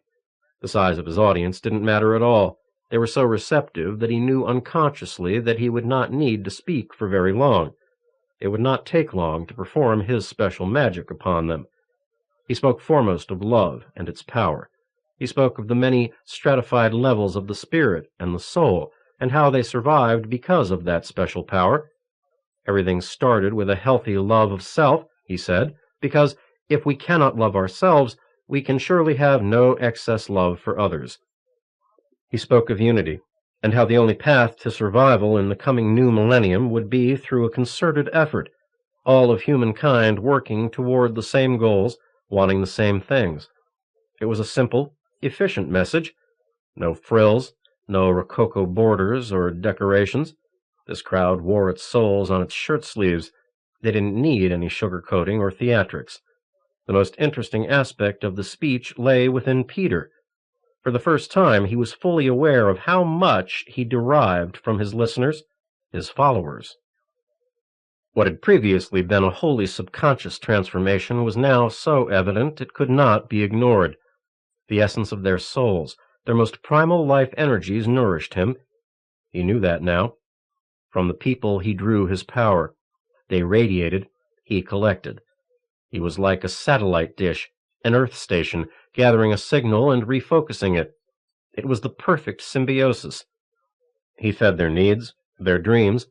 They gave energy back to him in a form which he could use and reprocess and re-emit. It was like a psychic nitrogen cycle, an unbreakable food chain for the soul. As he finished speaking, Peter could sense a powerful charge building in the atmosphere above the prairie. The crowd was like a giant battery, storing up current, waiting to be discharged. When he finished with a quiet, humble blessing, they shattered the silence with lusty approval, but he knew that was not the release, the outflow he sensed within them. No, he thought, relying on his growing sense of intuition, that would come later. Book 4. And when the 1,000 years are expired, Satan shall be loosed out of his prison, and shall go out to deceive the nations which are in the 4 quarters of the earth. Revelations, chapter 20, verses 7 to 8. 38. Colorado Springs, Colorado. Windsor, October 24th, 1999. Marion sat alone in her hotel room. On the night table, a single lamp fought against the darkness, illuminating a bottle of California Zinfandel and a hotel glass sanitized for your protection. The door was locked, but she knew he could get in if he really wanted to. She wondered still if there was anything beyond his reach. Leaning against the headboard of the queen-sized bed, legs stretched out, she struggled to put into words the events she had witnessed earlier in the day. Her laptop computer tottered on her knees as she forced herself to write. If she was going to get this one on the air, she was going to need a lot of preparation. No way could she wing this, not after what she'd seen, after all that had happened in the last 24 hours. World events and personal ones had shaken her to the core of her soul. She gulped down a mouthful of wine, looked at the empty screen and blinking cursor, and tried to reconstruct everything she had witnessed and experienced. The Mountain Rock 99 Refugee Aid Concert had been tilting around the clock for almost 72 hours. One after another, the top names in the music business took the stage and nailed their most famous tunes. The crowd filled the grazing pasture, overflowing to the outer reaches of Tim Vernon's ranch. Pre-concert attendance had been estimated at around 200,000, but once the show was rolling, no one doubted that the figure flirted with 500,000. It's said history doesn't really repeat, but comparisons to the phenomenon at Woodstock were inevitable, despite the heavy media coverage and the implicit suggestion that something unpleasant was inevitable. There were no incidents. Sure, there was plenty of nudity and sex, but violence and aggression, even political posturing, simply didn't have tickets to the show. It was a beautiful testament to the integrity and purpose of the massive concert. Mountain Rock was a small piece of history in the making. It was the kind of event of which, many years later, millions of people would claim to have been part. The first signs of trouble appeared late Friday afternoon, when rumors of food shortages worked their way through the crowd like ripples in a still pond. Suppliers simply hadn't prepared for the size of the crowd.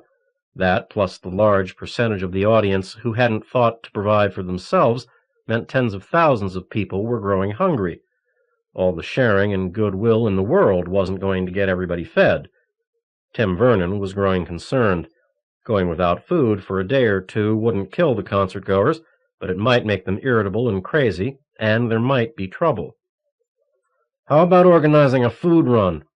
Vernon asked Sammy Isinglass, when the two of them met in the office of the control-room trailer. The sun was westering near the horizon, ready to slide behind a range of low mountain peaks. Sammy chuckled behind his ever-present mirror shades. "A food run? Where to? The local grocery store or the corner Burger King?" "Well, Hey, Timmy boy, we're talking about chow time for 500,000. As my grandparents used to say, that ain't chopped liver." "I was just thinking that maybe we ought to do something."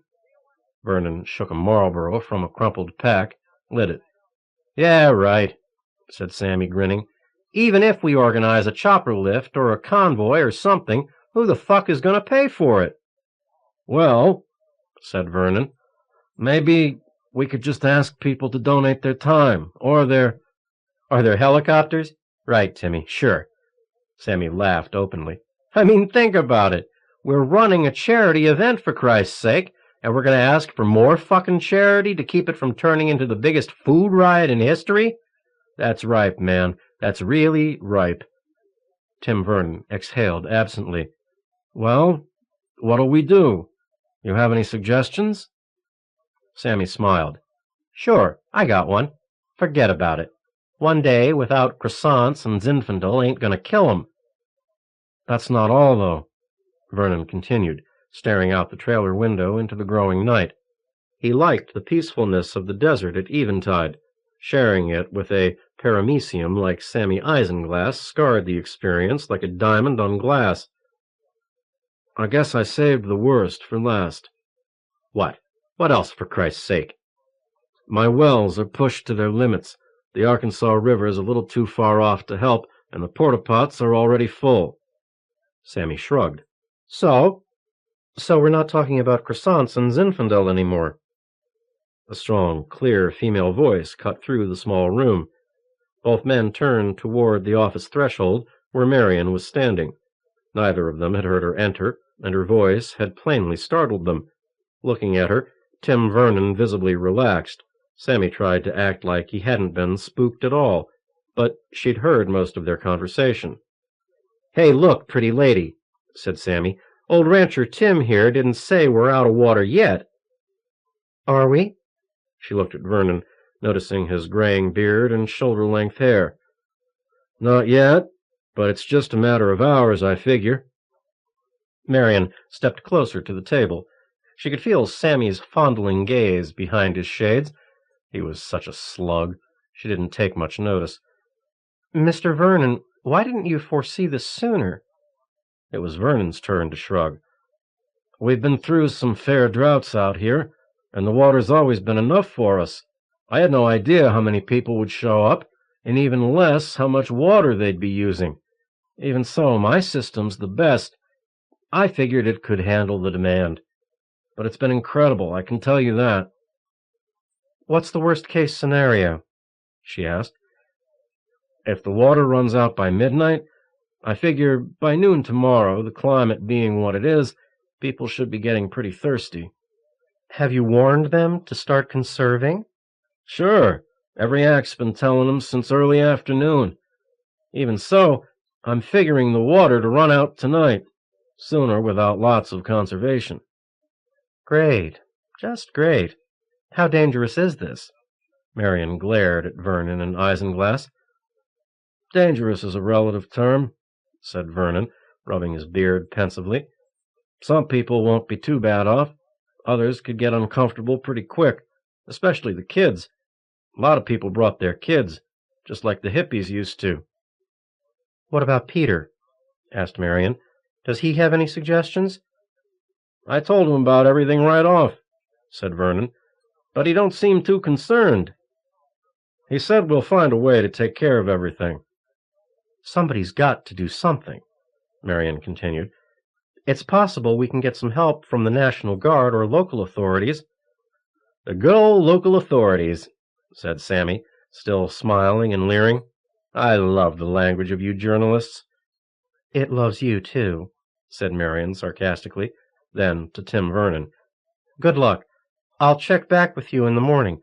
If anything happens tonight, call me at the hotel." When Marion stepped out into the crisp, still Colorado night, the deep blue of the sky comforted her like a familiar blanket. The air shimmered and shook from the waves of music resonating across the pasture land. Music, music, music.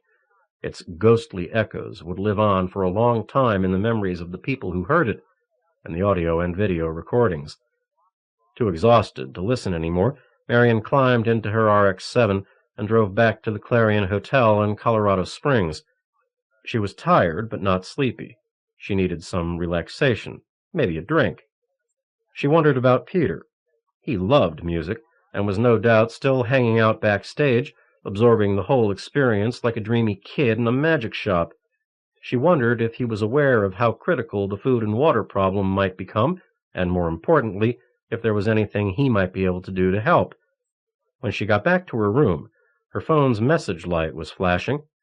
Punching the right keys patched her into the hotel's digital switchboard. There were the usual calls from various TV affiliates, the networks, Charles Branford, but the final one caught her completely off her guard. "Surprise! It's Daniel. I flew in around 6. If you get back before it closes, I'll be in the bar." Daniel Ellington had stayed in St. Louis to continue managing the foundation. What was he doing here? Marion headed for the atrium bar, where a tired-looking woman in an evening dress played tired old songs on the baby grand. The bar area teemed with patrons. She didn't see Daniel in the crowd until he called her name above the general din. He was seated at a low table by the window wall, wearing a light gray suit and an executive's tie. An almost empty bottle of Whitbread's ale stood on the table beside, a partially filled Pilsner glass. She'd never seen him out of his religious fatigues, as he called his basic black outfits, and he looked handsome and stylish. Nobody would have nailed him as a priest. "Dan, you look terrific," she said, slipping into the chair opposite him. "What in the world are you doing here?" Dan smiled and shrugged. "Seemed like it would be a little more exciting than St. Louis. Never been to Colorado before, so I figured, why not? Besides, I wanted to see how Peter is doing with the big crowd." Marion shrugged. "He seems okay. He's very caught up in the concert. So are Billy and Laureen." "How's her pregnancy coming along?" Dan smiled sheepishly, looking very much like a little boy for a moment. She was a real sucker for that kind of look, a weakness that had gotten her in trouble all her life. "It seems like a while since I've seen anybody." "Laureen's doing great. The last 3 weeks she's gotten much bigger, but she isn't having any trouble getting around." Marion shook her head. "I don't know much about babies or pregnant women, but I'd say she's right on schedule and doing well." "Has she been to a doctor lately?" Marion shook her head. "No, we've been so busy. Peter said she's fine, and Laureen trusts him more than she would a doctor anyway." "He's an obstetrician now, too." She shrugged. "No, but he says he gets these feelings, you know?" Daniel nodded. "Yes, and I'm starting to wonder what it all means." A waitress materialized, asked if Marion wanted anything. After ordering a glass of the house wine, she looked back at Dan and found that he was obviously admiring her. The glow of several beers warmed his cheeks, and he smiled with an easy candor. She wasn't in the mood to discuss theology.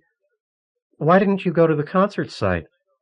"To tell you the truth," Dan said, "and I guess I'd have trouble saying this without a few drinks in me, I really came here because I missed you."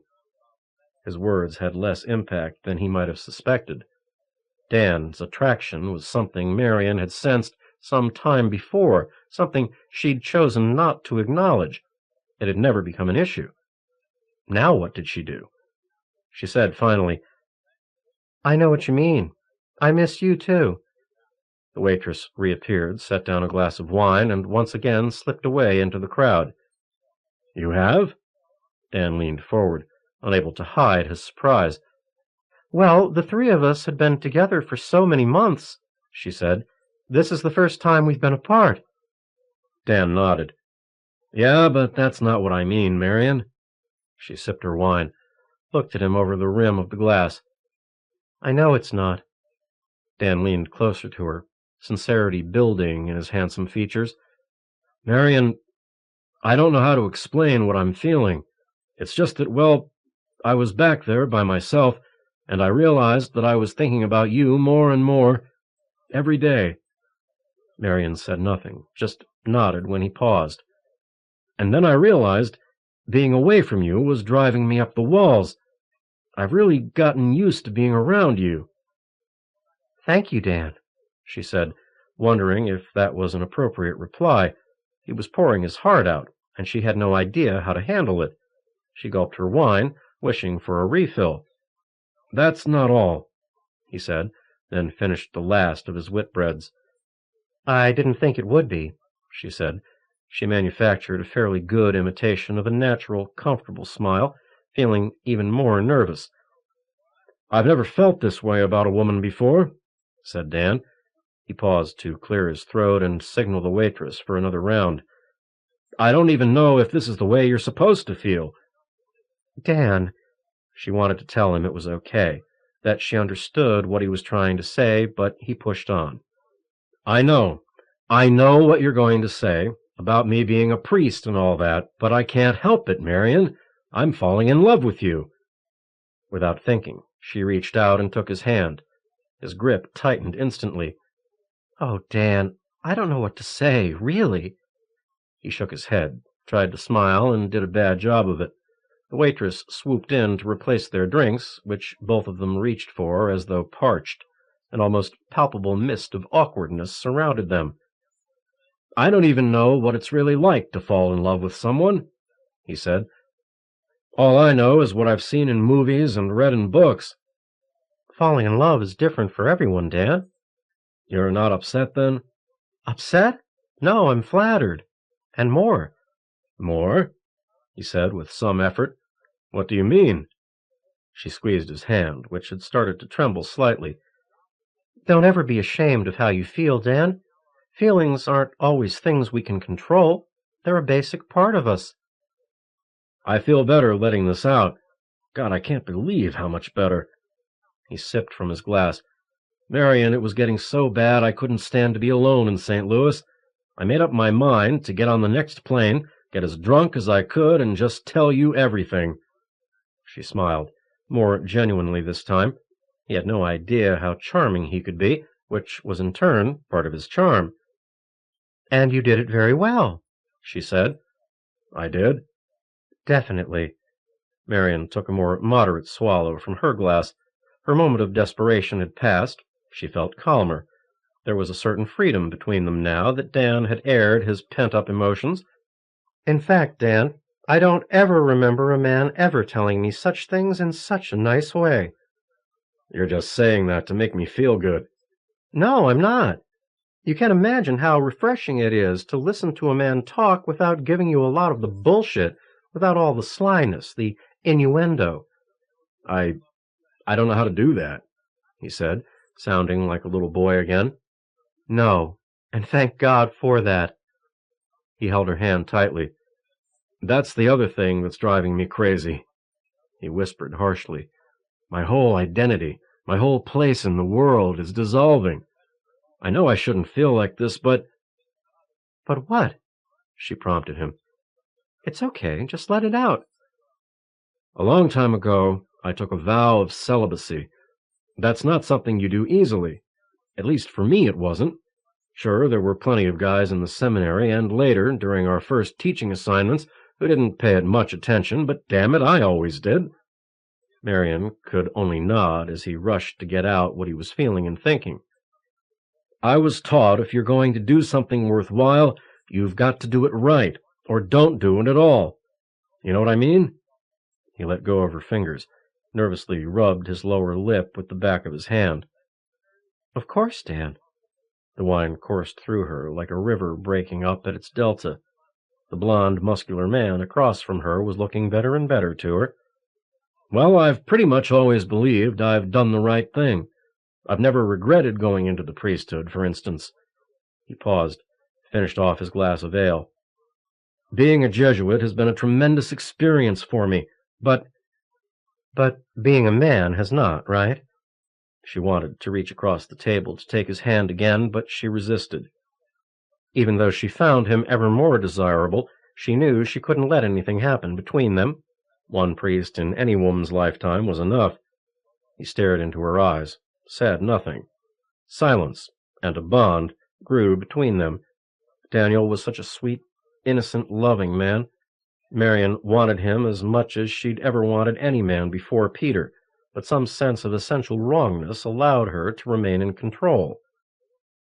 Marion, Dan said finally, a touch of desperation coloring his words, what are we going to do? She smiled, squeezed his hand, withdrew her own. We learn to live with it? Deal with it? Just then the waitress appeared, hesitated as though she sensed she was interrupting an important conversation, then said, Excuse me, folks, but we're getting ready to close up. Looking around the bar, Marion realized that the piano music had stopped and the patrons had all vanished. I'm sorry. We were so busy talking we hadn't noticed. That's okay, said the waitress as she offered them their check. Marion nodded, signed off on her room number. Standing up, she smiled perfunctorily. Daniel, I think we'll have to finish this later. Marion, he said quickly as he rose to follow her, I'm sorry if I've said anything to offend you. Daniel, don't apologize. It's okay. She said it in a firm whisper. I've got to get all this worked out, Marion. Don't leave me hanging out to dry like this. He looked uncomfortably around the hotel lobby. Daniel, it's pretty late. But you still need to talk, she said. Anger and despair mixed in his voice. Think about it. I've flown halfway across the country, drunk too much, and bared my soul for what I can tell is a lost cause. Marion, I don't know what to do next, and I'm scared as hell. The image of the little boy lost overwhelmed her. She couldn't just cut him loose. All right, she said. Come on, We can talk in my room." That seemed to stun him a bit, but he walked silently with her to the elevators and joined her in the car with another couple. He said nothing until she stopped at her room and searched her purse for her key. "Marion, I don't think—" Pausing, she looked straight at him.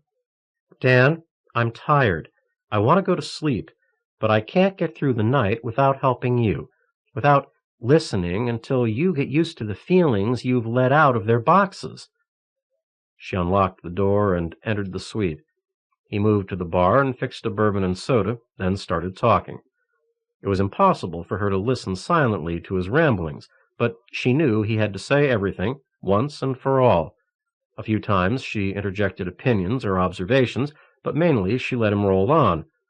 Gradually, as he grew more comfortable with knowing that they would not consummate any shared feelings or desires, and that it was all right to bear your feelings to someone you could trust, he grew less panicked, less terrified. Finally he paused to make yet another drink, and she used the chance to call it a night. "Dan, I think it's getting too late for much more. I'm exhausted." "Really?" He sounded surprised, and not the least bit tired. So much for jet lag. "Plus, it just occurred to me that maybe we wouldn't want anyone to find us like this." Dan sat down beside her on the couch, glanced at the digital clock on the end table and its 2:33 a.m. message. "It's so late," he said. "Who would bother us now?"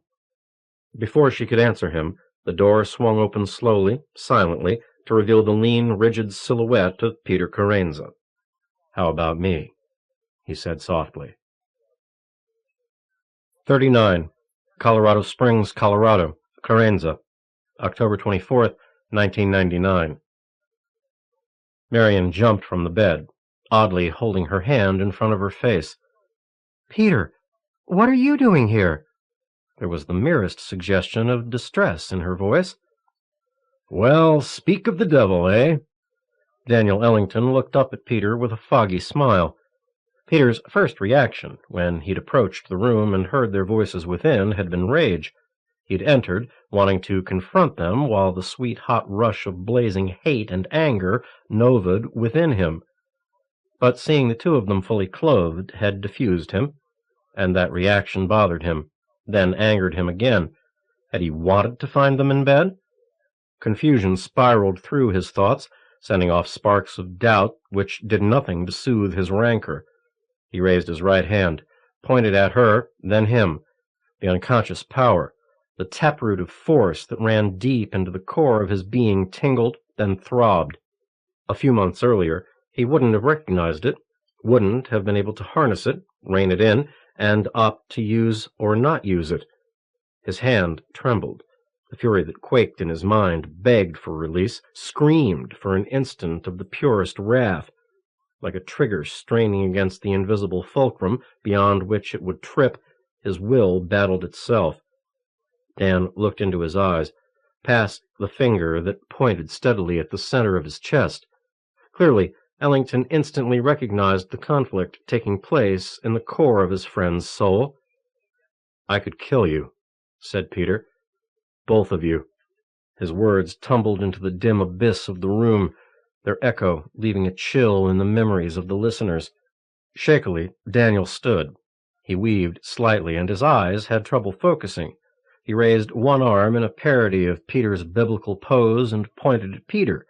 He looked silly, and Peter wondered if his own stance appeared as laughable. "Yeah, right, pal," Daniel said in a loud, slurred voice. "You're gonna kill us? For what? Since when is having a conversation against divine law?" "Peter," said Marion quickly, "what's the matter with you? Can't you see that there's nothing going on here?" He realized she was speaking the truth and started to lower his arm. The anger that boiled in him had begun to subside when Daniel spoke again. "Just a goddamn second." He lurched forward, still pointing absurdly at Peter.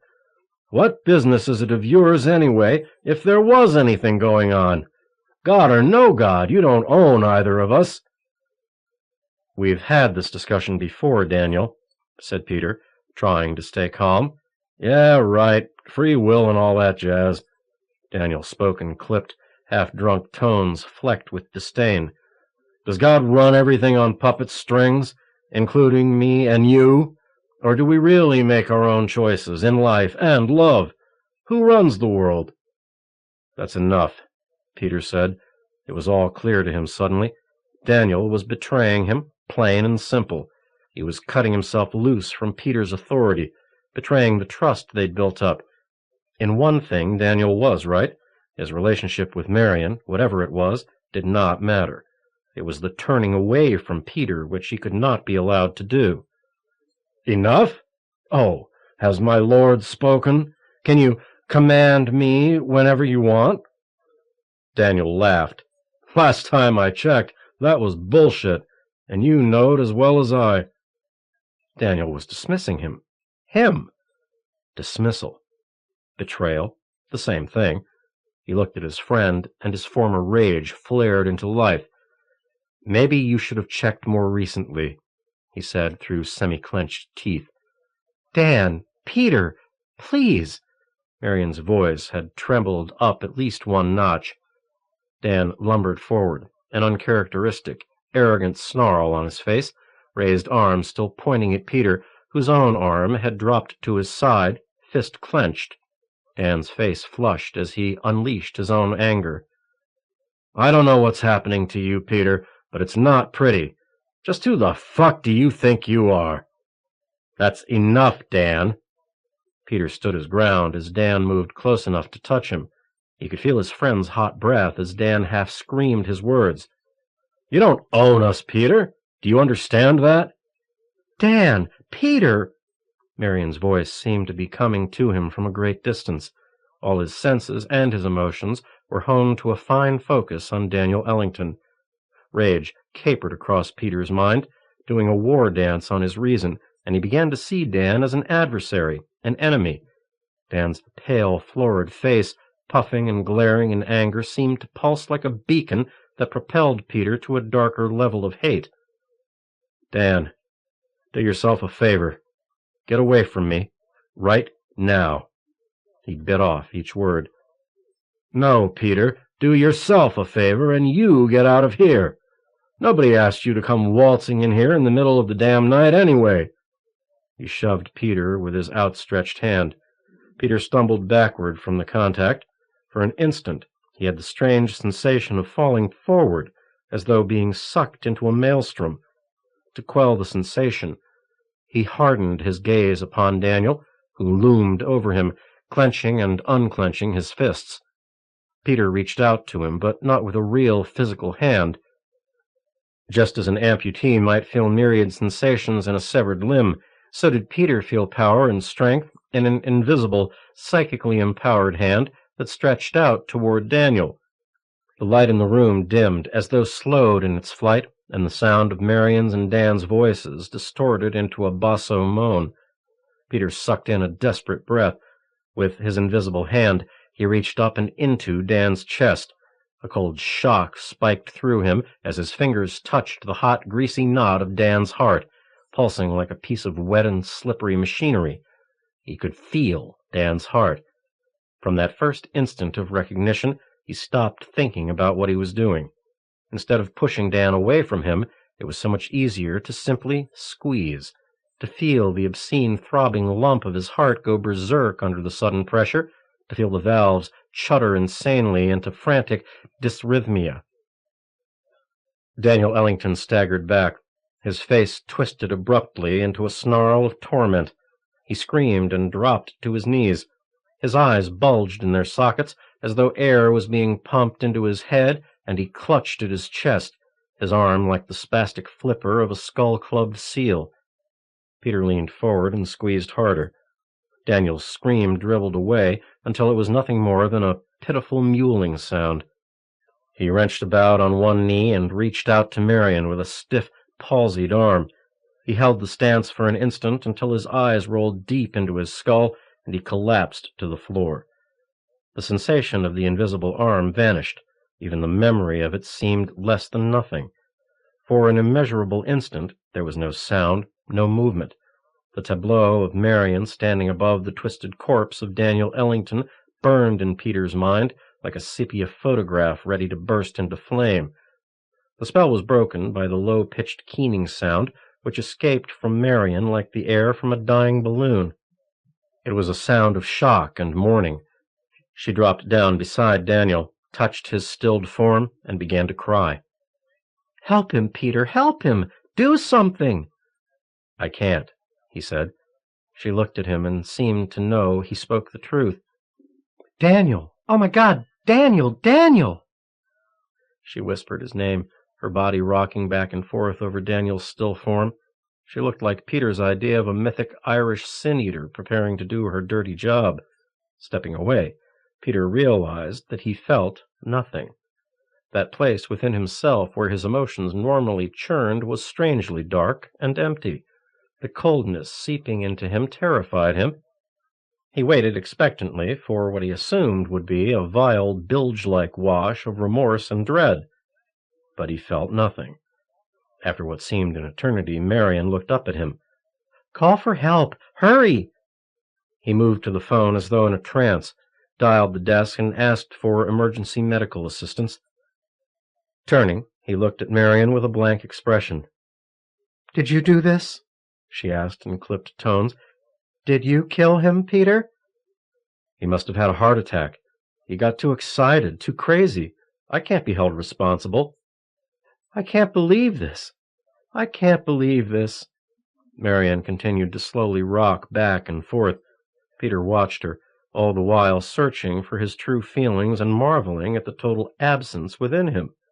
Had he really killed his best friend? Was it possible he could kill someone so easily? No, that was absurd. Impossible. The delusion that he'd had an invisible killing arm? No. A ragged knocking at the door chopped off the thought. Peter looked at his watch. 10 minutes gone, lost in the aftershock of the event. He opened the door, and the paramedic team burst past him, homing in on Daniel's crumpled form. Without another word, Peter slipped out of the room and down the long hallway to the lobby. The hotel corridor was as quiet and still as Daniel's heart. Even the sound of Peter's footsteps were absorbed in the thick pile of the carpet. The solitary night clerk at the Clarion's registration desk recognized him immediately and flashed him a surprised but nonetheless solicitous smile. "Father Peter, is everything all right?" "Actually, no," he said softly. "What else can we do to help?" "Could you please call the trailer at the Vernon Ranch? Have them send the helicopter?" "Now, Father? You want the copter right now?" "Yes," he said. "I have to take a little trip. Tell them I'll be on the roof." Angling down toward the scrubland like a hungry, broken-winged insect, the chopper skipped over the rough terrain of southwestern Colorado. They'd been flying through the purple night, the rising sun chasing their tail rotor for more than an hour. Peter sat next to the pilot, absorbing the cool, dark turbulence of the flight. He sat back, eyes half closed, allowing his senses and his proximity awareness to merge with the metal body of the aircraft so that he might encompass the miracle of flying even more completely.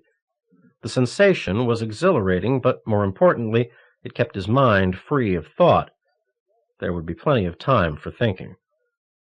"That was Dove Creek back there," said the pilot, who, now that he was fully awake, could not resist throwing in bits of tour guide trivia.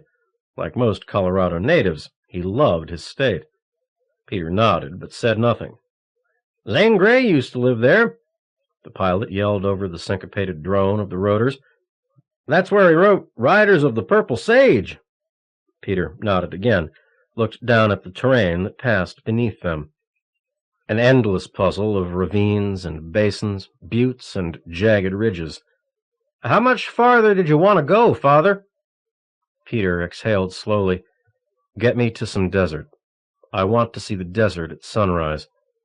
The pilot shook his head. "Desert? What for?" "I've never done it before." The pilot shrugged and yelled above the engine noise. "You know you're paying me triple overtime for this middle-of-the-night flying, don't you?" "Just worry about the desert," said Peter.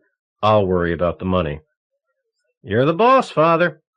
The pilot leaned on the stick, pulling the chopper into a left turn that yanked it almost due south. "Any suggestions?" asked Peter. "Tuba City's about another half-hour to the southwest. That and Echo Cliffs. From there you can see the Painted Desert and Marble Canyon." Peter nodded, and the pilot chunked the throttle all the way up. The Bell skybreaker jumped up to top speed, and Peter settled back in his seat. He watched the copter lift up, hover for a moment like a curious mosquito, then dart upward and tilt toward the north.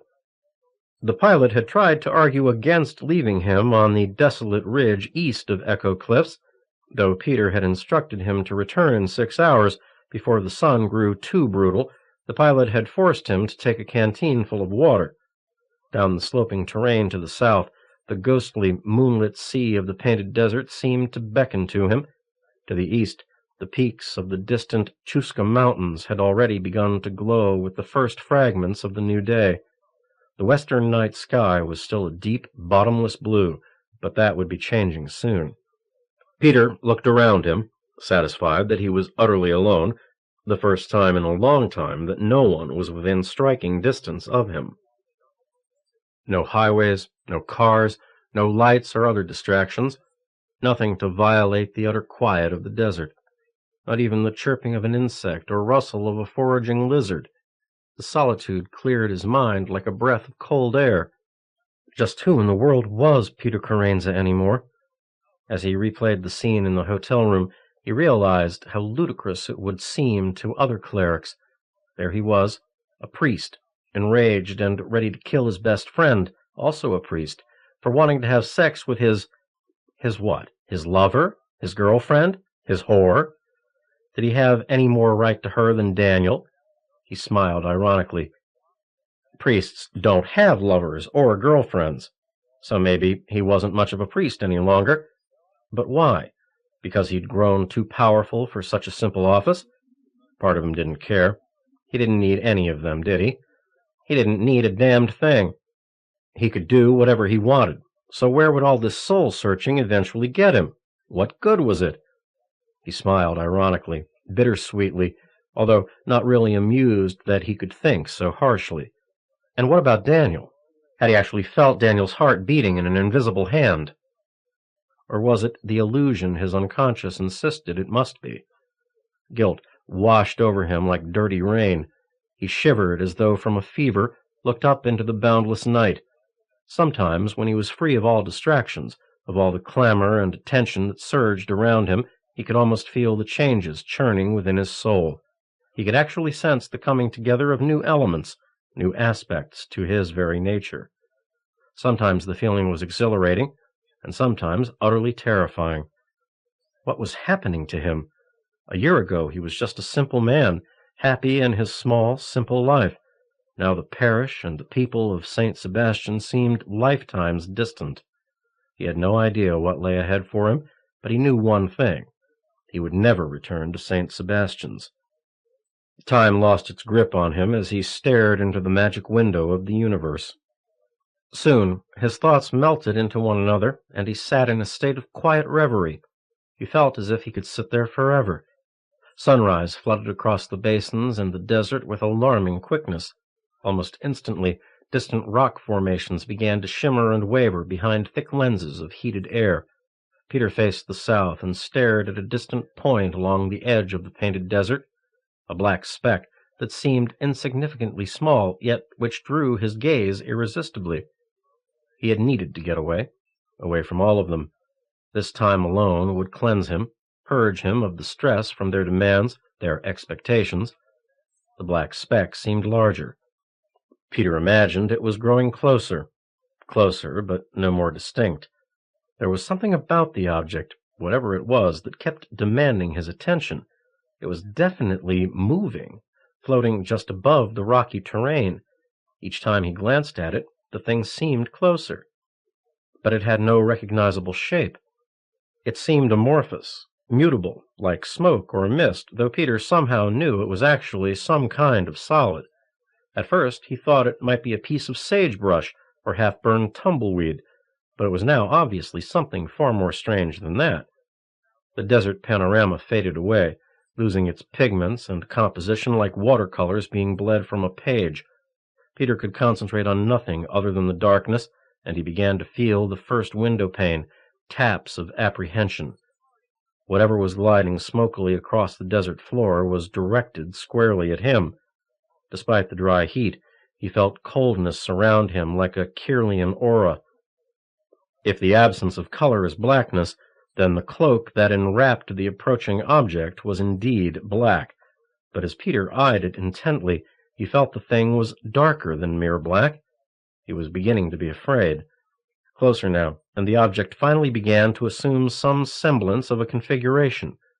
Roundish, or perhaps ellipsoid, it appeared to have delicately interleaved folds or layers, like the fissures in a brain or the petals of a flower.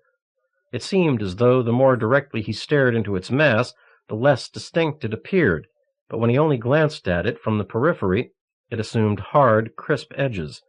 The impression that it was a sentient, intelligent entity came to him in an overwhelming instant, like an open palm smacking him in the face. There was no longer any doubt the thing was homing in upon him. A flash of complete irrationality capered through him. He wanted to start running, to never look back, but he held his position and waited. He stared into the black depths and realized he was not staring at something as much as its absence. Looking into the object was like looking into a hole in reality. The shapes, folds, and furrows, the suggestions of things moving within the blackness, created a sensation in him of the purest loathing, but he continued to stare. "Such good works you have done, Father Peter." The words touched his mind. There was no other way to describe the experience. The coldness no longer just surrounded him, it was seeping into his pores. "What are you?" "You know what I am. Who I am." He stared into the center of the absence and concentrated, trying to make sense of the chaos that swirled at the heart of the darkness. Part of him responded to the thing before him in ways he did not like.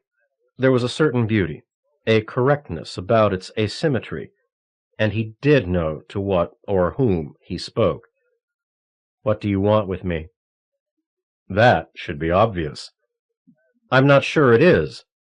Peter tried to look away from the thing that hung motionless before him. A visual intoxicant, it was dangerous, yet infinitely appealing. "Peter, don't fuck with me."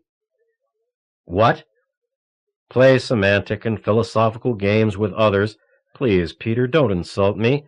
You've turned the corner. I just thought I'd tell you, boy. You're mine now." A chill raced through him as the words touched the center of his being. For the first time in his life, Peter believed he felt true fear. "Nobody owns me," he said, staring hypnotically into the center of the darkness. He felt the sensation of laughter rather than the actual sound. "Perhaps you're right. It could be that I've been presumptuous." "Yes, you've made me realize the truth in that. Besides, there is no fun in merely taking you, Peter." "Better if I joined you willingly, eh?" More feelings of laughter. "Infinitely so. You see, like that other great mythical figure, Saint Nick, I was watching and listening when you killed Daniel." "I didn't kill him." "Liar, liar, catch on fire." More laughter. "I didn't kill him. He had a heart attack." "You really believe that, don't you? You stand here before me, staring into the abyss, and you don't remember what happened." "I remember thinking I could feel his heart pumping crazy, like it was going to break out of his chest." Laughter. Then, "Oh, you could feel it all right." "He was my best friend." "And you thought he might be turning away from you, forgetting to be properly awed. Oh, and let's not forget, he might be fucking your woman, too. How utterly human of you." Peter felt a pang of guilt, a deep sense of regret. With Daniel dead, his concerns about infidelity seemed pale. What difference did it make if Marion and Daniel had made love?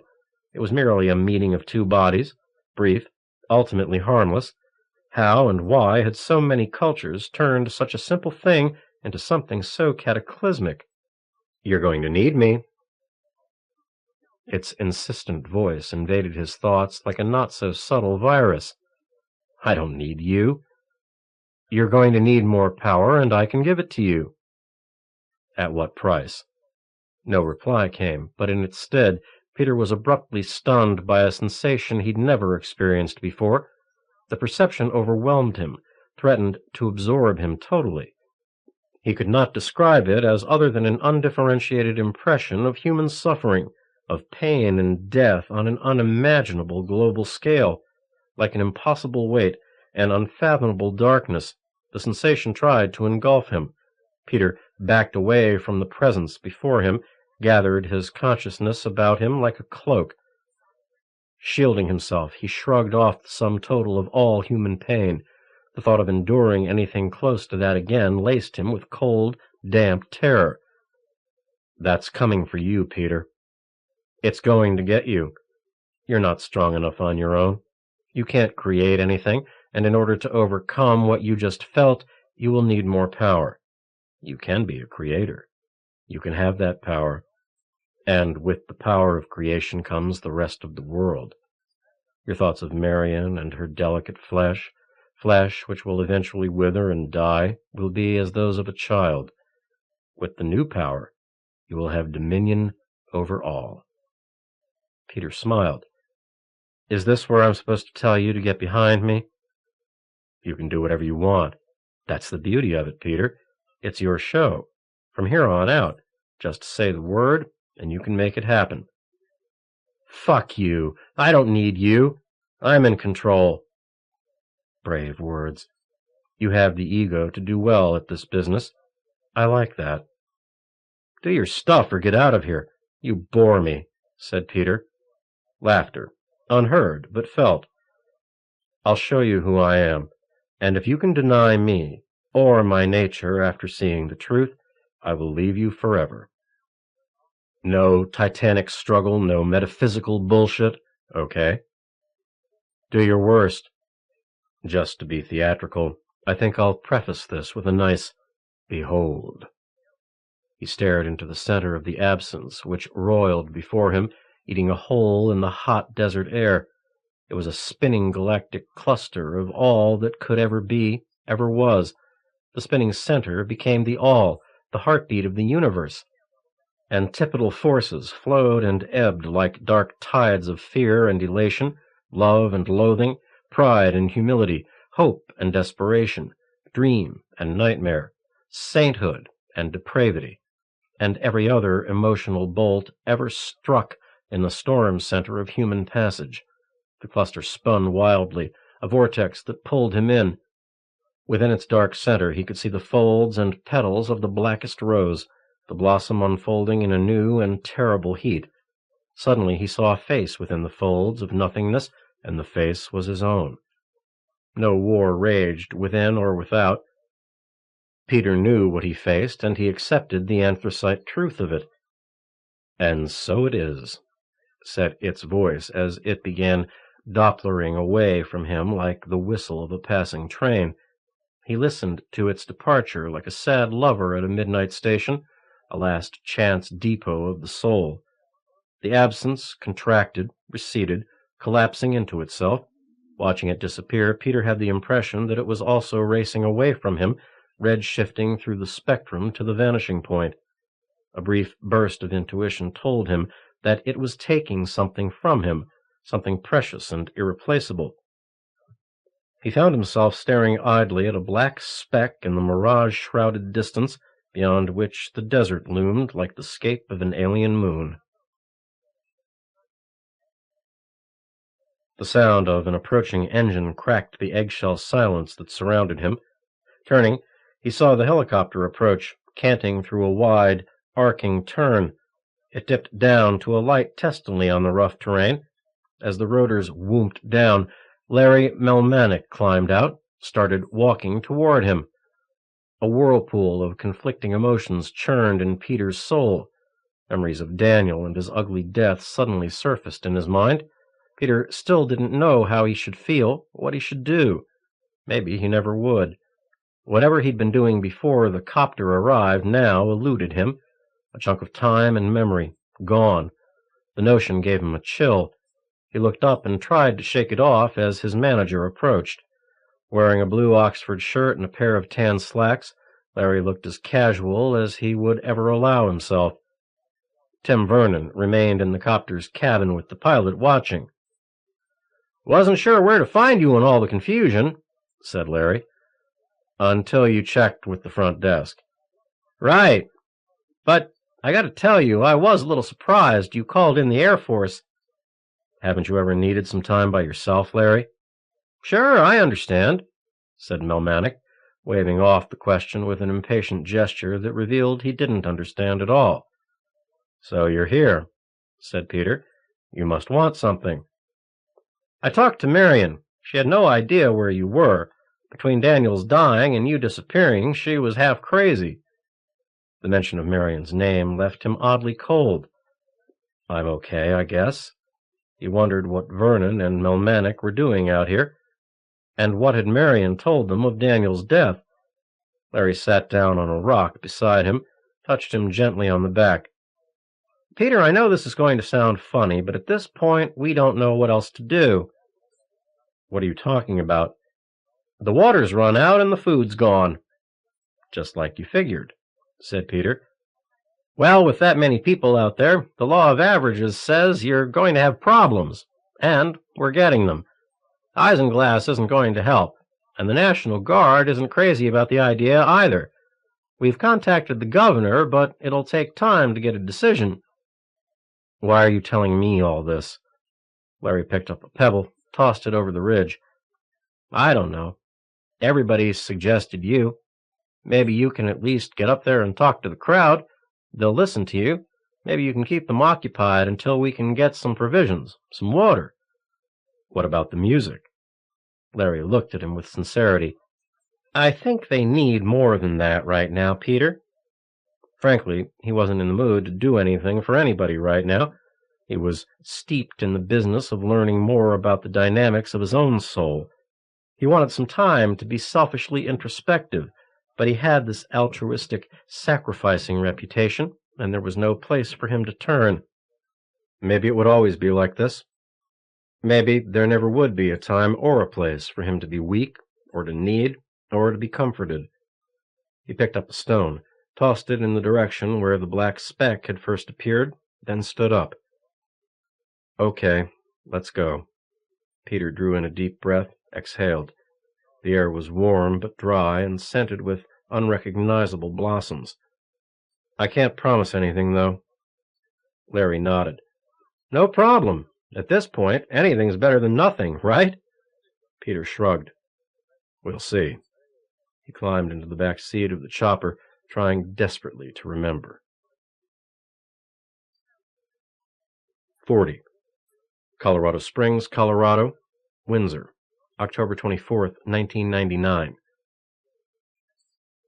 She had been standing off stage with two of the guitarists from Your Member when Peter arrived with Larry Melmanic and Tim Vernon. Sunrise had kissed the pasture more than an hour ago, and Daniel Ellington's body was probably just getting cold. She couldn't believe he was really dead. She felt numb, dead herself. Dan, dead? Don't be ridiculous. And Peter storming off in a goddamned helicopter. It was like they'd left her to clean up their messes, and she wasn't sure she could handle it. It was hard to imagine Peter being so what? Jealous? Angry? Crazy? She wasn't sure what had gotten into him, but his reaction to finding her with Dan had been way out of line. But then, so had Dan's reaction, although she had a hard time accepting his rage as the cause of his heart attack. She kept replaying those few traumatic minutes in her head until she thought it was making her a little crazy. She had to distract herself. Even though she wasn't sure what Peter was thinking, she wanted to be near him for solace. But he was gone, vanished into the night. She'd thought then of the concert, the musicians she'd met, and welcomed the distraction they offered. She'd headed back to the ranch. Things hadn't turned ugly for the 500,000+ crowd, but such incidents were unpredictable. No food, water, or sanitation was going to make its mark eventually. But Isinglass and the others had been afraid to try to shut down early. The rock and the hard place. The music continued, but there was an edge to the performances, a barely hidden apprehension that something was going to happen, good or bad, nobody knew. "Here comes the main man now," said Sammy Isinglass, seemingly oozing up from the backstage shadows. He brushed very close to her, making sure he came in contact with her breasts, then moved to the landing where Peter had just ascended. "They're waiting for you," yelled Sammy above the high decibel level of the music. Peter nodded, forced a smile. His normally placid, seamless features had traces of fault lines, the gray pallor of stress. He looked directly at Marion, and the smile somehow became more genuine. Was he trying to tell her everything was going to be okay? "Peter," she said, forcing herself to not reach out and grab him. "Not now," he said softly. "My people need me." She said nothing, but her expression must have held him for a moment. "Later, Marion, I promise." He sounded sincere, and his eyes didn't betray him. Marion felt instantly better. She resented that he had so much power over her, but then he had great influence over everybody, didn't he? "My people," he'd said. For some reason, the phrase didn't agree with her. There was something odd about the way Peter said it, something not right. Peter stood in the wings of the stage, hidden behind a 2-story stacked array of speakers, until Oracle finished their song. Sammy Isinglass fidgeted and twitched alongside him until the final chords and less than enthusiastic applause faded away. Then he ran out on stage with a remote mic and screamed at the crowd, "Hey, everybody! Here's the guy who can make it all better, Father Peter!" Peter approached the center of the stage, holding his own remote mic, as the applause gradually grew stronger, more responsive. Despite the stress and the gradual dehydration, the crowd slowly came to their feet and started calling his name. Eventually, the cacophonous calls gathered force and synchronization, and soon the entire pasture thundered with a single, giant voice. "Help us!" they cried. "Help us! Help us! Help us! Help us! Help us! Help us! Help us!" The sound became a meaningless chant rolling over him like words from an alien tongue, like the mindless symphony of a million locusts. He held his hands outstretched, gesturing for them to let him speak.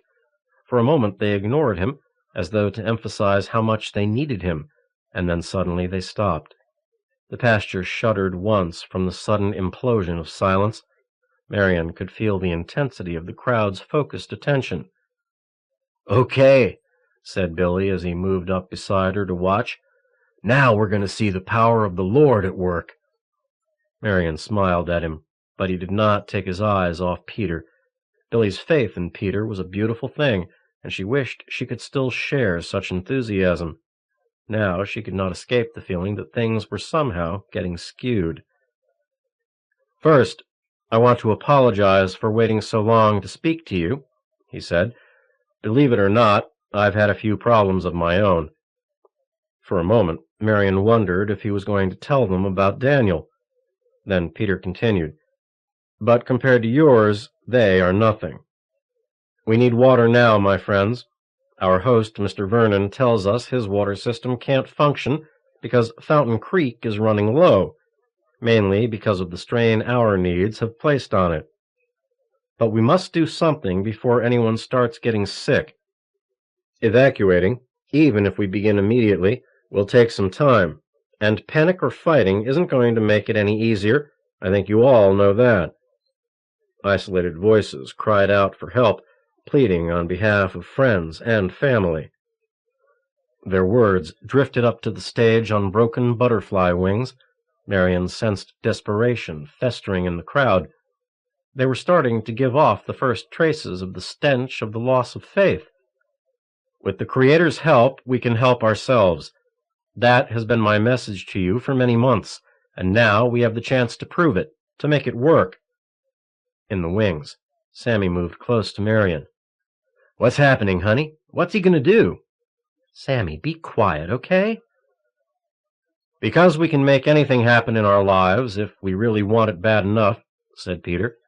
He was standing still, facing the immense ocean of flesh. No posturing or pacing, no dramatics or body language, just some straight talk. Marion wondered if it would be enough. "All right, my friends, let's get started," continued Peter. "Join hands with the people next to you. It might be difficult if you're holding children, but I want everybody to do their best. I want us all connected.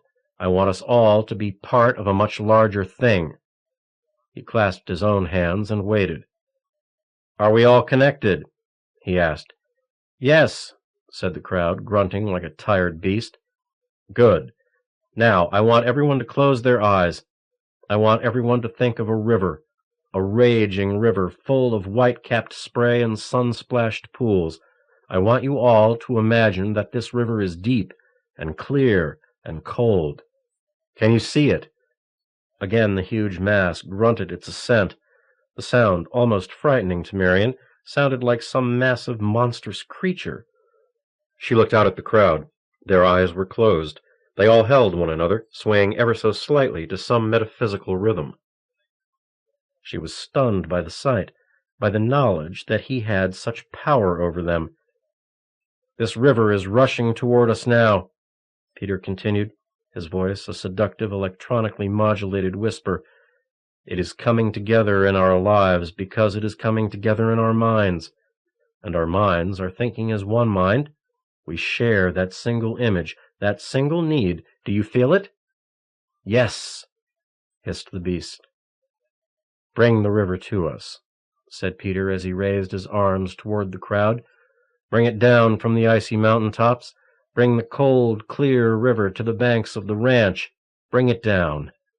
He paused, and the entire crowd mass seemed to lean forward and then catch itself, as though it had been using his words for support.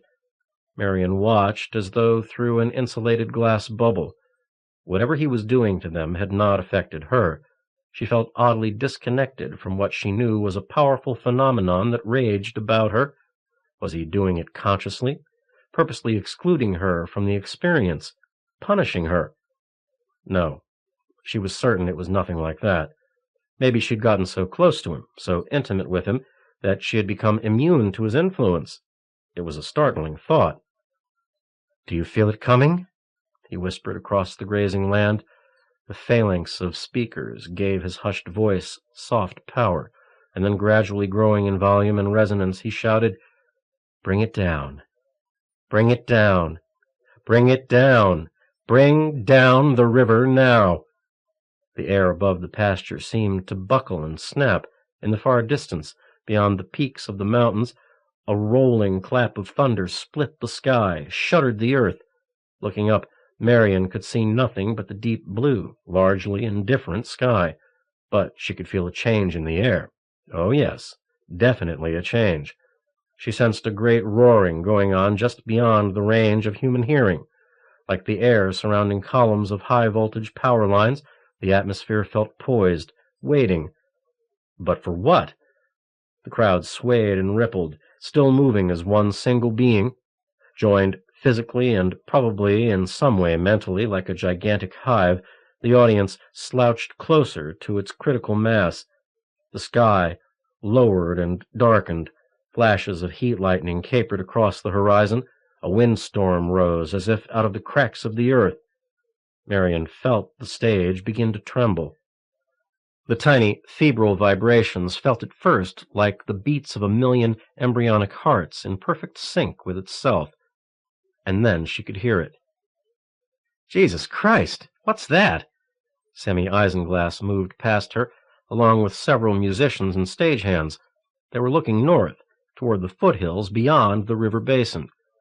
The faint drum roll of faraway thunder gave way to the approaching gallop of 1,000,000 horses, the roar of incoming missiles, the descent of a comet through a hole in the air.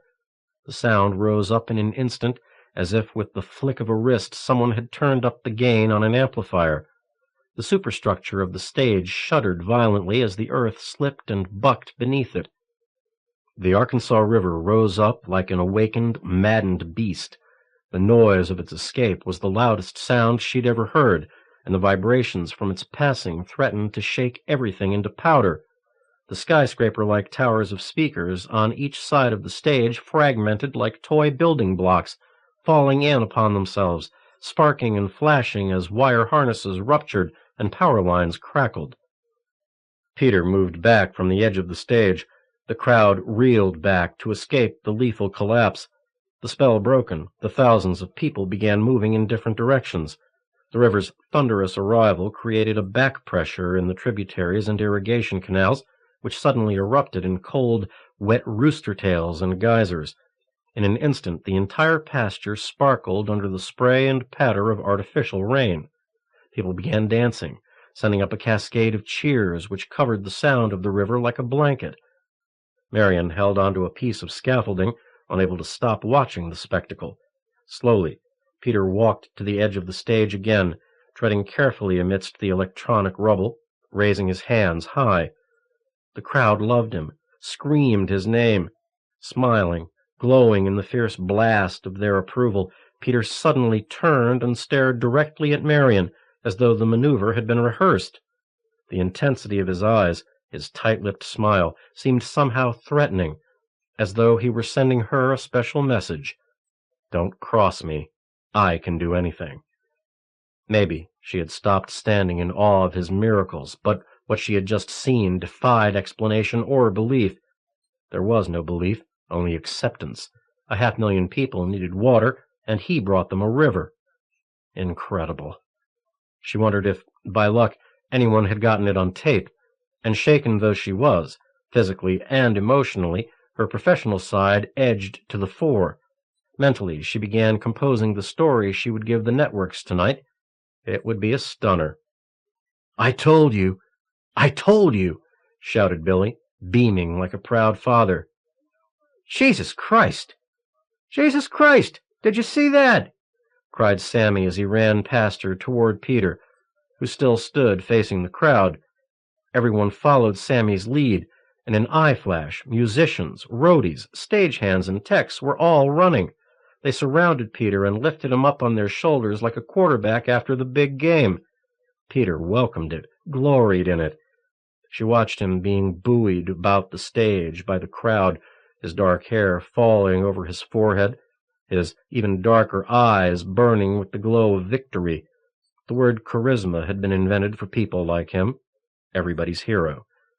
At that moment, Peter's gaze met her own, and for the instant they remained locked, she knew, with an unnatural clarity, the certainty that he knew exactly what she was thinking.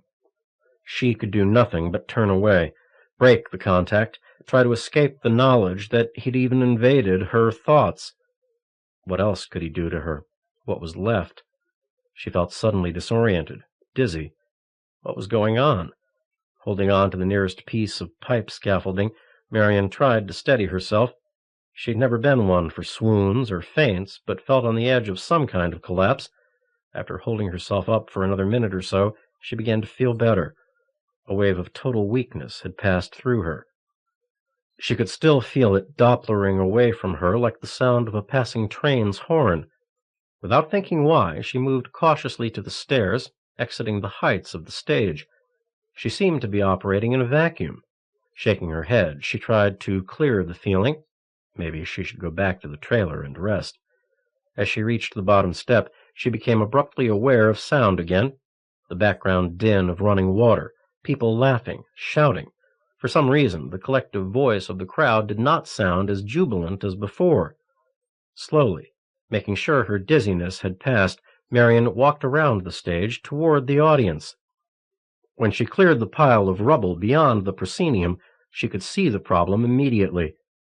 Hundreds of thousands of people were pressing away from the tributaries, pressing away because the water continued to rise and crest the banks of what had been shallow, muddy creeks only minutes before. Huge holes appeared in the crowd as the ground became a quagmire from the overflow, and everyone tried to back off from the excess. No longer a celebration.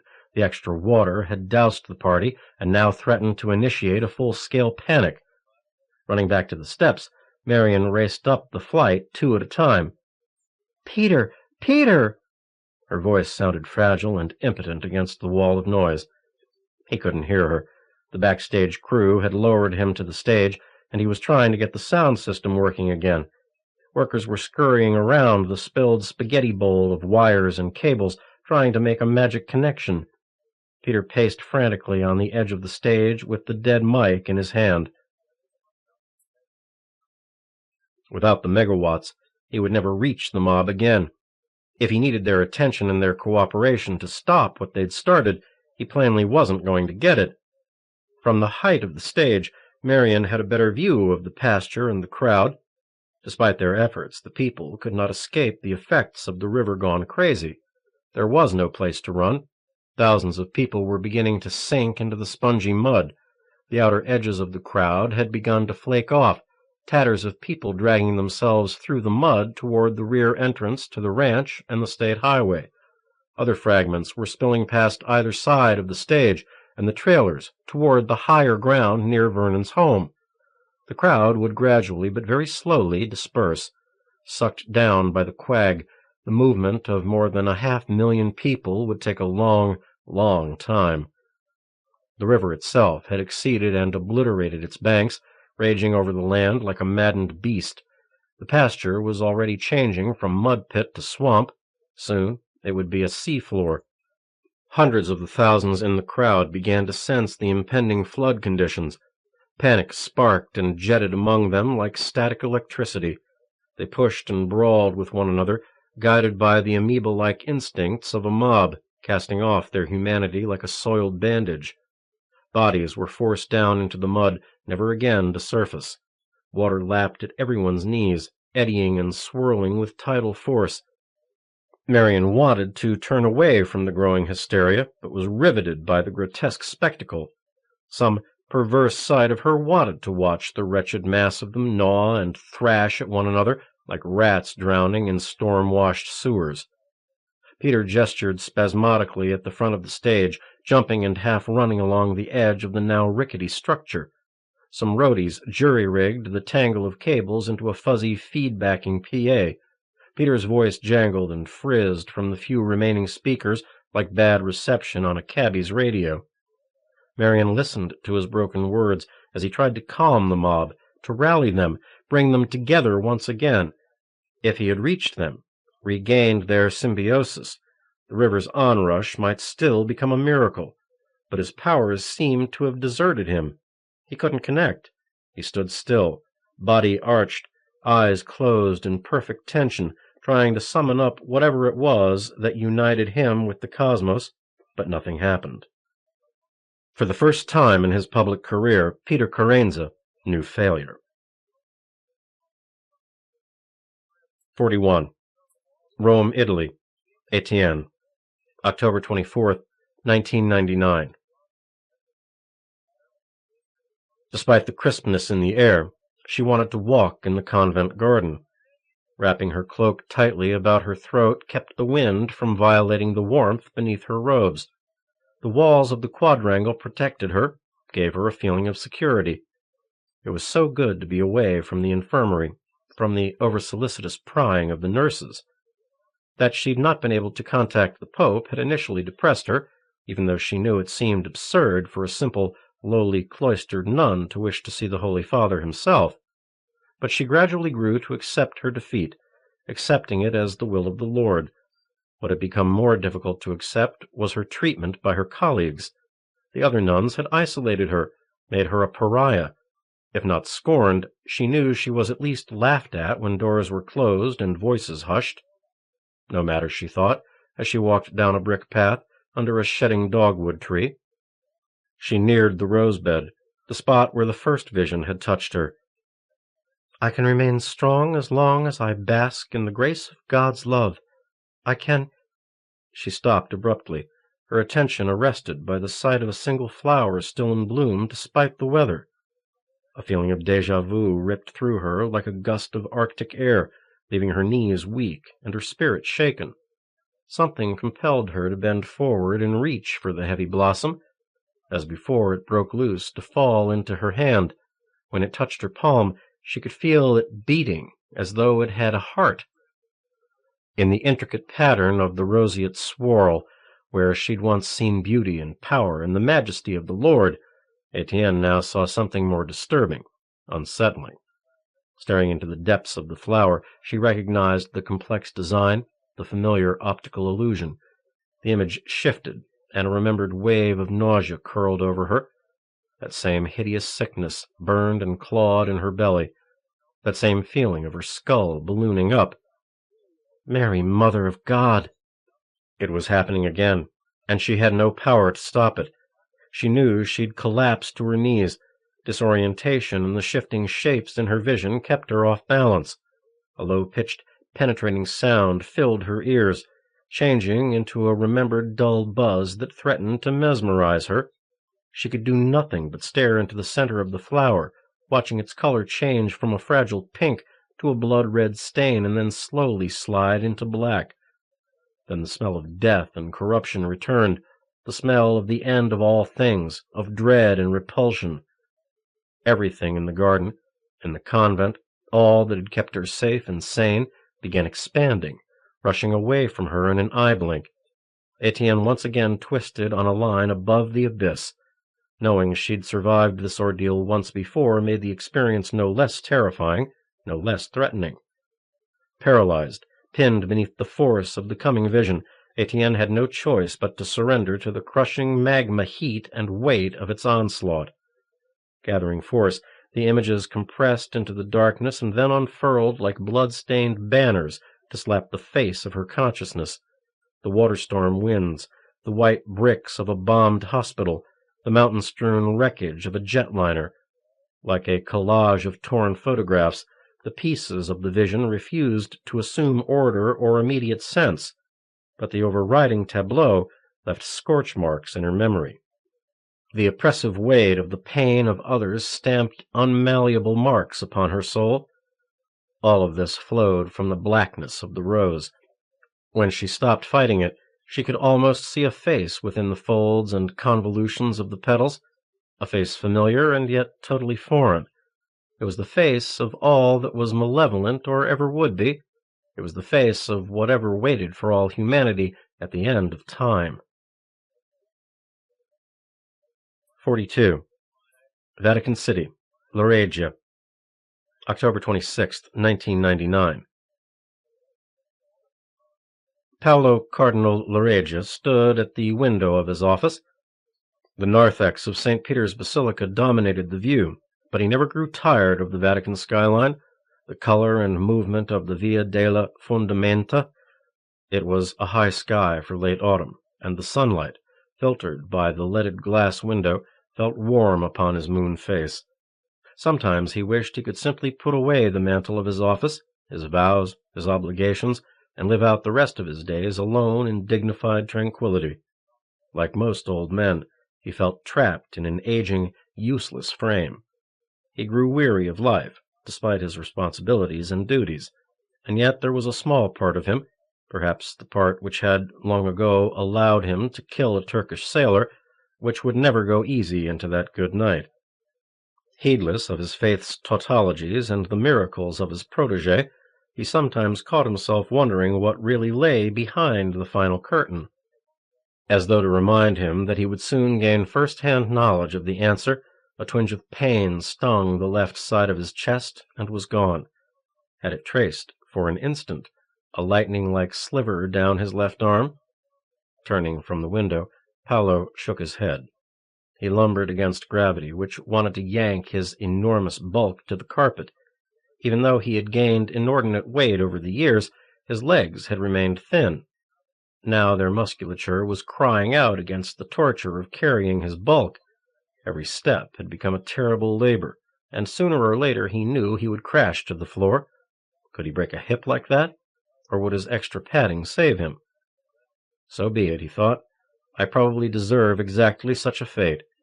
It was said that every cleric who truly denied himself the pleasures of the flesh always jumped into bed with another vice. Paolo smiled bitterly. No doubt, food had been his mistress for a long time now. Slowly he eased himself into his desk chair, feeling the relief spread instantly up his beleaguered legs. The ornate gold-leaf porcelain clock at the corner of his desk ticked past the top of the hour. Francesco was late. The buzz of the intercom and his receptionist's announcement made him a liar. The Jesuit Brigante pushed open the door and entered. "We must talk," said the wolfishly thin priest. "I know," said Paolo, gesturing toward the chair by his desk. "Sit down. Cigarette?" "Did you start smoking again?" Giovanni looked at him with surprise. Paolo shrugged. "I should. What do I have to lose at this point, eh? But no. I had some sent up for you from the commissary." Francesco opened the box, took a dark-wrapped cigarette, lighted it with his Zippo. "Grazie. Now let us, as the Americans are so fond of saying, cut the bullshit, yes?" Paolo smiled. "I love your way with words. It is no doubt the company you keep. You know you really are a thug." Giovanni puffed, shrugged. He looked haggard, worn, and ready to collapse. "Targeno wasn't pulling any punches. You've seen the satellite news?" "Oh, yes." Paolo folded his hands over his stomach, leaned back, away from the acrid blue smoke. "What does it mean?" The Jesuit studied his fingernails, trying to contain his pent-up frustration. "I don't know. Is he capable of such monumental failures? Did he do it on purpose? I don't know, Vanni. I have been pondering the implications." "The reports claim he is very upset by the disaster." Paolo shook his head, half closed his eyes. "More than 10,000 dead. Incredible." "The tip of the iceberg, perhaps," said Francesco. Paolo raised his eyebrows, puckered his lips, nodded. There was no need to respond. He knew to what his colleague referred.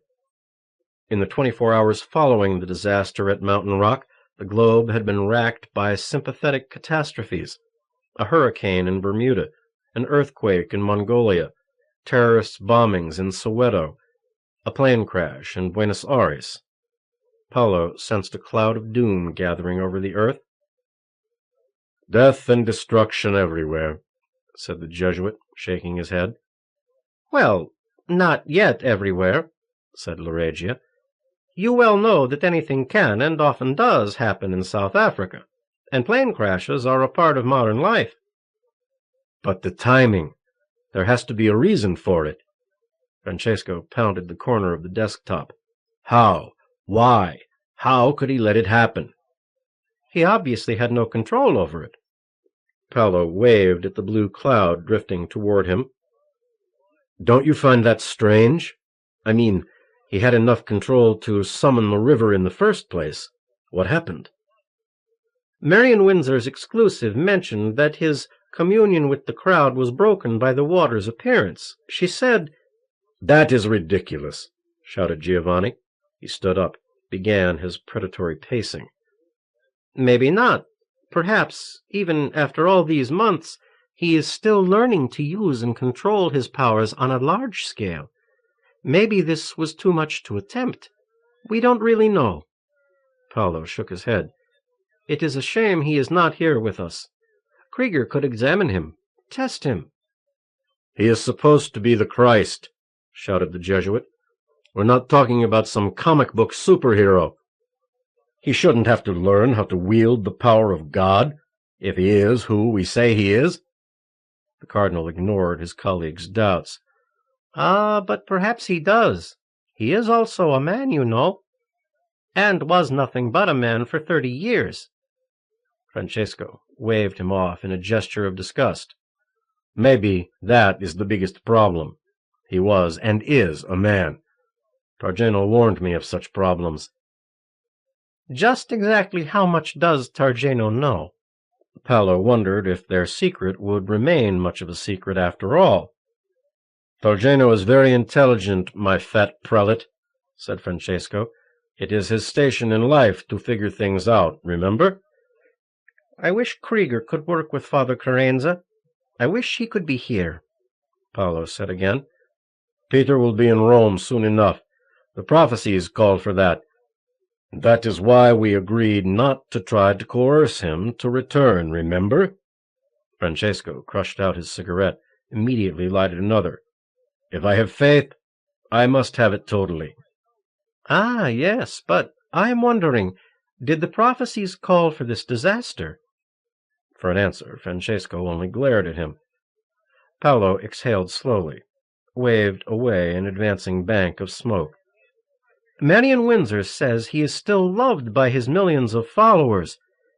In her official story, she said the incident has somehow strengthened people's belief in Peter. They do not blame him for what happened, especially the ones who were present at the concert. Does that make sense to you? The Jesuit nodded. Yes, he is a very charismatic figure. I am not surprised to find no decrease in his flock's devotion. Neither man spoke for several minutes. Paolo reflected upon their conversation. In the final analysis, they were powerless to do anything more than be armchair philosophers. What had they wrought upon the world? Finally, the cardinal shifted in his chair, looked at his colleague, and said, "What about Targeno?" What about him?" Cigarette smoke fairly exploded from Giovanni Francesco. He had always been protective of his star killer agent. Even though a part of him despised Targeno, the Jesuit regarded him as the son he'd never had. Has he told you anything about the flood? Anything we didn't already know? No. Paolo twiddled his thumbs as they rested atop the sloping mound of his belly. Well then, I was wondering how long you want him to keep shadowing Peter. We are getting plenty of information from the news services. Targeno gets me information the media doesn't. What? You've said nothing. Paolo lurched forward, leaned his elbows on the desk blotter. Francesco shrugged. It is not pretty. Please, tell me. The cardinal fairly growled as he spoke. Very well. Peter Carenza has been having a sexual relationship with Marion Windsor. The words stung Paolo as no weapon ever could, jolting the very core of his being. What blasphemy! No, I do not believe it. I cannot believe such a thing. Oh, yes, it is definitely true. Targeno has no reason to lie to me. But why? How? Francesco shrugged again. Who knows? He is, in addition to his divine nature, also a man. The dogma has been made flesh again, and we must deal with the biological realities. Paolo remained flush and a bit faint. How could the Jesuit have such a cavalier attitude? I just can't. It is so difficult to grasp. Besides, Francesco continued lightly, we have no way of knowing what Christ's relationships with women might have been before he began preaching. It is not exactly trailblazing theology to suggest he was not a virgin, you know. Paolo felt a sudden craving for something sweet, a sweet bun, a trattare. You and your radical Jesuit blasphemies. What good does such talk do? Francesco chuckled. There is more. What? What could be worse? Father Daniel Ellington is dead. A heart attack. He was so young. Hard to believe, said Lareggia. Targeno has some opinions on the incident. He feels Peter may have killed him. What? Lareggia stumbled to his feet, lurched about the room, waving his arms. Why? Targeno thinks Ellington may also have been sleeping with the Windsor woman. Saints in heaven, what kind of Chitona is she? And Ellington, another Jesuit! Oh, Vanni, this is so terrible. I cannot believe what we have wrought. Boccaccio said all things are done for love. Love! Paolo mouthed the word with disgust. It was like a mealy worm upon his tongue. What is love? Francesco shrugged. It is what Christ preached, I am told. Most amusing, Vanni. See how much I am laughing? It is better than crying. He paused, sighed.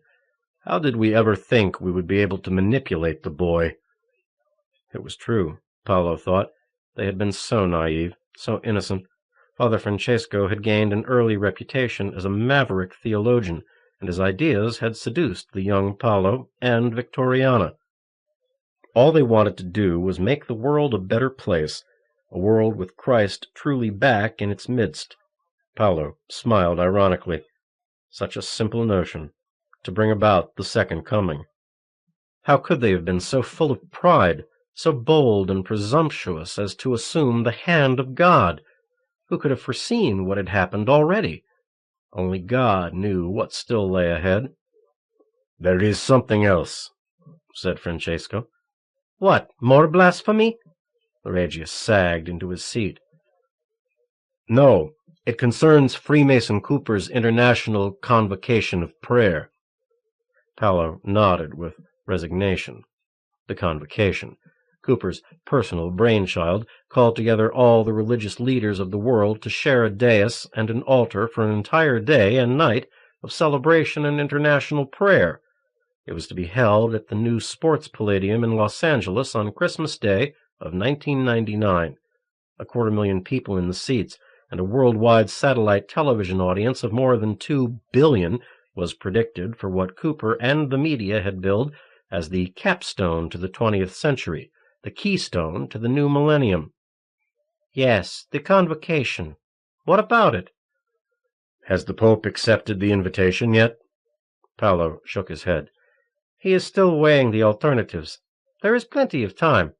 I think he is waiting to see what some of the non-Christian leaders plan to do. He has his reputation as a moderate to uphold." "What is the College of Cardinals' position on the invitation?" Francesco began pacing the office once again, this time more slowly. "Opinion is mixed. You know how many of the older, more conservative cardinals feel about the left-footers, the Protestants." Francesco smiled, nodded. "And there is no real precedent for the Holy Father's participation in a prayer meeting," said Paolo, unable to hide his disfavor with such a Protestant-sounding term. "So, what is the verdict?"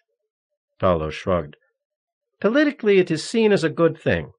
Imagine how bad it would look to the rest of the world if the Christian religion, with the largest number of followers, is not represented." "How does he feel about Peter being there?" "Isn't it a bit early to worry about that?" asked Lareggia. "Has he been invited?" "No, but Targeno feels that Cooper will have no choice but to include Father Peter." Francesco paused to exhale. "Targeno feels that Cooper is very much threatened by Peter's popularity." Paolo shrugged. "I don't blame him." "Your sense of the Pope's feelings?" "Before this latest incident, I doubt the Holy Father was very interested. His infrequent public recognitions of Peter's good works have always been positive. It looks as if we were right to counsel the Pope not to align the Holy Mother Church too closely with anything Carenza did. I haven't spoken to him since hearing the news about the river in Colorado, but I am certain the Holy Father is glad the Church is not being seen in any way responsible for the tragedy." Francesco waved his hand in the air in a gesture of nonchalance. "No matter. His Holiness will attend." "How can you be so sure?" Francesco smiled. "Because I do not think the Pope can afford to risk Peter Carenza stealing the show." Paolo was shocked. "How can you even suggest such a thing? They would be working in concert for the good of the people." "Certainly, but the people might not see it that way if the Pope did not appear." The Jesuit ran a long-fingered hand through his thinning hair. Paolo nodded. Giovanni Francesco always had possessed a keen sense of politics and psychology. Once again, his analysis was probably very accurate. But, "Yes, Vanni, unless the people are not, as this Windsor bitch contends, still in support of Peter." "She doesn't lie," said the priest. "But I think the real test of his abilities is yet to come." Paolo shook his head. "What do you mean?" Francesco shrugged. "Just a feeling I have. Etienne's had more prophetic visions, you know, and it has occurred to me that perhaps God is trying to reach us through the nun. She still wants to see the Pope." "Impossible," said Paolo. The Holy Father cannot know of our project until Peter is truly prepared. There can be no hint of division in the Holy Mother Church, and there is no telling how the Pope would react." Francesco nodded. I know. The Jesuit walked to the window, his back to his colleague. "Did I ever tell you, Paolo, that I never really believed in what we were doing?" "What?" Paolo was dumbfounded. How many shocks must he endure in one day? "How can you say that? Krieger's work was impeccable." Francesco waved him off. "Oh, I believed he was cloning someone, but I never believed, in my heart of hearts, that it was the Nazarene."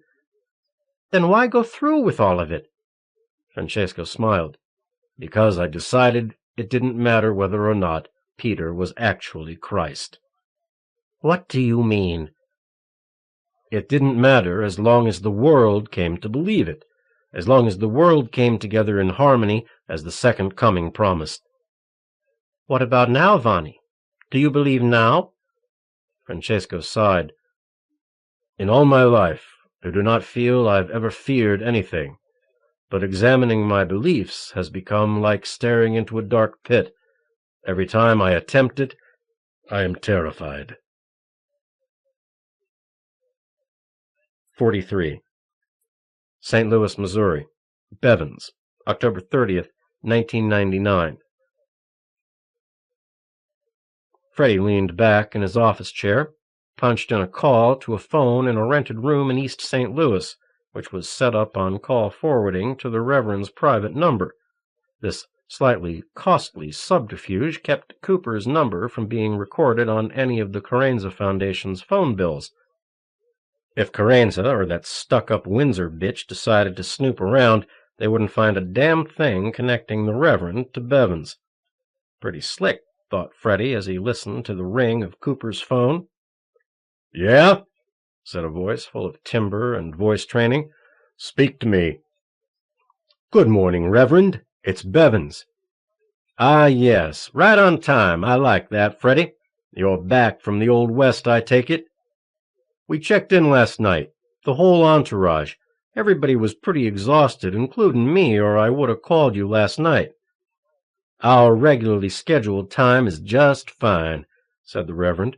The delicate tinkle of silverware on china filled in the background. "I trust you have news." "A little." Freddie shook his head, lighted a cigarette. Talking to Cooper was kind of crazy. He always made everything seem like a little game or a freaking lesson. Always the silly questions, the lilting sarcasm lurking beneath all his words. The Reverend chuckled lightly. "After his multiple baptism, I can't imagine what else would be news." Freddie laughed out of obligation, then waited for his cue. "But tell me, Freddie, are the reports true?" "Which ones, Reverend?" "That the people still love him, that the accident hasn't tarnished his image among the masses." "Reverend, no disrespect, but I think you've seen the same reports I have." "Don't get smart with me, Freddie." The Reverend's mood had changed instantly. "You're right in the middle of that pit of vipers. If you can't tell me more than I can get on the evening news, what the hell am I paying you for?" "Reverend, listen. I just meant that I can only be in one place at a time. I can only tell you what I seen firsthand. I talked to a bunch of people from the audience, people who were out there in that river. Nobody blamed him for what happened. That's the facts, Reverend." "But why, damn it? That's what I want to know. And that's what I'm paying you for, to get me answers." "Reverend, I realize why you're paying me, and mighty handsomely, I might add. But we've known each other a lot of years, and I've done cases for you before. You know I'm not trying to be a wise guy." Cooper sighed audibly, paused to sip something. Freddie hoped he was remembering that Bevins was one of the few people who'd been around since the beginning, and that all that haughty bullshit wasn't going to cut no cheese with an old raccoon like Freddie Bevins. "All right," said Cooper. "I think we certainly do understand each other, but I need answers, Freddie. Now what's going on? Why don't they string him up for what he did?" "Well, I tried to talk to some of the people," he said. pausing to take a drag from his cigarette, and they all said pretty much the same thing. Which was that it wasn't just Father Peter who made the river come. They all said they could feel something passing through them, like a trance or a communion or something. They weren't sure what it was, but they knew it was a power coming from all of them. It wasn't just Father Peter. They all told me that. Incredible, murmured Cooper. They also said the accident just proved that Father Peter was human just like the rest of them. They seemed to like that. Bevins mashed out his cigarette. Did you ask any of them about this trance business, what it felt like, how it worked? The Reverend sipped from a cup, its edge tapping against the phone's mouthpiece. Well, I didn't have to ask them specifically. They told me themselves. Freddie paused, on purpose. Let the bastard twist in the wind a little. They all said it was just a great feeling, Reverend, like they were electrified, like they could do anything. You mean a euphoria, a rapture? The emphasis was clear even through the phone. Hey, I'm not sure what those words mean, said Freddie, who always believed it was better to play dumber than you actually might be. But they all said it was like being high, but together. You know what I mean? I think so, Cooper sighed. You're sure about this shared responsibility thing? The people really believed that? Oh, yeah, that was definite. They couldn't have been duped into saying it? Duped? They said they felt like they were hypnotized, didn't they? Well, those were kind of my words, Reverend. You see, when the river kept rising, some of the people started to panic. They said they weren't calm enough to let Carenza help them. Amazing, said Cooper. Anything else? Well, I guess you heard the reports that Ellington had a heart attack. Certainly. Mean anything special to you? Bevins cleared his throat. I don't know. The doctors were pretty surprised. He was a young guy. Smells funny to me, but there's no way I'll ever make anything of it. How are you getting along with Mary in Windsor? Pretty good, I guess. She don't pay me much mind. Carenza, I'm not so sure about. Really? Does he suspect anything? I don't think so. I think it's more he just doesn't like me. And that road punk Billy, he definitely don't like me. Cooper chuckled. Well, Freddie, I don't think I'd be out of line to say you're not the most personable guy I know. Yeah, maybe you're right, said Freddie. Fuck you, Reverend. Fuck you and your $1,000 suits and your cosmetic surgery and your Swedish masseur. Very well, Freddie. Now, is there anything else? Just a couple things. Have you got anybody else on this case? Cooper drew in a breath. It was as close to a gasp as he'd probably allow himself. What? Of course not. What are you talking about? I don't know. Probably nothing, really. Just a feeling. Go on. Well, I seen this guy at the Colorado thing. Tall, kind of lean, but he moves like he's real agile and powerful. He always wears dark glasses, thick mustache, dark hair. Sound familiar? Not offhand, said Cooper, his voice hushed. What bothers you about him? Well, just that I seen him around a lot. At the Doubletree Hotel, too. Has he done anything suspicious? Nah, I just had a hunch he was one of us. Us? You know, PIs, undercover guys, you know. Oh, I see, said the Reverend. Yes, well, keep an eye out for him. Let me know if you see him again. Okay, no problem. You said a couple of other things. What else? This is just a hunch, too, but on the plane back here, I had the feeling something was wrong with Carenza. What do you mean, wrong? I don't rightly know. He was just acting funny. I mean, nobody was dancing in the aisles after the river thing, but Armark, well, he seemed to be wrapped up in his own thoughts. Didn't talk to anybody. Maybe that's the way he dealt with the tragedy. You might be reading more into it than necessary. I don't know. You ain't been around these people. There's been this closeness, a trust, I guess you'd call it, and I didn't feel it on the plane home. Really? I mean, knowing 'em all, I would have figured they would all be comforting and supporting each other, but they weren't. Interesting, said Cooper.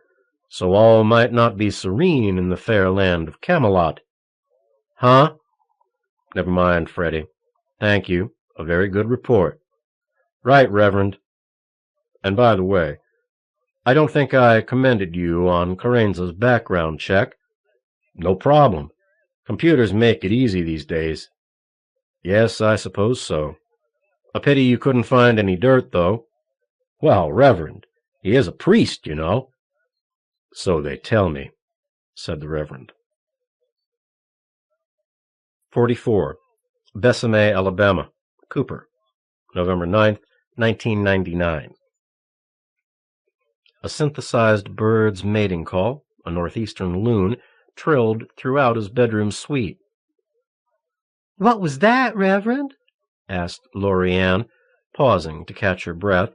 She was a coltish 23-year-old blonde who worked one of the on-air telephones during Cooper's broadcasts. Freemason always personally selected his telephone girls. They had to look extremely appealing, yet wholesome. Lori-Ann looked something other than wholesome in the high heels and G-string he'd asked her to wear, but that wasn't to say she didn't look good enough to eat. Looking down between his legs, where Lori-Ann knelt with her ass stuck out, giving him some of the most hellaciously major fellatio he could remember, Freemason smiled. "What's what, Lori-Ann?" "That noise." "That's my intercom calling me, darling. Nice, isn't it?" "Oh, it surely is," she said, smiling, then returned to her appointed task. Freemason leaned up against the imported marble vanity, watching the action in the mirrored opposite wall. The smell of cedar from the sauna mingled with Lori-Ann's perfume, lacing the humid air with a weirdly intoxicating scent. If heaven was better than this, he'd be damned surprised. The plaintive mating call of the loon sounded once again, and he reached out, flicked the intercom switch. "Yeah?" he said, studying the planes and lines of his face. His thick hair framed features waging valiant battle against the years. With the help of a little surgery and the latest dermatological drugs, he was looking good. Lori-Ann increased the rhythmic movement of her head, and he gasped involuntarily. The intercom squawked unintelligibly. Cooper smacked it. "I said, yeah, speak to me." "Mason," said the voice of Preston J. Pierce, "I've got Mel Cameron on the line." "Who?" "Mel Cameron, sir. The guy from ABC. You know, Newsnight." Christ, that Cameron.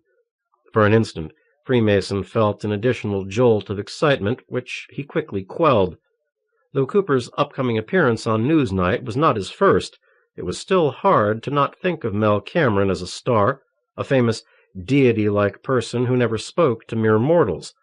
His show, broadcast every evening all over the world, was easily one of the most watched programs of the late 90s. Cameron's blonde hair and angular face were instantly familiar to billions of the Earth's populace. And here was the host of Newsnight on telephone hold, twisting in the wind of electronic oblivion, waiting to talk to Freemason Cooper. But hell, why not? Sometimes you just forgot how famous you were in your own right, thought Freemason, and when he thought about it like that, well, maybe it wasn't so unusual that Cameron would want to talk to him. "Thank you, Press," he said, trying to sound as nonchalant as possible. "Put the boy on, why don't you?" Pierce grunted assent. There was a click as the intercom went dead. The telephone chimed, and Freemason tapped the speakerphone button. "Hello?" he said softly. "Hello?" asked a female voice that definitely was not Cameron's familiar baritone. The intercom speaker was flawless, enhanced even further by the bathroom's acoustics. "Reverend Cooper?" "You got the one and only, but who are you, darling? I was expecting to hear old Cameron's voice." Lori-Ann shifted position, caught her breath, and began to flick her tongue about in great earnest. "I'm sorry, Reverend. My name is Deborah Curtis. I was just calling to give you our schedule tonight. Mr. Cameron never handles these kinds of details. I'm sure you understand." "Why, certainly," said Mason, although he couldn't help feeling snubbed. It wasn't like he and Cameron were strangers, after all. "Are you ready, Reverend?" "Fine, fine. Whatever you have planned will be all right with me," said Mason. "We supposed to crank it up at 11:30, right?" "That's when we go on air. Yes, that's correct. Mr. Cameron will do the warm-in solo. Then we will begin cutting back and forth among the various guests, yourself included." "Okay, sounds good to me, Debbie." He looked down at the splash of long blonde hair rippling rapidly. Lorianne had stepped up the pace another notch. "Unfortunately, I can't give you a specific time frame. You'll have to be ready to come on at any time, all right?" "I think I'm ready right now," said Freemason. Bells and whistles were starting to go off in his body. The early warning system in his groin was sending out signals that an explosion was about to happen. Cameron's production assistant chuckled in a controlled, utterly professional manner. "Well, I can certainly understand your enthusiasm, but we'll all have to wait until tonight, Reverend." "I understand," said Freemason, gritting his teeth, trying to remain in control. He should tell the bitch to stop, but it felt too damn good. "All right, then," said Miss Curtis. "Mr. Cameron looks forward to talking to you tonight." "You betcha," said Freemason, almost crying out the words. "Tonight." Touching the cancel key, he leaned back against the countertop and let go. "Jesus!" he cried as he convulsed through a series of outbursts. Lorianne didn't miss a beat, continuing to oscillate back and forth like a well-oiled machine. Damn, this bitch was good. She continued until he began to go soft, the tension and strength leaving him like dishwater down a sink drain. Lorianne looked at him with a shiny smile. "I guess that means you liked it, huh, Reverend?" 45. St. Louis, Missouri, Windsor, November 9th, 1999. Even if it was just for appearances, since returning to their St. Louis headquarters, Peter had acted as though nothing awkward squirmed and writhed between them. Marion leaned back in her office chair and looked out her window, which overlooked Grand Boulevard and the Missouri Botanical Gardens. Evening prepared to put the city under siege. A gray pallor settled in among the leafless branches of the trees and shrubs, punctuated by the occasional protest of an evergreen. The year was careening past her in a blur of highly charged, emotional incidents.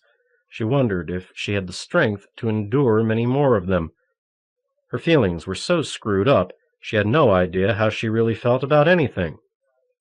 There was something new about Peter, something so far unidentifiable. After all those people had died in Colorado Springs, he'd retreated from everyone. Without formal authority, she'd suddenly been forced to represent him to the world. She wondered if this was Peter's way of punishing her for talking to Dan, for panicking when he died. She smiled bittersweetly. Well, if it was, she certainly deserved it. All Peter would say was that he needed time to reevaluate his purpose, his part in the larger scheme. Even days after the group had returned to St. Louis, he continued to avoid everyone, using Marion and Billy as buffers. But his dealings with Marion were cool, distanced, very businesslike. She couldn't really blame him. His ego had suffered 2 devastating onslaughts in a 24-hour period. That he had consented to the international television interview spoke of his courage, strength, and inner reserves. Dan's death, the summoning of the river, and its violent aftermath had shocked her into a reality she had forgotten existed, as if she'd been thrown from a warm cabin into the teeth of an icy rainstorm. Did she really love Peter Carenza? Or had she been entranced, like everyone else who met him? Had he made her love him? The questions were unsettling. Where was the happy-go-lucky, fiercely independent, on-the-rise TV journalist? Her self-image seemed eroded, made coarse by her relationship with Peter. Had she actually become dependent upon him? Certainly not financially. Technically, she was still employed by WPIX back in New York, though she hadn't touched her local station salary in months. Her WPIX paychecks and the buku bucks she was making as a freelancer to the national networks were being deposited directly to her St. Louis accounts. With that kind of income, she'd purposely left herself off the Carenza Foundation payroll. No, he wasn't controlling her with his money. But there were other ways to attach a person's soul, bonds equally as potent and just as hard to break. "Excuse me," said Billy, appearing in the doorway. "You have a minute?" Slowly, she turned her chair away from the window, faced him. His hair had been barbered into one of the latest styles. He was wearing one of his GQ casual ensembles. Though he'd only recently assumed some of Daniel's old duties, Billy had begun to heed Peter's suggestion that he drop the retired biker look for something more amenable to society at large. It was a good idea, but Marion knew it would take some time to grow accustomed to seeing Billy in worsted wool slacks, Oxford button-downs, and penny loafers. "Of course I do," she said. "Close the door." Billy nodded, shut out the general din of an office under siege from ringing phones, chuttering printers, and whining copy machines. "Ever since Daniel died, Peter's been different," said Billy. He might have changed his appearance, but his straight-ahead way of dealing with issues hadn't altered a bit. Billy was not one to dissemble. "I know." Marion didn't want to talk about it. She couldn't possibly tell Billy she suspected Peter of being the actual agent of Daniel's death. It was just too crazy. "I mean, Peter's basically not talking to me about anything if it's not business-related. I have no idea what he's really thinking." "I know," said Marion, "but I think he's dealing with his problems in his own way, and I think when he's had time to analyze what's happened, he's going to understand and come back to us." She ran a hand through her hair, fluffed it absently. Billy shook his head slowly, gently. "Maybe you're right. I hope you are. I practically worship Peter, but he's also been my friend for a while now. I don't want to lose him." She reached out, touched his hand. "You won't. Trust me. After the Newsnight show, he should relax, and I'm going to try to make him talk to me." The insider rumors about ABC doing a piece on Peter had finally become fact. Marion had figured that after the river incident in Colorado. Peter would be added to Newsnight's Topics of the Minute, as Charles Branford referred to ABC's programming tactics. "That's right," said Billy, checking his watch. "Only 6 more hours. Do you think Cameron's going to go after him?" "Probably, but suddenly." "How's that?" "I think Cameron's attuned to the mood of the general population," she said. "He knows they like Peter. I don't think Cameron will do anything that would jeopardize his own position with the public." Billy nodded. "Yeah, a really ballsy attack, if he makes it too obvious, would get a lot of people pissed off." Marion looked up at the ceiling, thinking. "You know, if I was Cameron, I'd probably let my guests do the attacking for me. I've seen him do it before, and it works perfectly." "Really?" "The guy's a master of subtle manipulation," said Marion. "Plus, he has control of all the cameras, the cuts, everything. If one of his guests starts saying something Mel doesn't like, he can just cut to somebody else. It's instant editing. Cameron's a master at shaping the show in real time as it's playing to the whole country, to the world." "Wow," said Billy, his awe echoing something she'd once seen in Dan Ellington's eyes. Marion backed away. She couldn't keep tears from appearing at the corners of her eyes. "I'm sorry, Billy." "You were thinking about Dan, weren't you?" "Yes. How did you know?" "It happens to me, too. All of a sudden, I'll think of him, for no good reason." "I can't believe he's gone." Marion wiped awkwardly at the tears. "Laureen says you loved him," he said with his usual directness. "You know, like you were in love with him." "She did, eh?" "Well," he said with an impish smile, "were you?" Billy, I've had my share of experiences. I've been in love before, or at least I thought I was, and one of the things you learn when you've been around the horn a few times is that it always feels different.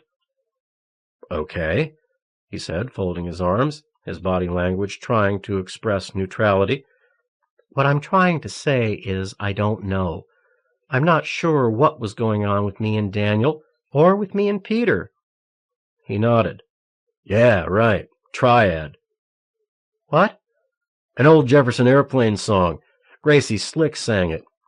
Why can't we go on as three, or something like that?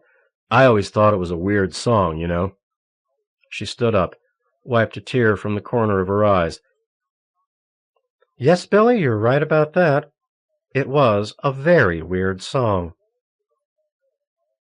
The video crews from ABC arrived just after 6 p.m. and began commandeering an entire floor of the building, concentrating their efforts on Peter Carenza's office, the conference room, and the surrounding area. Lots of people in jeans, Banana Republic vests, and Sennheiser headsets hustled about the place like members of an electronic guerrilla army. Marion was familiar with all the pre-broadcast craziness, and for once was grateful to not be a part of it. To avoid the planned chaos, and as a celebration of Peter's appearance on Newsnight, she and Billy took the executive office staff out to dinner at a nearby Mandarin Chinese restaurant. Peter declined an invitation to join them, claiming a need to make last-minute preparations on his own. Maybe the office staff bought it, but Marion felt the snub personally. The party ordered the house special, the Emperor's Feast, and the long table of Foundation workers spent several hours working through the endless variety of dishes, tureens, and braziers. The high point of the evening came when the waiter suggested that everyone take a bite from the head of the grouper, a gesture certain to bring good fortune to all the banqueters. No one wanted to be the first to crunch fish head bones beneath their teeth. At last Billy volunteered, but even though he claimed it tasted like potato chips, nobody followed his lead. When they returned to headquarters, Marion and Billy retreated to her office to watch the late-night news and Newsnight. Peter had requested that he be left alone with the ABC crew, no Foundation staffers present. Billy used the remote to mute the sound of the last of the news and the blur of commercials between programs. Finally, the ABC logo appeared on the 40-inch screen that hung on her wall like a framed picture. "Okay," said Billy. "It's 0 hour." Suddenly, there was a lump in Marion's throat, and she realized she was nervous for the first time that evening. On the floor above them, she knew, technicians were running about, making last-minute checks. The unit director was scanning his consoles, and perhaps the makeup person was dusting a few finishing touches on Peter's classic features. After the familiar theme music died down, the camera zoomed in on the familiar face of Mel Cameron. He stared straight into the lens, eyes unwavering, his hair perfectly in place, as if it were a helmet of some synthetic material. Cameron. "Good evening and welcome to Newsnight. I'm Mel Cameron. 2 days ago at Mountain Rock 99, Peter Carenza, better known across the country as Father Peter, appeared as a guest speaker. The festival was in trouble, having reported sanitation problems, plus food and water shortages. In an effort to help, Father Peter became the centerpiece of a controversial incident. When the Arkansas River inexplicably crested its banks and flooded the festival basin, thousands were killed. However, thousands of eyewitnesses claim to have had a religious experience. And that's what we are here to discuss tonight. The religious experience in America, or more specifically, Christianity, organized or not. Our guests include Dr. Gerard Goodrup, the president and founder of the Church of God-Given Liberties, Father F.X. O'Brien, the president of Notre Dame University, Deacon Bobby Calhoun of the Righteous Television Network, Dr. Jonathan Edwards Smith, chairman of the United Protestant Churches of America, Reverend Freemason Cooper, president of the Church of the Holy Satellite Tabernacle, and Father Peter Carenza, the peripatetic priest who claims that he is but a simple instrument through which God can perform his miracles. In light of Father Peter's recent experiences and Reverend Cooper's upcoming international convocation of prayer to be held in Los Angeles on Christmas Day, we thought it might be of interest to examine Christianity's place among the religions of the world, especially as practiced in America. We'll return in a moment to begin tonight's discussion, but first, these messages. As Cameron spoke, the huge screen behind his head had been illuminated, initially with footage from the rock festival, and then from one remote unit location to another, individually displaying the evening's principals. Marion found them to be an outrageously sundry lot. "What a bunch," said Billy, turning to look at her. "I know. I can't imagine what this is going to be like. But watch Cameron. He's the key. He'll set the tone and subtly push his premise." "You're really a student of the game, aren't you?" "Student? No, I think I'm a player by now, Billy. But you have to watch the best if you want to play in their league. This guy's slick. No other word for him." The montage of commercials faded to black, and Cameron again filled the screen. Seated in a rigid pose, his impeccable suit looking like it had been pinned to a Fifth Avenue window mannequin, Cameron opened the forum. Cameron. As the world careens toward the turn of the century, we face the end of the second 1,000 years since the coming of Christ. This marks an important moment for the Christians of the world. In order to better understand what is happening among the various religions which fall under the wide mantle of Christianity, we have gathered with us tonight prominent spokesmen from some of the most prominent Christian churches in the United States, and, by default, the world. Cameron turned and faced the huge wall screen. It blinked like an eye and revealed the image of a slender man wearing a dark suit and horn-rimmed glasses. He looked like a high school principal or perhaps an insurance salesman. Cameron. Let's begin with Dr. Jonathan Edwards Smith. Dr. Smith, after several decades of declining attendance and enrollment, the 90s have witnessed huge gains in church affiliation. How or why do you account for this? Smith. Well, Mel, it is very gratifying to see so many people rediscovering God and their faith, so to speak. I think there are several factors which have fostered this. One, the baby boomer generation is slipping into old age territory, and it's a well-known fact that people tend to get religion as they get older. And two, I think the modern Christian church has learned how to be truly modern, that is, to offer contemporary humanity a viable set of ethics and moral standards. Cameron. A very reasoned response, Doctor. Thank you. However, I suspect others among us tonight would champion other reasons. How about that, Reverend Cooper? The screen blinked, and Freemason Cooper appeared in all his sartorial splendor. He looked as stylish as Cameron, but infinitely more virile and handsome. He radiated charisma like gamma rays from plutonium. Marion had caught glimpses of him on and off for years. He was so ubiquitous, like smog or bad poetry, he was virtually unavoidable. And while he and his kind were a subject for snide remarks among the enlightened, it remained a fact. He was wealthy and extremely powerful. Beneath his urbane smile, he was as dangerous as a snake in your boot. Cooper. Thanks, Mr. Cameron. I think we cannot overlook the idea that organized religion has become fun. I am forced to use my own church and television programming to illustrate this. Surveys and polls have proven a simple fact. When people watch my satellite channel, they enjoy themselves. My show makes them feel good, and isn't that the bottom line function of religion, to make people feel good? Cameron. A good question. Let's go to South Bend, Indiana, and Father F.X. O'Brien for an answer. The wall screen de-rezzed behind Cameron and reformed with the image of an elderly man in a black cassock and Roman collar. He wore wire-rimmed spectacles, combed his thinning white hair laterally across his head, and smiled as though someone were forcing him to do it. O'Brien. Well, Mel, as you know, when you talk about the organized religion of Christianity, the Catholic Church is the oldest church of them all. It all started with us, so to speak. As far as Reverend Cooper's comments are concerned, I'm not sure religion should be viewed as fun, at least not at the bottom line. The Catholic Church always relied heavily on ritual and the celebration of the Mass. Cooper.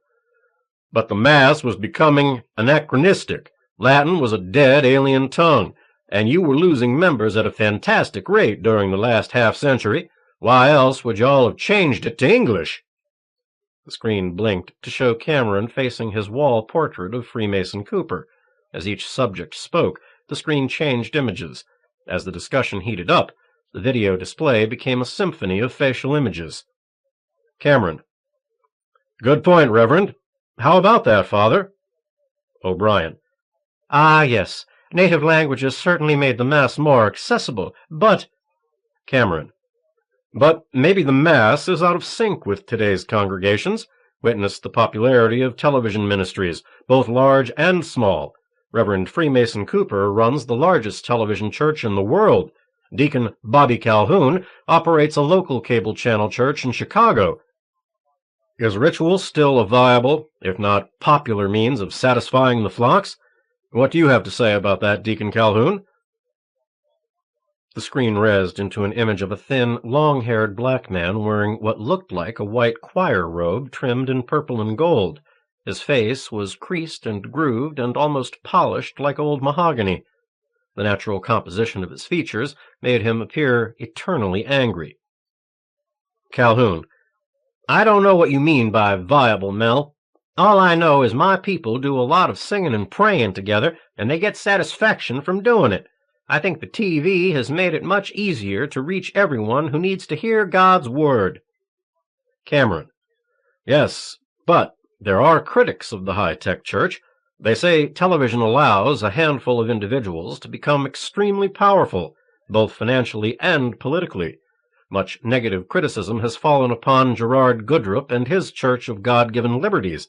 Much has been said about your blatant attempts to have politicians legislate a particular brand of Christian morality, Reverend Goodrup, claiming you are advocating a violation of the principle of separation of church and state. Any comments, Reverend?" Goodrup: "Certainly, Mel. If people think the United States is not a Christian country, then how can they explain Christmas being a national holiday? And what about laws already on the books preventing the spread of sinful practices such as gambling and prostitution? Politics and religion have always been intertwined in America, Mel. My church has only blown the lid off the issue and let the sun rain down on its shining face. I will always be involved in politics because I refuse to stand idly by and watch my country be handed over to junkies and harlots and gangsters and other godless minions of Satan." Calhoun: "Amen to that, brother. Amen." Cameron: "We have yet to hear from our final guest, Father Peter Carenza, a young Catholic priest who has been making news in a most spectacular fashion for over a year. Unless you have been living in a cave or on a desolate mountaintop, you must know about Father Peter, as his followers most affectionately call him." Cameron's studio screen revealed a very flattering shot of Peter seated in his St. Louis office. He wore a casual flannel shirt and corduroy slacks. His dark brown hair was fashionably long and just this side of unkempt. Artfully lighted bookcases composed a simple but elegant background for the shot. He could have been a young Turk author from New York, a chart-topping rock star, or even a brash visionary defense lawyer. He looked directly into the camera with a force and confidence that would be obvious to even the most dull-witted viewer. Carenza: "Thank you, Mel. It's a pleasure to be included among your special guests." Cameron: "You arrived on the religious scene only recently, Father, but undeniably with great impact. Your supporters are legion, your critics few. It's been said, even by your detractors, they remain critical only until they've actually met you. You seem so accessible, and yet the real Father Peter Carenza remains largely a mystery." Carenza: "Why do you say that, Mel?" Cameron: "Well, Father, let's face it, very little is known about you. I have a piece of paper here which tells me you were born 30 years ago in Rome, were abandoned as an infant and raised in a Catholic orphanage. You were sent to an American seminary school as a young boy, and have essentially grown up in the church." Carenza: "That's all true, Mel. No mystery, really." Cameron: "Perhaps not. And yet, less than a year ago, you began traveling the country, performing what many have called miracles, preaching to hundreds of thousands of people. Despite your involvement in the recent Colorado tragedy, No one can be found to cast any blame in your direction. Additionally, it's been said you're trying to start a new religion, or at least a church of your own." Peter smiled and leaned forward, growing more intimate with the camera and his audience. He did it so naturally, only a trained professional like Marion would notice the gesture, would notice how effective it was in drawing in viewers. "Carenza, I have no desire to start a new religion. There are certainly more than enough religions in the world already, especially among the Christians. Just look at all the groups represented here tonight. It seems—" Goodrip. "Wait a second, son." Cameron's screen shifted to show the plastically groomed Gerard Goodrip leaning forward on his desk. He was grinning, but it was anything but a benign overture. Goodrip. "Are you trying to make fun of my church?" Cameron's big screen blinked rapidly as a spontaneous dialogue was quickly established. Then, in a burst of digitized wizardry, it broke up like a jewel being cut into multifacets and became a collage of smaller screens with all the guests' faces looking at Cameron at once. At first, the multiple imaging was distracting and reminded Marion of the timeless Hollywood Squares game, but it was an effective techno-technique to carry on the heated-up dialogue. Just the kind of thing Cameron always hoped for on his show. Carenza. "Fun? No, not really, but I often wonder if the Jews and Hindus and Buddhists and other non-Christians are secretly laughing at all of us, everybody who calls himself a Christian." Goodrip. "Laughing? Let me tell you something, son. There is nothing funny about Christianity." Carenza. "Oh, come on, Dr. Goodrip. Do we ever take the time to listen to ourselves?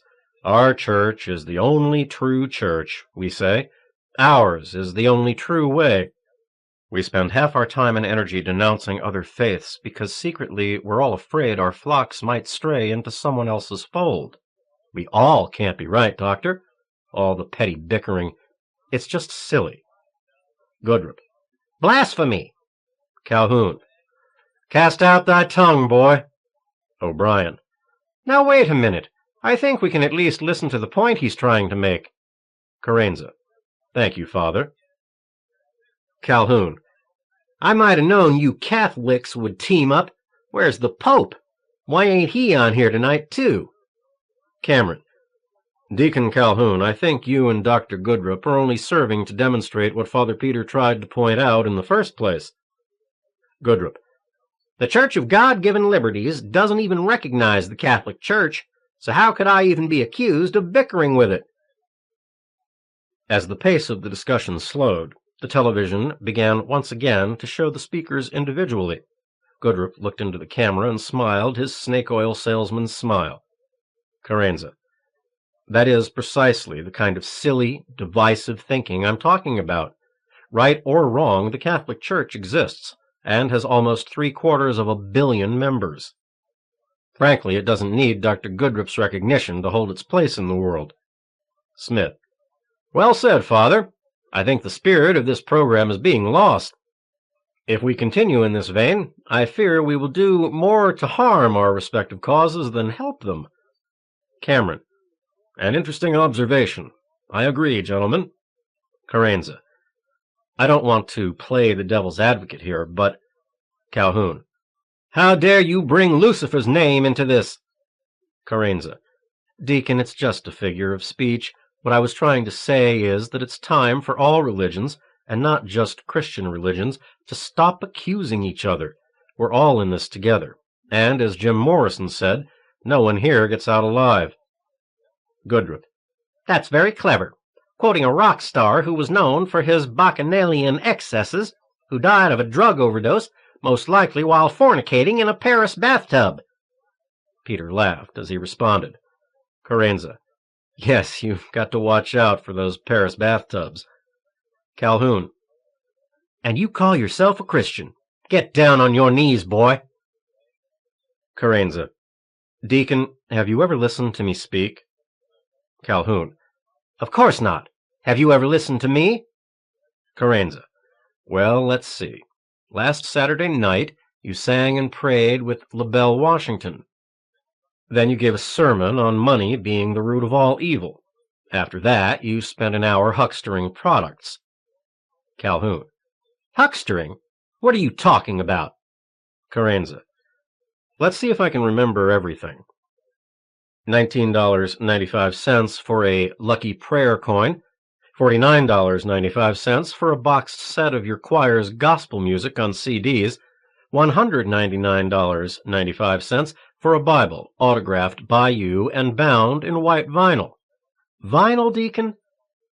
Just for fun, I located the jobber who supplies you with those Bibles.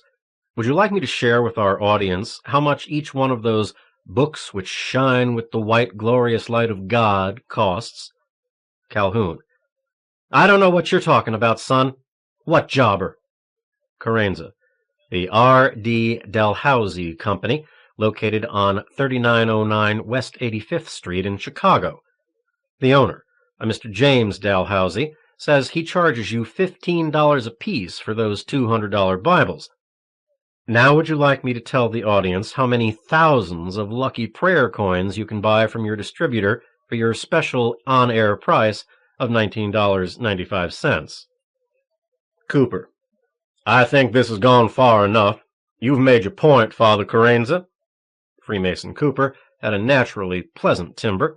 It was a well-trained voice, trained, controlled, appealing, and literally dripping with reason and common sense. Carenza.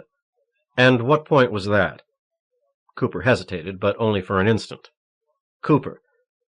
That there are churches in operation whose priorities have been, let's say, juxtaposed. Carenza. That's an interesting word for it. Cooper. But what about you, Father? Isn't it true your foundation receives hundreds of thousands of dollars in donations every day? Carenza. Of course it's true. I have mentioned the fact publicly many times, but I have never asked my audiences for a cent. In fact, I tell them not to send me anything. Since they continue to do so, I was forced to open a foundation to see that the money is redistributed to those who need it. Goodrip. Do you mean to sit there and tell us you are not trying to recruit members to your own church? Why call it a foundation when you know that's not what it is? Carenza. The books of my foundation are open for public inspection. Anyone can come take a look. But please, Doctor, don't tell me what I know or how to think. Save it for your followers. Goodrip. You have nerve, young man. I'll give you that at least. Carenza. Thank you. Goodrip. But while we're on the subject of followers, I thought I might ask you about yours. Carenza. I think followers isn't quite the right word, but you can call them whatever you'd like. Goodrip. How do you feel about being responsible for so many of their deaths? The screen behind Cameron divided itself like an electronic blastocele, displaying all the guests as Goodrip's questions sparked an outburst from practically everyone. O'Brien. That remark is totally uncalled for. Smith. Gentlemen, do we really have to carry on like this? Cameron. If I may step in here, gentlemen, I think it's only fair to note that Dr. Goodrip's question has been addressed rather extensively in the media. Whatever happened at Vernon Ranch, eyewitnesses and the participants have testified that Father Peter was in no way responsible. Cooper. How do we know those witnesses haven't been paid by your so-called foundation to say whatever is most favorable to you? Carenza. You know, because I can tell you quite plainly, they're not. Cooper. And because of that, I'm supposed to believe you? Carenza. Frankly, Reverend, it isn't important whether or not you believe me. Only the members of the audience matter. Clearly, Cooper hadn't been expecting such a reply. He paused to summon up the right comeback, but the moment was lost, and the point had been chalked up for Peter Carenza. Marion smiled as she watched Peter take on the charlatans. That he'd done his homework didn't surprise her at all. Being thorough and dedicated was natural for him. Boy, the battle lines have really been drawn, haven't they? Asked Billy. I've never seen anything like this. No, she said. It's beautiful. He's beautiful. Sensing the awkwardness of the moment, Mel Cameron cut in. Cameron. Perhaps, Father Peter, you have touched your finger on the single most important aspect of any discussion of religion, and that is faith. Gentlemen, it all depends on what the people believe, doesn't it? Smith. I agree, Mr. Cameron. We church leaders can get wrapped up in our own affairs, because we are, after all, humans and prone to error, and we forget churches are comprised of people. Calhoun. Maybe you forget, but I never have. I love my people. They'll always come first with me. Carenza. Well, at least their bank accounts will. Goodrup. This is getting ridiculous, Mr. Cameron. Do we have to put up with this kind of abuse? Cameron. Gentlemen, O'Brien. Father Peter is only defending himself, Jerry. He was, after all, accused of bribery. Cooper. Which reminds me, Father Peter, of something I wanted to ask you. Are you an official representative of the Catholic Church? Carenza. No, I am not. Cooper. Really?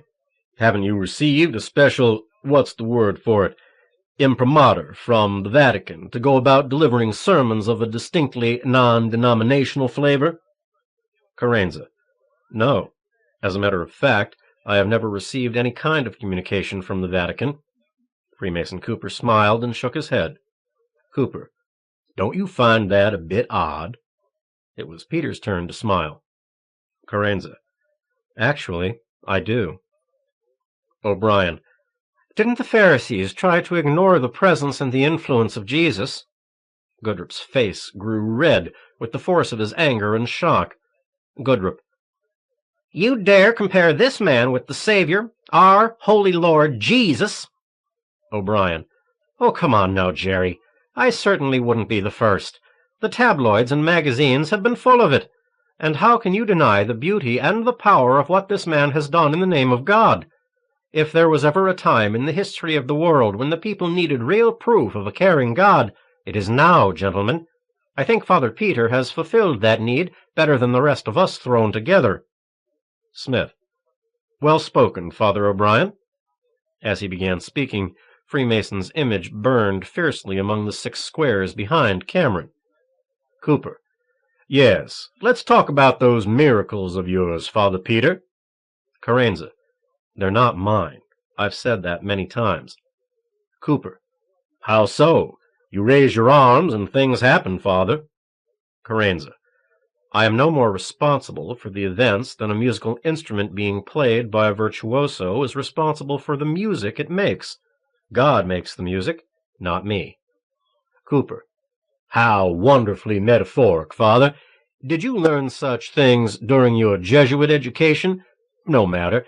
Despite what you say, I'm forced to wonder if maybe you don't believe your own party line. Carenza. What do you mean? That maybe I am responsible for what happens? Cooper. You said it, Father, not me. Carenza. I detect more fear than sarcasm in your voice, Reverend. Cooper. Fear? Why should I fear you? Carenza. Not me. Listen, I'll try to explain what I mean. Peter leaned forward, stared directly into the camera. His image was so powerful, so handsome, so sincere. He obviously had complete and total control over the situation. Carenza. When I first became aware of the power which manifested through me, I was terrified. Anybody would be, I think. It was only after I learned to use the gift of this power, this talent, as my late friend Father Daniel Ellington called it, that I stopped fearing it. So I don't blame you or anyone else for feeling suspicion, fear, or even loathing. You see, I feel a certain inevitability about my situation. I have no choice, Reverend. I must continue along the path God has laid out for me. Cooper. I see. And tell me, Father, where does that path lead? Carenza. I'm not sure. But I do know where it does not lead. Cooper. And where is that, Father? Carenza. To the door of the Church of the Holy Satellite Tabernacle. Freemason Cooper chuckled very softly as he digested the remark. The screen behind Mel Cameron registered a variety of reactions, ranging from merely stunned to Deacon Calhoun's wide-eyed outrage. The only one who stayed calm was the supremely cool Freemason Cooper. In that single instant, Marion recognized him as the archetypal dangerous man. An aura of dark power surrounded him like a dirty halo. He was a man who disliked being screwed with. The Reverend leaned back in his chair and steepled his hands as though deep in thought. It was a pose he affected so often on his satellite channel, stand-up comedians all over the country could elicit immediate laughter at its mere imitation. Cooper: You find my church not to your liking? Carenza: Frankly, I find your kind of religion offensive. Cooper smiled. Cooper: Well, that's a surprise. I would have never suspected such a sentiment. Carenza: I'm compelled to be truthful. Millions of people belong to your church, after sending in a variety of fees, of course. I'd say you're more interested in saving money than saving souls, Reverend. Cooper: The funds needed to operate a 24-hour satellite broadcast are staggering. I don't need to tell you that. Carenza: No, you don't, Reverend. Peter turned and retrieved a printout from his nearby desktop. He paused for an instant to glance at the sheet. Carenza: Your operating expenses last year totaled in excess of $456 million for everything from launch and orbit fees to paperclips. Your income, as close as I've been able to ascertain from public records for the previous year, comes to more than $503 million. Is that correct, Reverend? Cooper appeared stunned for an instant, then he smiled flatly. Cooper: I have no idea. That's why my church hires accountants. You'd have to ask them that question. Peter smiled. Carenza: Well, then it must be correct, because that's exactly what I did. I asked the firm which did your books. Cooper: You what? And they gave you this information? Carenza: Yes, they did. Cooper was obviously angry, but he was doing very well to control his outrage. Several veins had thickened across his brow, and his left hand had knotted into a white-knuckled fist, but that was it. Cooper: I see. Carenza: And so, assuming their calculations are even close, we're talking about more than $47 million going into somebody else's pockets. I don't know about the rest of the viewing audience, but the questions which spring immediately to my mind are, whose pockets and how much? Cooper: I really don't pay that close attention to the monetary matters of the church, Father. I'd have to consult the financial officers or the board of directors on such things. Carenza: Yes, I'm sure those fellows would have a very good idea where all that excess cash is going. Cooper: I don't like your tone of voice, Father. Are you suggesting malfeasance in my church? Carenza: I don't know what you would call it. But tell me, Reverend, isn't it true you practically own the towns of Bessemet and Birmingham, Alabama? That you, in fact, have controlling interests in almost all the industries and franchises operating within Shelby County? Cooper: Several corporations do a lot of business in Shelby. Peter checked the computer printout on his desk for an instant, then looked back at the camera. Carenza: Ah, right.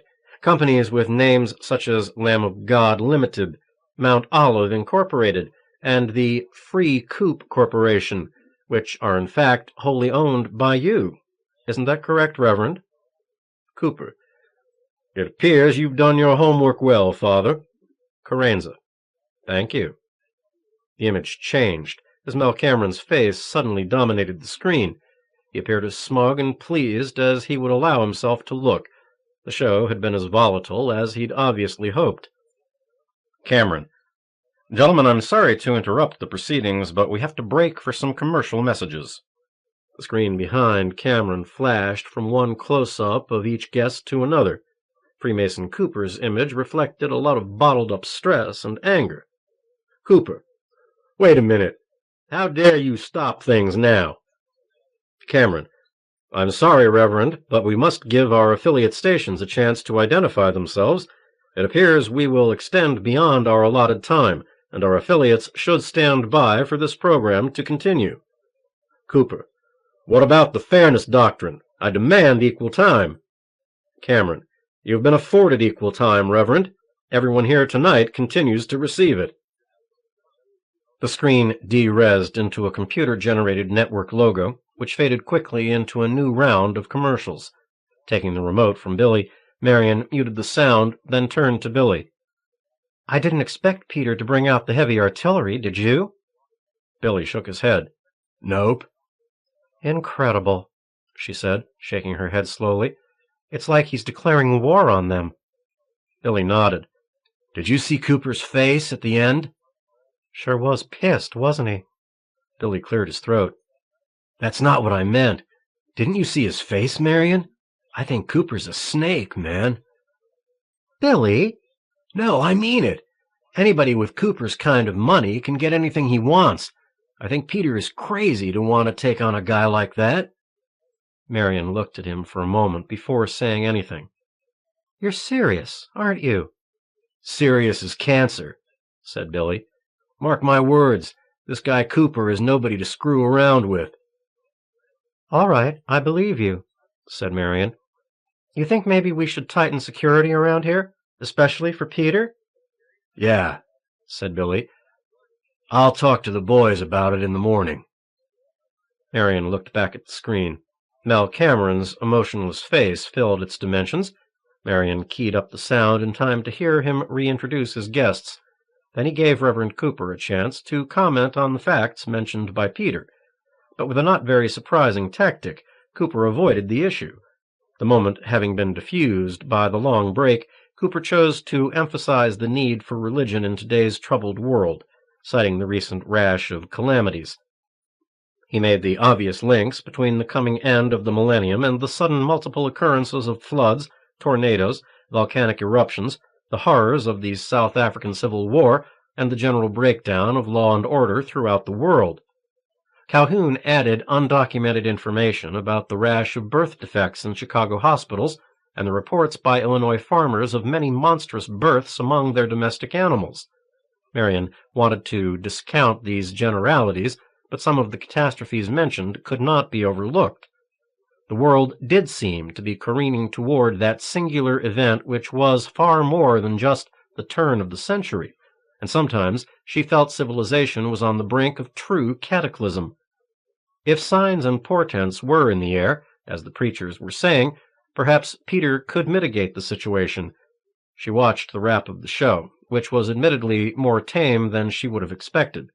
Peter, remaining quiet, had apparently said all that he wanted to say, and when Cameron sensed the show was losing energy, he made preparations to shut it down. Marion looked at Billy, who sat silently watching Cameron say good night to all the guests. Peter had reached out to a huge audience this evening, reached out and succeeded. The Colorado disaster faded into insignificance. She could almost feel his power growing. 46. St. Louis, Missouri. Targeno, November 10th, 1999. It was after 10 the next morning as he sat in an Olive Street corner diner. Since 7:30, he'd been drifting in and out of diners, coffee shops, newsstands, and other places where people paused to discuss what they'd seen on the news the previous night. Targeno did nothing other than watch closely and listen intently. It was a tactic he'd learned long ago. There was no better way to take the pulse of the average citizen, no better way to know what the great herds of sheeple were thinking. The Newsnight broadcast danced upon the lips of everyone but the most numb-brained in the city. Though he'd known of the program's popularity, Targeno was surprised at the size of the show's audience. As he sipped his coffee, black with 3 sugars, he mentally tabulated the results of his totally unscientific but historically accurate pollstering. Carenza had scored points with just about everybody. From Indian and Vietnamese shopkeepers to Southern Baptist laborers to agnostic investment brokers, everyone came away feeling good about the roguish priest. They liked his style, they liked his honesty, and they especially liked the way he'd humbled Freemason Cooper. Targeno couldn't blame them. The broadcast had been truly fascinating. There was something about Carenza that almost, for want of a better word, charmed you. You found yourself liking him unconditionally. Personally, Targeno found this state of affairs perplexing. He didn't particularly want to like Carenza, or even be sympathetic to the man or what he might represent.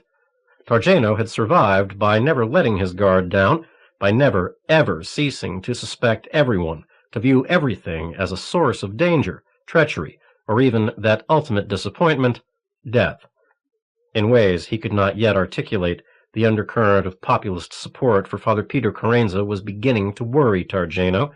He would have to contact Francesco and discuss their options.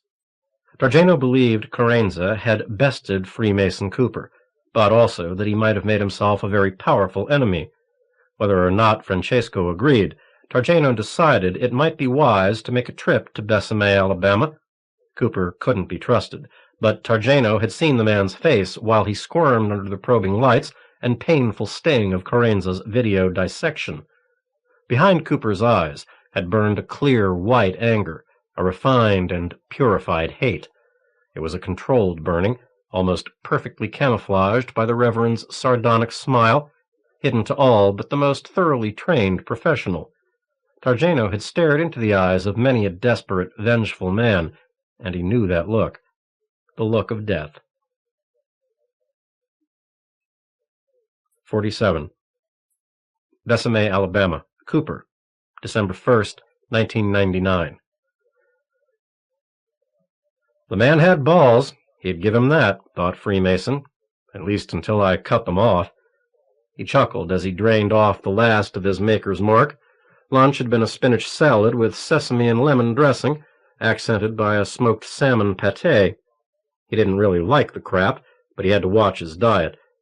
If he couldn't top it off with a small ration of sour mash, then the whole ordeal wasn't worth much. As he sat within the cocoon of his glass-domed indoor pool, his mind kept returning to the roasting he'd taken at Carenza's hands. Unbelievable that the man had been able to access so much poop on the whole operation. Heads had started rolling over that mess before the day was out.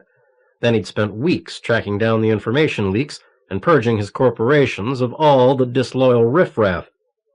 Some of this had actually been fun. He'd almost forgotten what it was like to feel grown men writhe under the lance of their ruined futures. He'd especially enjoyed hearing them beg for the forgiveness he so diligently preached. Shit fire, didn't they know he was forgiving them? He was only taking away their jobs. He could have done much worse. The house phone chimed, and he picked it up. "Yes?"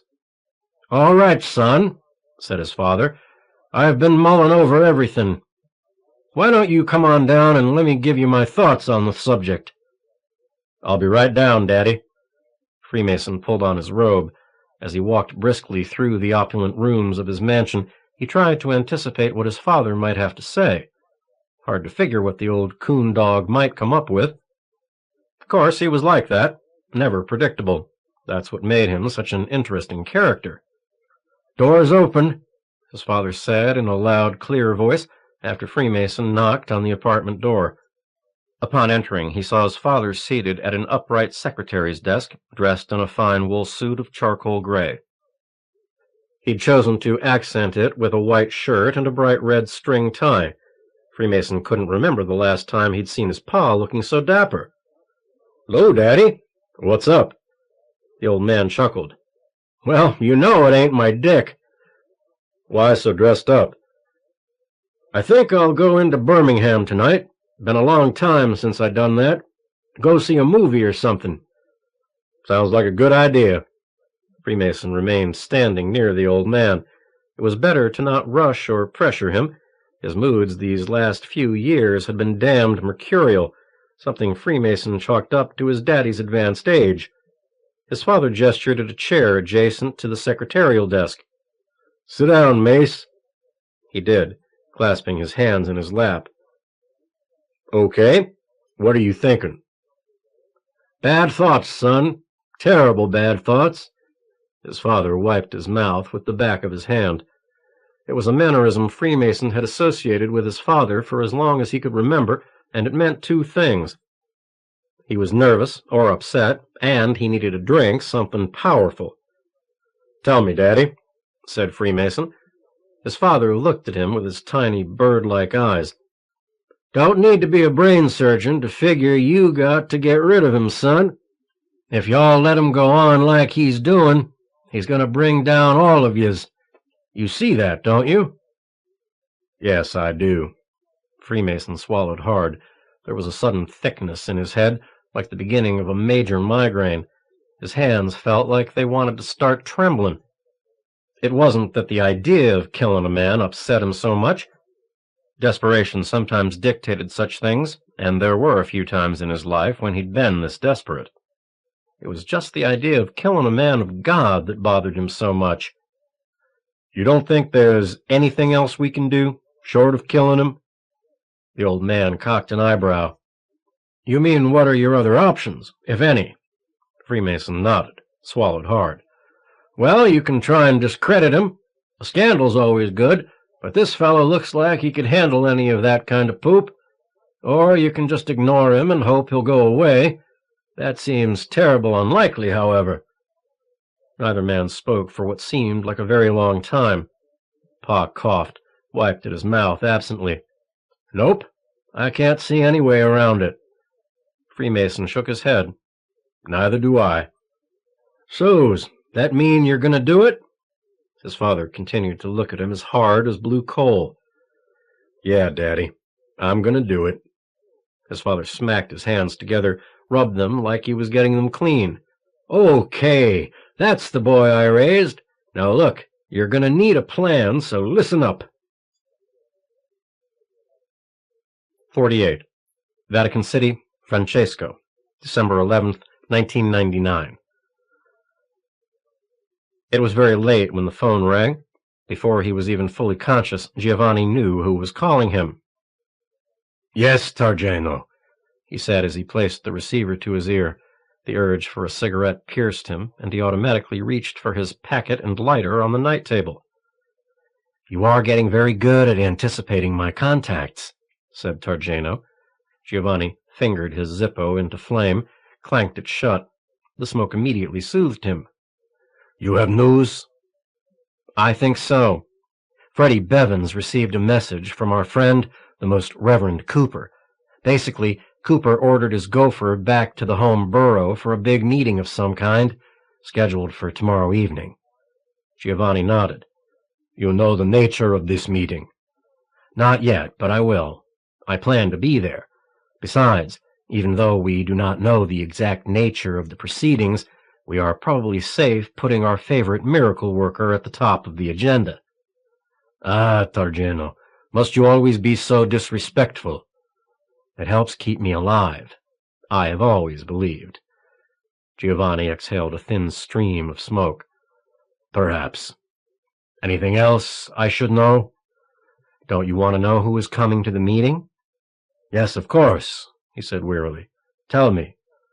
"The guest list contains many familiar names, the leaders of the televangelist churches, and all the larger traveling ministries."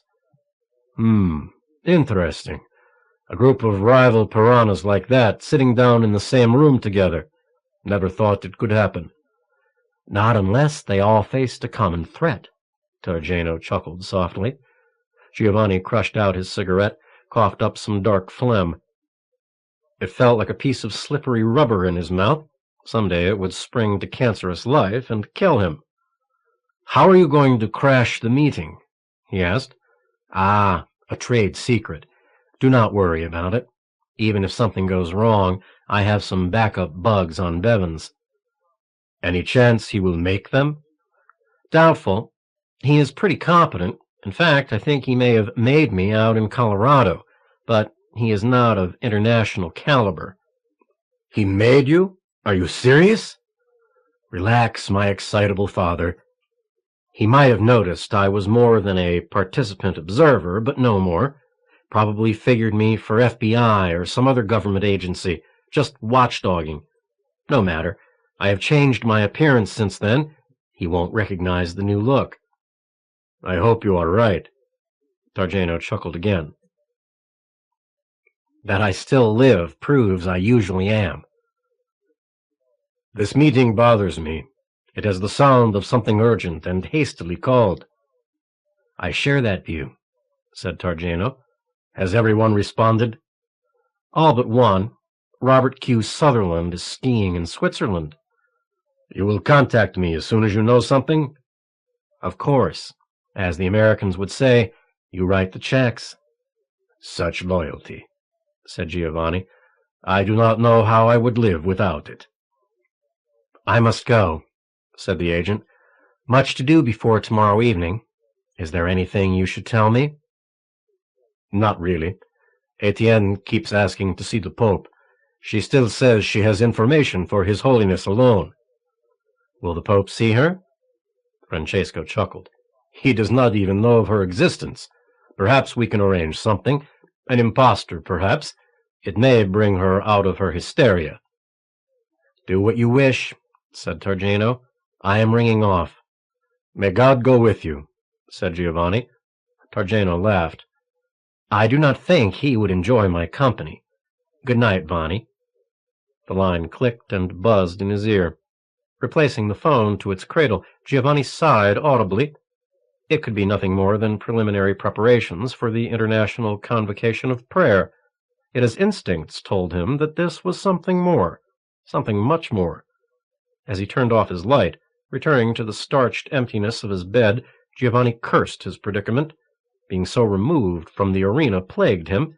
He hated relying on Targeno for information, but far worse was the knowledge that he had virtually no control over the situation. Freemason Cooper.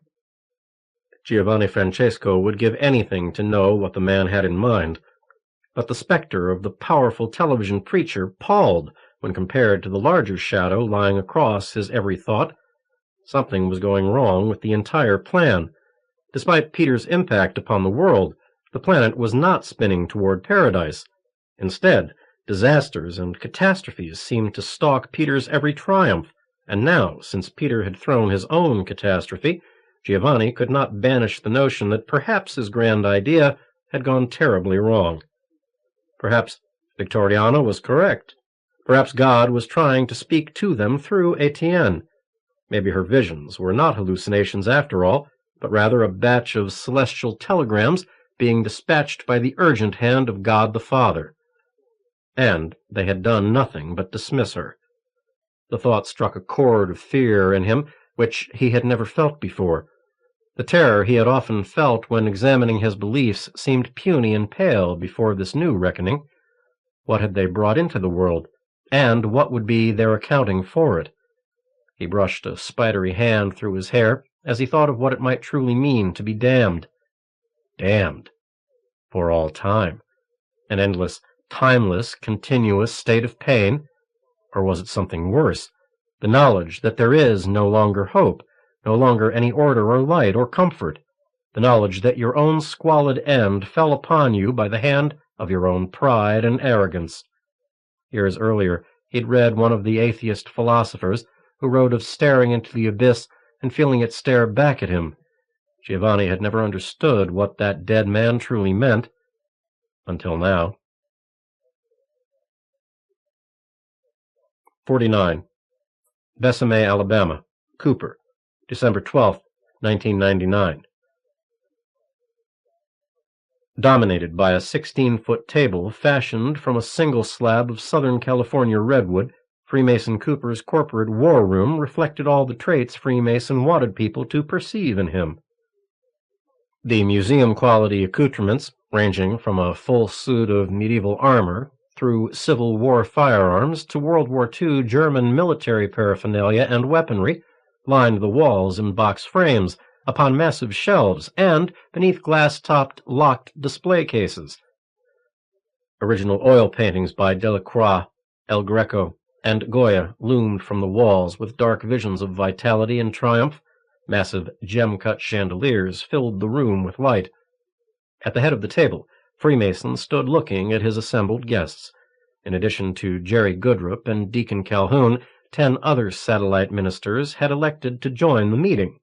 Several had been around before the days of widespread TV preaching, not to mention cable and satellite broadcasting. Freemason knew everyone at least as acquaintances, and although he could not claim many of these men as true friends, he could at least consider them allies, at least for the moment. After getting through the preliminaries, introductions, shop, and small talk, Freemason asked for their attention. Everyone quieted and turned to regard their host silently. "I think we can dispense with any bullshit, gentlemen," said Freemason. "You all know the reason we're here. We've got to come to a few decisions regarding this fellow, Father Peter." A general murmur of consensus buzzed around the table. There was the expected hand-wringing and head-nodding. "I have a couple of ideas I'd like to parcel out to everybody," said Freemason, "but I'm willing to take any comments or suggestions y'all might have first. Anybody?" None of them gave any indication they had any concrete ideas, as he'd figured it might be. They all just sat there, staring at him like a family of possums looking up from the riverbank. Well, boys, if the cat's got your tongue, you can bet your collective asses she ain't got mine. Freemason poured himself 3 fingers of Maker's Mark, neat, from an Italian crystal decanter. He took a sip, drew a breath, and started in on them. "Okay, boys, listen up. I know we're all men of God here, but we're also businessmen. I don't mind telling you, my income's been dropping faster'n owl poop from a pine tree, and we all know why." Bobby Lee Masters from Knoxville raised his hand, spoke softly. "But, Mason, don't you have to figure some of that's 'cause of the dressin' down he gave you on news night?" Cooper didn't like being reminded of that goddamned show, but facts were facts, and he conceded it was a right fair question. "Surely," said Freemason. "That should have caused a bump in the road, but not the danged beatin' my accountants are squawking about. Now, come on. I need you to come clean. I'm not ashamed to admit I'm losing money. I need to know how it is with the rest of y'all." Everybody looked at each other, as though afraid to be the first one to speak. Freemason prodded a few of them. "Sam, what about you?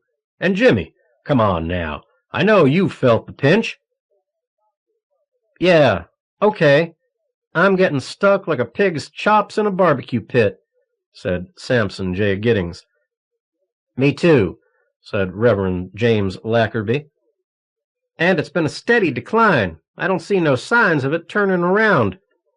That seemed to open up the gates. "Me too," said another. "I'm going down fast." "Same here, Mace." "Yeah, what the hell, I ain't kidding anybody but myself, I guess." "Count me in too, Reverend." "Okay, it's like I suspected. So the questions are, 1, why is this happening? And 2, what can be done about it? Anybody?" Samson J. Giddings leaned forward, pulled out one of the fat, nasty cigars he'd never let his congregation see him sucking on. As he carefully trimmed the end with his pocket-knife, he looked around the table.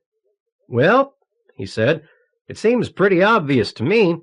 He looks a damn sight better'n we do, and I ain't talking about his pretty face." "Yes," said John Goodenough, a stout man with a poorly fitted toupee and practically no neck. "He makes us all look bad. He performs good works and asks for nothing." "Good works, hell! They look like miracles to me," said Giddings. "Amen, brother," said someone. "People are looking at us in a different light," said John Goodenough. "Myself, I've tried to ignore the man. I never even mentioned him, and I think it makes me look like I've got my head in the sand." "Or up your ass," said Samson J. Giddings with a half-kidding grin. "Of course, some of us have been saying that for years." A soft, rippling chuckle pattered through the room. "And I don't think it's doing us any good to badmouth the boy either," said James Lackerby. "Makes us look like we figured the grapes were sour." "Worse than that," said Bobby Lee Masters. "We look like fools, like Philistines. People are wondering how we can ignore a man who's appeared almost exactly at the end of the millennium and might be, and I say just might be, the one we've all been talking about."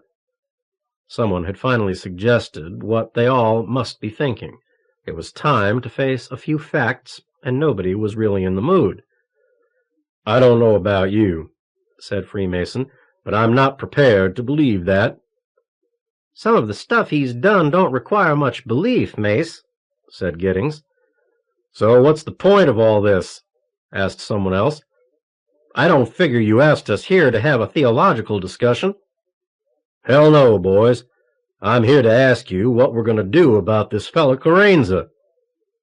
Ain't nothing we can do, Reverend, except prove to him we can also be a force for what's good in the world. No, said Freemason flatly. Has it ever occurred to you nitwits that maybe he's not who we all think he might be? No, said Goodenough. Right in our midst? Impossible. A chorus of shocked denials encircled the table. Freemason should have expected this from such a flock of quail, but he was surprised. There was no sense playing games with them. Better to get it over with. Gentlemen, I have reason to think we've been selected to perform a divine act. Jerry Goodrip stood and faced him. Cooper, I think you've lost your mind. That single comment touched off an eruption from everyone at once. Their fears and desires and outrage poured forth like a foul-smelling stew. He tried to infect the debate with the notion they'd been picked by God to smote down the impostor, but they were buying none of it. Freemason soon knew he would not gain their seal of approval, and recognized that if he took his father's plan any further, he would do so on his own. Although everyone shied away from Cooper's suggestion that Peter Carenza be removed, the group found itself divided on whether he was at fault for even espousing such a solution to their problems. Some chalked up his plan to simple religious zeal. The others' feelings ranged from bemusement to fear to absolute outrage. That he'd overstepped the boundaries of what was proper, even for a band of thieves such as the current assembly, was evident, however. He acceded to their veto and wrapped things up as quickly as possible. When the meeting ended, Freemason led most of the men down to poolside to join a platoon of young Christian women he'd invited just for this occasion. All those long legs and high breasts gave them a chance to forget their troubles for a couple of hours, but some of the more outraged members of the group had politely declined Cooper's hospitality and took their limos out to their private jets. If he'd lost their favor, too bad. He stood to lose a lot more if he didn't take a stand, and if they were too weak to back him, then he had no choice, really. If the thought was really as good as the deed, then fuck it. It was as good as fucking done. He sat off to one side, watching the proceedings, and buzzed Bevins on his private intercom. The man had flown in from St. Louis for this meeting. "You got the Fred man, Reverend?" "Mr. Bevins," Freemason said softly, "you will come by for a private discussion this evening. I have a new job for you." 50. St. Louis, Missouri, Windsor, December 13th, 1999. Cold December winds whipped up from the icy river banks and into the crowded streets of the city. Marion looked out her office window at the slate-colored sky and wondered if spring would ever come again. Winters in the Midwest, like the summers, were unforgiving and relentless, but that wasn't why she was so depressed. When she was honest with herself, she knew it was Peter, and not the winter, turning her heart into stone. It had been more than 4 weeks since his news night appearance, and he'd spoke few words to her. Peter had been spending more and more time completely alone, either in his office in the Foundation building or in his penthouse apartment down by River Park. By overscheduling appointments and appearances, Peter effectively insulated himself from everyone, but especially, pointedly, from Marion. "It's my punishment," she thought calmly, turning back to a desk full of paperwork she'd been trying to ignore. The network had begun to register some displeasure with her recent work. Since her contact with Father Peter was now almost non-existent, Marion had very little to tell anyone that any other reporter could not find out. She shook her head slowly. Some super correspondent she had turned out to be. If things didn't improve soon, Network Chief Branford might start making real trouble, even though Marion had no contract with CBS. Well, fuck him. No, he'd probably like that. There was a light tap at the door. She welcomed the interruption. "It's open." "Hello," said Billy, stepping inside. "You'll never guess who wants to see us." "He does? When?" "Right now," said Billy. Marion pushed back from her desk, stood up, and smoothed her skirt. The demands of Billy's position in the Foundation and his responsibilities as a soon-to-be father had changed him so much. People who recently encountered him would never have believed he'd been a road punk, a Harley-head. She'd grown to respect his ability and willingness to change, and allowed herself to become his friend. Recently, if she hadn't had Billy to talk to, she would have started to fall apart. "All right," she said. "Is he upstairs?" "His office, yeah." Billy waited by the door. He looked nervous, and she felt uncomfortable, too, but she also was curious to find out what Peter wanted.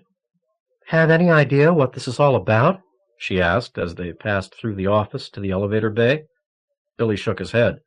"No, I was hoping maybe you would." Marion grinned. "Maybe he's going to fire us." Billy laughed. "Hey, that's weird. Really weird. I had the same thought." The elevator opened and they stepped in. Billy selected the next floor up. "Well," she said, "at least we can always get our old jobs back." He looked directly into her eyes, then shook his head. "Not me, Marion. I think I'd even be afraid of my motorcycle now." Taking his hand in hers, she squeezed lightly. "I know what you mean, Billy. We've all been changed by him, haven't we?" The doors shuddered open. They stepped out into a hallway, and Billy led the way to a large two-room suite. In the main room, Peter sat behind a large desk littered with papers. A PC flanked one end, several phones the other. He wore his familiar casual clothes, a blue chambray shirt under a khaki photojournalist's vest, faded jeans, and a pair of Reeboks. He looked up from his work as though he hadn't been expecting them, then nodded simply without altering the totally neutral expression on his face. "Sit down, please. I need to talk about something." Marion slipped into one of the two chairs in front of the monolithic desk, Billy into the other. There was a tone in Peter's voice she couldn't identify. She worried that the distance which had grown between them had destroyed her understanding of him. "What's up?" asked Billy, trying to sound casual and doing a very bad job of it. "Just got this off the email," said Peter, handing them each copies of a document. Scanning it quickly, Marion realized it was a formal invitation to the International Convocation of Prayer in Los Angeles. "Isn't Freemason Cooper the driving force behind this thing?" asked Marion. "Yes, he is," said Peter. "Are you going to accept?" "That's what I wanted to talk to you about. Do you think it's a good idea?" "I don't know," said Billy. "It sounded like some kind of a scam from the first I heard of it. Like a big huckstering job for Cooper and all his TV buddies." "Yes, I thought so too. But now, it's possible we could use the event for some essential good, don't you think?" "Do you want to go, Peter?" Marion looked at him intensely. "Yes and no. The Pope has decided to come," he said, handing them copies of another letter. Marion read the letter. From a Father Giovanni Francesco, it expressed the Pope's intentions to attend the convocation, and Francesco's urging that Peter also be there. She could not help notice the personal and yet strangely respectful style of the letter. "It sounds like you don't have much choice," said Billy. "No, not really. But I always have some options." "I'm assuming this is the Father Francesco?" asked Marion, tapping her copy of the letter. Peter flushed for an instant. "Oh, yes, that's him." "So, are you going to go?" Billy's voice sounded stronger now. "Despite what either of you may think, I still value your judgments and opinions," said Peter. "What do you two think?" "Are you planning to pull off another spectacle?" she asked. He almost let himself grin. "What kind of spectacle? I think I'm capable of several kinds, don't you?" "I mean like Newsnight," said Marion. He shook his head. "No, not at all. Believe it or not, I didn't really plan what happened that night. I did my homework just to be on the safe side, and then when they started to gang up on me, I guess I just let it all go." "What's the connection with the Pope?" she asked. "I think the Pope believes it is important that we present a kind of united front to the rest of the world, especially the Catholics around the globe. I mean, let's face it, even though I am, or was, a priest, there's never been anything said by either me or the Pope to suggest I represent the Catholic Church. Do you think the Pope would want the world to perceive that as the case? Asked Marian. At this point, when you consider my popularity, he might. At any rate, I think I'll attend. Tie it in with the Washington and Oregon tour. Despite his earlier reassurances, Peter spoke as though Marian and Billy were just a couple of working stooges. You can put out a story detailing the itinerary if you want, he continued, but I'd like to keep this low-key. Sure, she said, trying to establish a friendly, informal tone. When was anything you ever did low-key? Instead of laughing, or even offering a small grin, he chose to take her remark seriously. Well, let's see. I think our relationship was pretty low-key, wouldn't you say? Her mind snagged on the word was. She lost the rest of whatever he was saying. Was? Was it truly over between them? Peter looked at her with virtually no expression. His dark features were a mask of perfect placidity, as though he could wait forever for her reply. I don't know, she said finally. I guess it is, or was. He nodded. Billy cleared his throat as tension filled the room like a sudden draft. Hey, listen, guys, is this really necessary?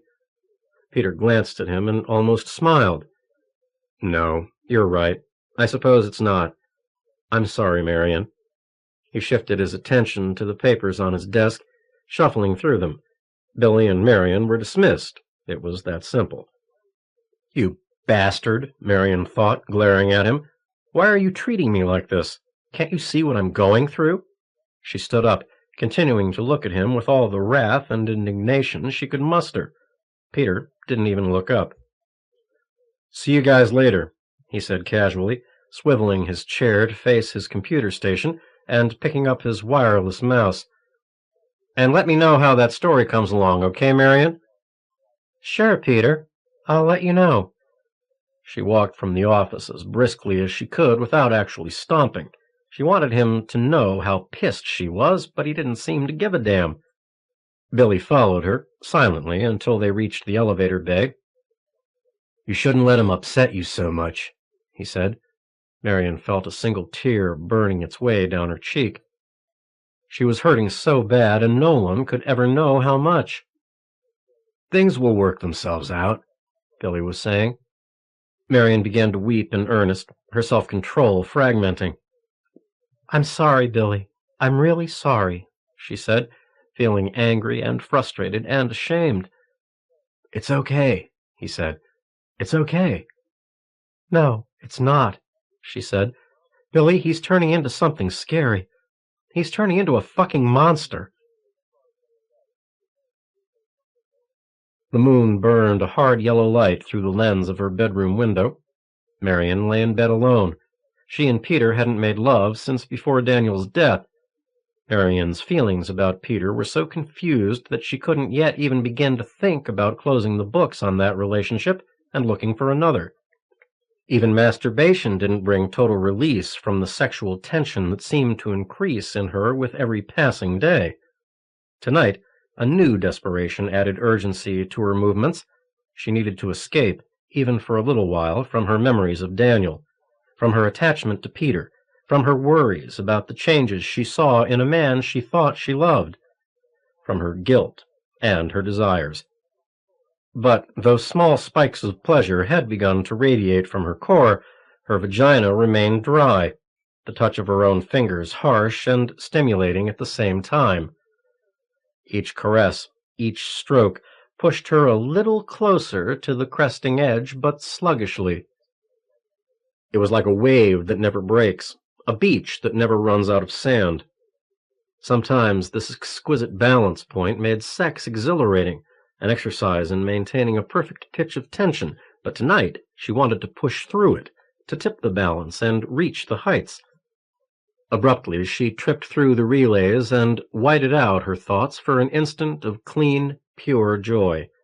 But even that moment was tainted. A presence loomed in her mind. It was tall and faceless, yet she knew it was Peter. The moonlight darkened as clouds occluded the orb, and for the first time, Marion believed she could fear him. 51. St. Louis, Missouri. Clemmons. December 14th, 1999.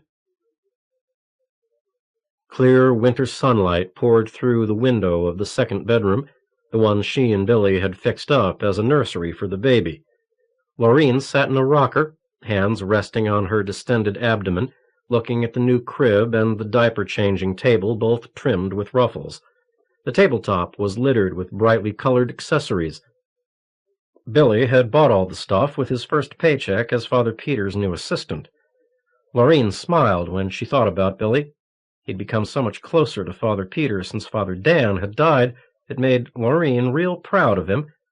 Not that she was glad Father Dan was dead or anything like that, but what the hey, it was good to see her Billy doing so well, and dressing in fine suits, and turning into a regular gentleman.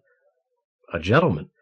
The idea of Billy being talked about like that almost made her giggle out loud. So much had happened to them in the last year or so, all of it good, and most of it because of Father Peter. What a great guy he was. She and Billy used to sit up late talking about whether or not he was really the Lord.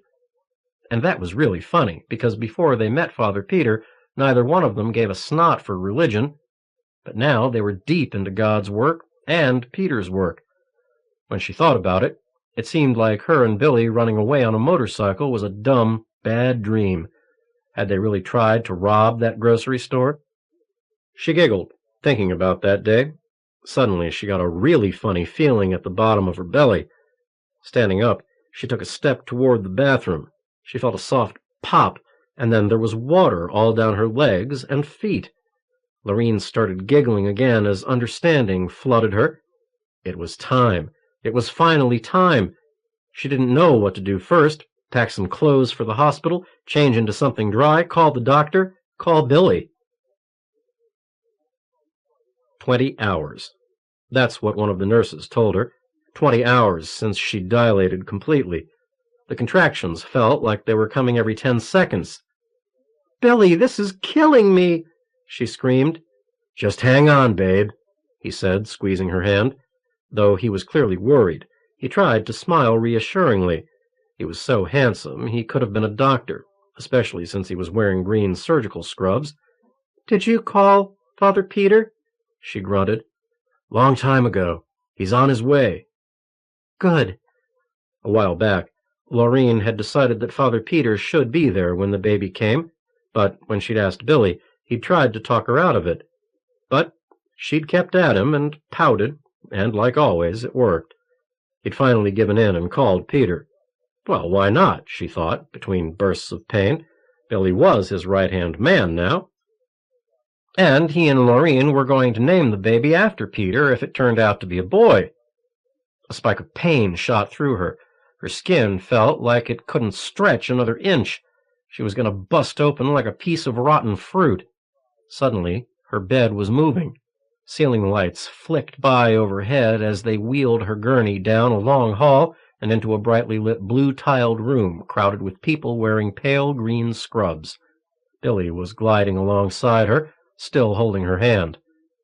"Okay, babe. It's going to be fine now. Pretty soon we'll have our baby." The gurney stopped. Laureen turned away from Billy to look straight up at the ceiling and saw, bending over her, a doctor with thick eyeglasses. Several sets of hands touched her on each side and lifted her gently onto another bed, one with stirrups. "Okay, Laureen," the doctor muttered through his mask. "Let's have this baby, all right?" "I'm trying," she screamed, and then, as though on cue, another series of contractions rung through her body. "Oh, God, I don't care what you do. Just get it the hell out of me." "You've got to help us, honey," said a nurse. "You've got to start pushing again." "Don't forget to breathe, babe." Billy's voice sounded so far away. "It hurts too much. I can't push no more or I'm going to die." "Yes, you can," said the doctor. "You know you can do this. I know it's hard, but the baby's almost here, and you just have to do a little more work." "Where's Father Peter?" Lorraine heard herself screaming, but it sounded distant, not really her. "Here I am, Lorraine," said a deep, familiar voice. In an instant she felt a warm glow spreading through her. He was there. "Oh, Father," she said between gasps for air. "Please, help me. Take away the pain. Oh, God, take it away." Something huge was coming through her bottom, gouging her out as if she was an apple being cored. She could feel herself being ripped apart. "I can try," said Father Peter. She felt the heat of his hand as he laid it on her belly. His touch was like a sponge. She could feel it soaking up the hurt and the pain like dirty water. "One more push, Lorraine," said the doctor. Oh, God, she couldn't believe it. As fast as Father Peter could absorb her pain, a new torture rushed in to take its place. Push? How could she push when it already felt like something was pulling her whole skeleton out through her bottom? "Is that the head?" asked one of the nurses. "Yeah, here we go," said the doctor. "Okay, Lorraine, another push. Let's go." Oh, God, something was yanking at her insides. She was going to get turned inside out. She'd never let another man near her. Oh, God, no. "Okay, here it comes. That's it." The doctor's voice was so calm. "A little more and—" It was like passing a bowling ball with spikes. She heard a woman screaming nearby. For an instant she wondered how she could be screaming when she couldn't breathe. Then she realized they were not her screams. Her vision was glazed, foggy, but she could see vague shapes all around her. Staggering back, slack-jawed, the doctor had put his hand back against his masked mouth. The nurses were still screaming. Something exploded from between her legs.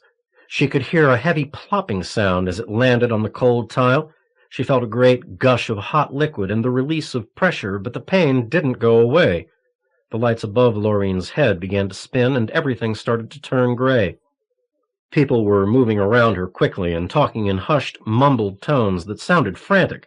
One of the nurses was whimpering, gagging. But she didn't hear a baby crying. "Billy! Billy, what's the matter? Where's my baby?" "Hang on, babe. You're gonna be okay." Billy's voice came to her weakly. He sounded strained, upset. Oh, God. "Father Peter, where's my baby? I want my baby." "I'm here, Lorraine," said Father Peter. She felt the firmness of his grip on her hand. "Father, what happened?" Someone was mopping up between her legs, applying compresses. She didn't care. She just wanted her baby. Father Peter leaned forward so she could see him more clearly. He had a weird expression on his face, like he might suddenly burst into either tears or laughter.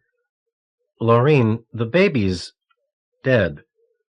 Somehow she'd known what he was going to say. The words did not sting as much as confirm. The pain of her delivery was suddenly a distant memory. It was as though it had never happened. Knowing that her baby was dead became a blackness at the center of her soul, a cancerous knot that would eat her away. Someone was holding her hand, squeezing. She looked over to see Billy's tear-streaked face. "It's better this way, hon. It couldn't have lived anyway." "Was it a boy or a girl, Billy? I've got to know. Can't I at least see my baby?" "Lorraine," Father Peter's voice wavered, cracked with pain. "I wouldn't advise it," said the doctor. "Why can't I see the baby? Billy, was it a boy or a girl?" Billy started crying, shaking his head. "We don't know, Lorraine." She'd started crying, too. Racked with sobs, she tried to sit up. Hands tried to contain her as she strained to see what was going on in the room. "I want to see my baby," she screamed over and over. A motion caught her eye. A green-gowned nurse covered something on a gurney as she wheeled it quickly from the room. Lorraine saw what lay on that gurney for an instant, but the single eye-blink-framed image burned into her memory. Small and glistening red, a bulbous, misshapen head too large for its body. The thing's limbs lay twisted up like the branches of a diseased tree. It wore its organs on the outside of its body as though it had been turned inside out. The sheet fell into place, and it was wheeled away forever, to be bottled and pickled in a lab jar, or maybe dissected and gawked at by medical students, or perhaps just tossed into a plastic bag and crated off to the crematorium. It didn't matter, she thought, as the shadows of unconsciousness closed in. Even if it was a monster, they hadn't stopped her from seeing her baby. 52. United Airlines Flight 1104, Bevins, December 15, 1999. The takeoff out of Birmingham had been as rough as Freddie could ever remember. A rare snowstorm had rolled down from the northeast and sucked the shit out of the top end of the state. High winds had rocketed across the tarmac, jerking the jetliner around while it taxied to the beginning of the runway. Freddie hated to fly, even when the sun was shining, but on a night like this, he was always ready to bet his left nut the plane was going down like an over-the-hill heavyweight. As the unusual turbulence, the pilot's words, buffeted the plane's western approach to Lambert Field in St. Louis, Freddie watched the left wing light through his cabin window. The blizzard swirled and danced in the rhythmic flashes of the red beacon. The effect was almost hypnotic. One good thing about the damn storm, though, it kept him from thinking too much about his latest assignment. Christ, he'd pulled some real pranks for Cooper, but never anything like this. What the fuck was he thinking about when he said yes? The money, of course. When you get offered enough jing to guarantee you never have to work for the rest of your life, you don't turn down the job, no matter what it is. No matter what. The problem, though, was whether or not he could pull it off. Not that he couldn't figure out a way to make it happen. We're talking about some logistics and timing problems, which were always solvable. No, something more basic was bugging him, burrowing up into his gut to have a meal. The big question here, Freddie boy, was if you plain and simple have the stones to pull it off. Yourself. Alone. Naked and alone under the hard-edged gaze of whatever was out there watching all of us. Despite all the kowtowing to Cooper and the Reverend this and the Reverend that, Freddie wasn't sure what he believed about God and the hereafter, and good and evil and all that shit. To put it bluntly, he never really wanted to be bothered by questions which might be labeled ethical or moral. Freddie was the kind of guy who figured he wasn't really doing anything worse or better than the next simp.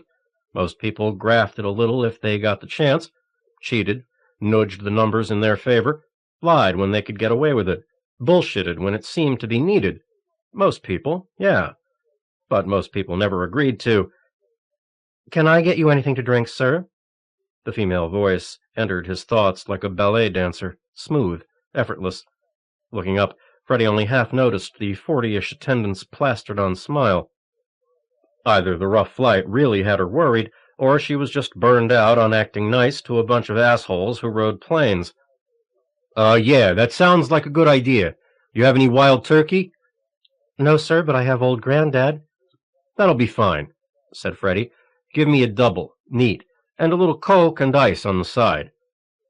The flight attendant continued to smile as she mixed his order at the drink cart. The pitching and yawing of the plane made her splash everything around, and by the time she had his Granddad poured, it was closer to a triple, which was just fine with Freddie. Freddie grinned sardonically. Cooper might sound like a good old boy, but he was nobody's fool, though his latest idea, well, it just seemed crazy. Freddie slurp-sipped his whiskey, followed it with a little sweetness from the Coke. The first few gulps were already leaching some of the flight tension out of him. He wondered what it would be like to be falling out of the sky and be so drunk you didn't care, didn't even know the plane was going down. Yeah, he thought calmly, taking another gulp and raising his hand to get another drink. Maybe if he was completely wasted by the time they reached St. Louis, he wouldn't worry about catching Father Peter in the crosshairs of the weapon of his choice. 53. Los Angeles, California, Targeno, December 25th, 1999. Sunrise. Christmas morning was warm and sunny with a breeze more than subtle, less than brisk. Californians knew this as sweater weather. Golfers loved it. So did surfers, as long as they had a wetsuit. People from other parts of the country could never get used to bright sunshine and warm temperatures at Christmas time, and even if they didn't like blizzards, many seemed to require some gray sides or nasty winds to get into the mood of the season. But this particular Christmas morning in Los Angeles was special. Hundreds of thousands of people had migrated to New Gomorrah, Pilgrims from across the continent and 100 other countries gathered at the city's newest architectural shrine, the Los Angeles Palladium. The Palladium, big enough to hold 6 Houston Astrodomes, it could easily accommodate more than 250,000 people. Skyboxes, suites, restaurants, bars, and even nightclubs accented the gigantic concrete torus like gems in a tiara. At night, seen from Mulholland Drive, it looked like the mothership from Spielberg's Close Encounters, ready for liftoff. The envy of every other city in America, the Palladium had become the Mount Olympus of urban coliseums. The mayors of most of America's major cities were jealous. They knew that their constituents couldn't see the effects of better public education or programs to help the aged or the homeless, but they could undoubtedly see a stadium as big as Rhode Island, lit up like a Georgian's birthday cake. Rock concerts, ball games, the NFL, and the Goodwill games had already called their worshippers to the Palladium's altars, but the International Convocation of Prayer was the first truly religious event to take place there. Radio and television crews from more than 140 countries had wired up the place until it looked like the world's biggest bowl of spaghetti. Satellite uplinks sprouted along the stadium's rim like mushrooms after a night of hard rain. The convocation would be witnessed simultaneously by billions of people. Technicians swarmed about like worker bees readying the hive for their queen's coming-out party. If Francesco had seen his agent at that moment, it was doubtful the old wolf would recognize him. Long blond hair had replaced his close-cut black. His dashing mustache had been sacrificed to absolute deep cover. Wearing the white coveralls of the Church of the Holy Satellite Tabernacle technical crew, he scrambled around the upper levels of the Palladium and pretended to be part of the army of drones making the final connections for the big broadcast. There were dozens of crews from scores of networks, individual stations, syndicates, and satellites around the world. Many different languages were being spoken. Targeno was surprised no one had yet been electrocuted. Confusion ruled the hour, and he had the freedom to go anywhere he pleased. Later, he imagined, the various security agencies would give the screws a few good turns and start setting up procedures for the event. But now, there were virtually no security goons about. Targeno stood still for a moment in the early morning shadows of the light towers, which soared up and over the rim of the giant donut like great curving horns. Like strands of endless webbing, catwalks and ladders interleaved the superstructure. The beauty and the terror of such a design were that everything was either camouflaged or hidden by architectural trickery. The Palladium offered plenty of places for an assassin to hide. Targeno smiled as sunlight tickled the back of his neck. Finding such a place was, in fact, his first priority. He planned to locate several sites, so any contingency might be covered. As he strode briskly through the mass of coveralled technicians, each displaying the colors and logos of myriad countries and broadcast systems, Targeno carried a clipboard and pretended to be speaking into a remote headset. To the average observer, he was probably just another foreman or shop steward trying to honcho an assignment to completion. Up on the rim, he had a clear view of the dais far below.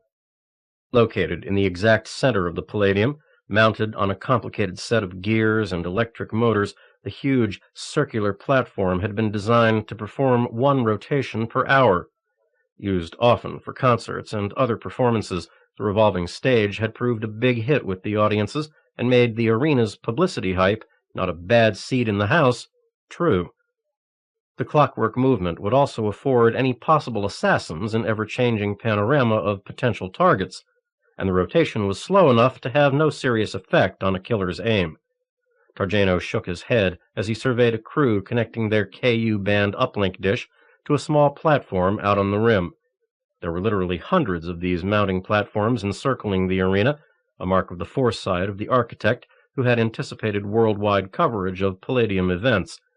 He had fairly well ruled out the mounting platforms and the dishes themselves as possible hiding places, too open, and too vulnerable to infrared scanners, which might pick up the body heat of a lone figure in an unexpected location. No, he thought, he'd have to find a site that was accessible and perfectly camouflaged, perhaps a less obvious spot. To anyone using a sniper scope, the rim of the arena would be no obstacle to a clean kill. At this distance, Targeno could use one of his own weapons to delicately snick a fly off the Pope's nose. And Targeno was not an exceptional shot. There were plenty of men who could shoot as well or better than he, but being a good marksman was not the only requirement for a great assassin.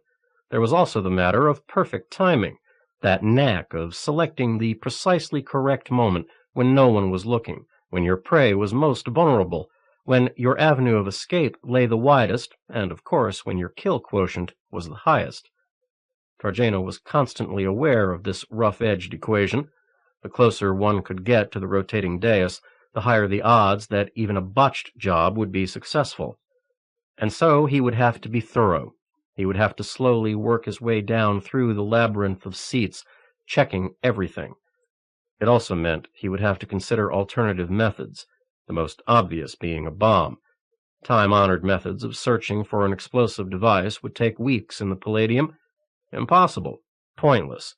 But, thanks to the microelectronics of the very late 20th century, Targeno had some very reliable help in snooping out the distinctive electrochemical atmospheric signatures of portable bombs. Other weapons or devices, such as equipment using laser or microwave technology, were more difficult to detect, but there were ways of coping with that sort of thing, too. No one had a better bag of tricks than Targeno. If there was anything out there, he would know about it. He looked at his watch and noted the time, just after 6 a.m. The convocation's opening ceremony would begin at noon. He smiled as he pretended to make a note on his clipboard. 6 hours. He had been left with a lot less on many occasions. 54. Los Angeles, California, Windsor, December 25th, 1999. Peter had flown out the day before, disguised and alone.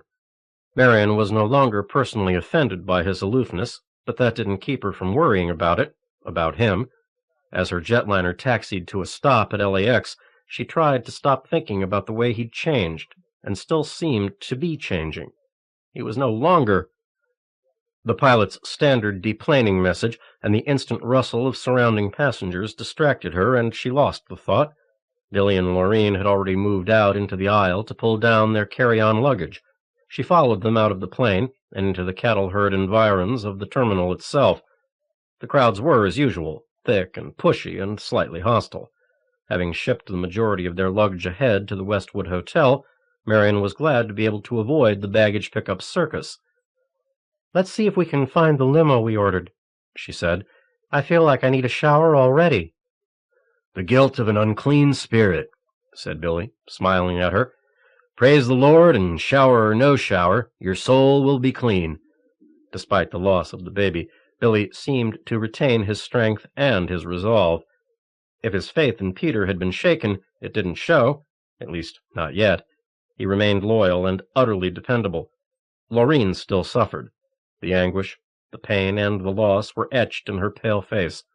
Marion watched her move listlessly through the crowded airport, apparently oblivious to all the noise and color around her. "There it is," Billy said, pointing to a long, egg-white car. The driver, standing beside his vehicle, held a sign that said Windsor. The car was flanked by other stretch limos and a massive phalanx of taxis. The driver was efficient and respectful as he helped them get comfortable before entering the fray that was driving in Los Angeles. As they drove along, Marion noticed Billy gawking at everything. "See anything familiar?" she asked, putting on her sunglasses. The harsh glare of Southern California's sun gave the whole vista a calcified, silvery edge. Despite the visible layers of smog hanging over the horizon like layers in a cake, things seemed uncommonly bright. "Kind of," he said. "But don't forget, I haven't been here since I was a kid. The only thing I remember is the Hollywood sign and those stars in the sidewalk." "A regular tourist you were. That's Culver City coming up over there," she said, pointing off to the right. "The famous Venice Beach is that way." "So many cars. How do people stand it?" Laureen shook her head, leaned down, and kissed Billy's neck. "Money has a way of making things bearable," said Marion. "You don't see a lot of Porsches and Lamborghinis in this town by accident." They continued to head north, past Santa Monica and Century City, exiting the freeway on Wilshire. Their hotel was south of UCLA's main campus, surrounded by giant desert palms and lush shade trees. As they checked in, under the aegis of her television network, Marion felt the tension layering away from her. "Yes, ma'am, Miss Windsor," said the clerk, handing them magnetic cards instead of keys. "Suite 780. "Thank you," said Marion. She wanted nothing more than a shower and a few hours to relax before spending the rest of the day and night at the Palladium. She kept telling herself she didn't really care anymore who or what Father Peter Carenza might or should be. Having decided everything was way beyond her sphere of influence and control, she would let the forces that swirled around her continue to do so without her concern. "Excuse me," said the desk clerk, looking at Billy. "Are you Mr. Clemmons, William Clemmons?" Billy nodded. "Yes. Why?" "I've got a message for you, sir." The man handed him a sealed envelope with the Foundation logo in the left corner. "What is it?" asked Marion. She wanted to move close enough to read it over his shoulder, but forced herself to wait. Tearing open the envelope, Billy read the message quickly. "It's from one of the security guys, Bevins. He wants to meet with me." Marion said, "Bevins? Does he say what the problem is?" Billy shrugged, showed her the note. "Urgent that I see you as soon as you arrive, alone. The lobby of the Beverly Hills Hotel, this morning, F. Bevins." "How far is the hotel?" "Not too far, east on Wilshire, then north on Beverly up to Sunset." Billy turned to Laureen. "Gotta go see what this is all about, babe," he said. "Be back in a little while." "Okay, Billy. Be careful." He nodded, turned to Marion. "Can you help her get settled in? I'll be back as soon as I can." "We'll be fine." "Okay, see you guys soon," he said, turning toward the lobby doors. Marion watched him leave before picking up her carry-on suitcase and walking to the elevators. A bellhop appeared out of the ether to help her and Laureen. As the elevator doors closed, Marion had a sudden flash of insight, a fleeting impression that something was wrong. Please, God, please make everything all right. The prayer skipped across her mind like a stone on a still pond. Please, God, whoever you are. Beverly Hills, Clemmons. Freddie Bevins was sitting in the lobby reading the Los Angeles Times. He wore a gray tweed jacket and a dull tie, which marked him so blatantly as an out-of-towner, Billy wondered if he dressed like that on purpose. His whole look clashed perfectly with the ultra-chic trappings of the hotel. "Mr. Clemmons," said Freddie, standing up to shake his hand. He dropped the newspaper to the couch to reveal a large white Tyvek envelope still in his grasp. "Have a good trip?" Billy shrugged. He didn't feel like he had time for small talk. "The plane was crowded. It was okay, I guess. And you can call me Billy. Everybody else does." Bevins smiled, said nothing. He just stood there, staring at him. "What's the problem, Mr. Bevins?" Bevins drew in a breath, exhaled slowly, dramatically, even arched his eyebrows. "I was told to get to you on this, since you're always around Father Carenza. Let's go to the bar. I'll buy you a drink and explain what I need you to do." "I thought you were staying at the Westwood with the rest of the security people." Bevins nodded. "I am. I have some friends staying here, so I figured I'd kill a couple birds with one stone. You know how that goes." Bevins grinned, and Billy reciprocated uneasily. Bevins seemed like a nice enough guy, but there was something oily just beneath the surface. The security man led the way to the bar through the lush gardens and walkways, past the pool where nearly naked women posed and pranced and sunbathed to get the attention of anybody important who might be looking for a walk-on bimbette in his next flick. Bevins smiled as he caught Billy stealing a look here and there. "Nice, huh, Billy? You know, they say more cock gets sucked in this town than any other spot on the face of the earth. I sure wouldn't bet against it, eh?" Bevins laughed. He and Billy seated themselves on a pair of plush stools at the bar. Au courant fixtures surrounded them. The room screamed of trendiness. The bartender materialized in front of them. Bevins took a wild turkey, Billy a Corona. So, what's up, Mr. Bevins? Call me Fred. Fred? Billy just stared at him, waiting. Bevins exhaled slowly. Your boss might have made some powerful enemies, Billy. Do you realize that? I figured it was bound to happen. He's become very outspoken lately. Bevins chuckled. Yeah, I'd say. The bartender appeared with their drink order, then did a discreet fade. Billy threw the lime slice in the nearest ashtray, then sipped his sweet Mexican beer. So, what are you getting at, Mr. Bevins? Security's my concern, Billy. Bevins knocked back his drink, slowly opened the Tyvek envelope. He pulled out a small square of white plastic. Here. He handed it to Billy, who recognized it as an ID badge, one with Peter Carenza's photo on it. What's this for?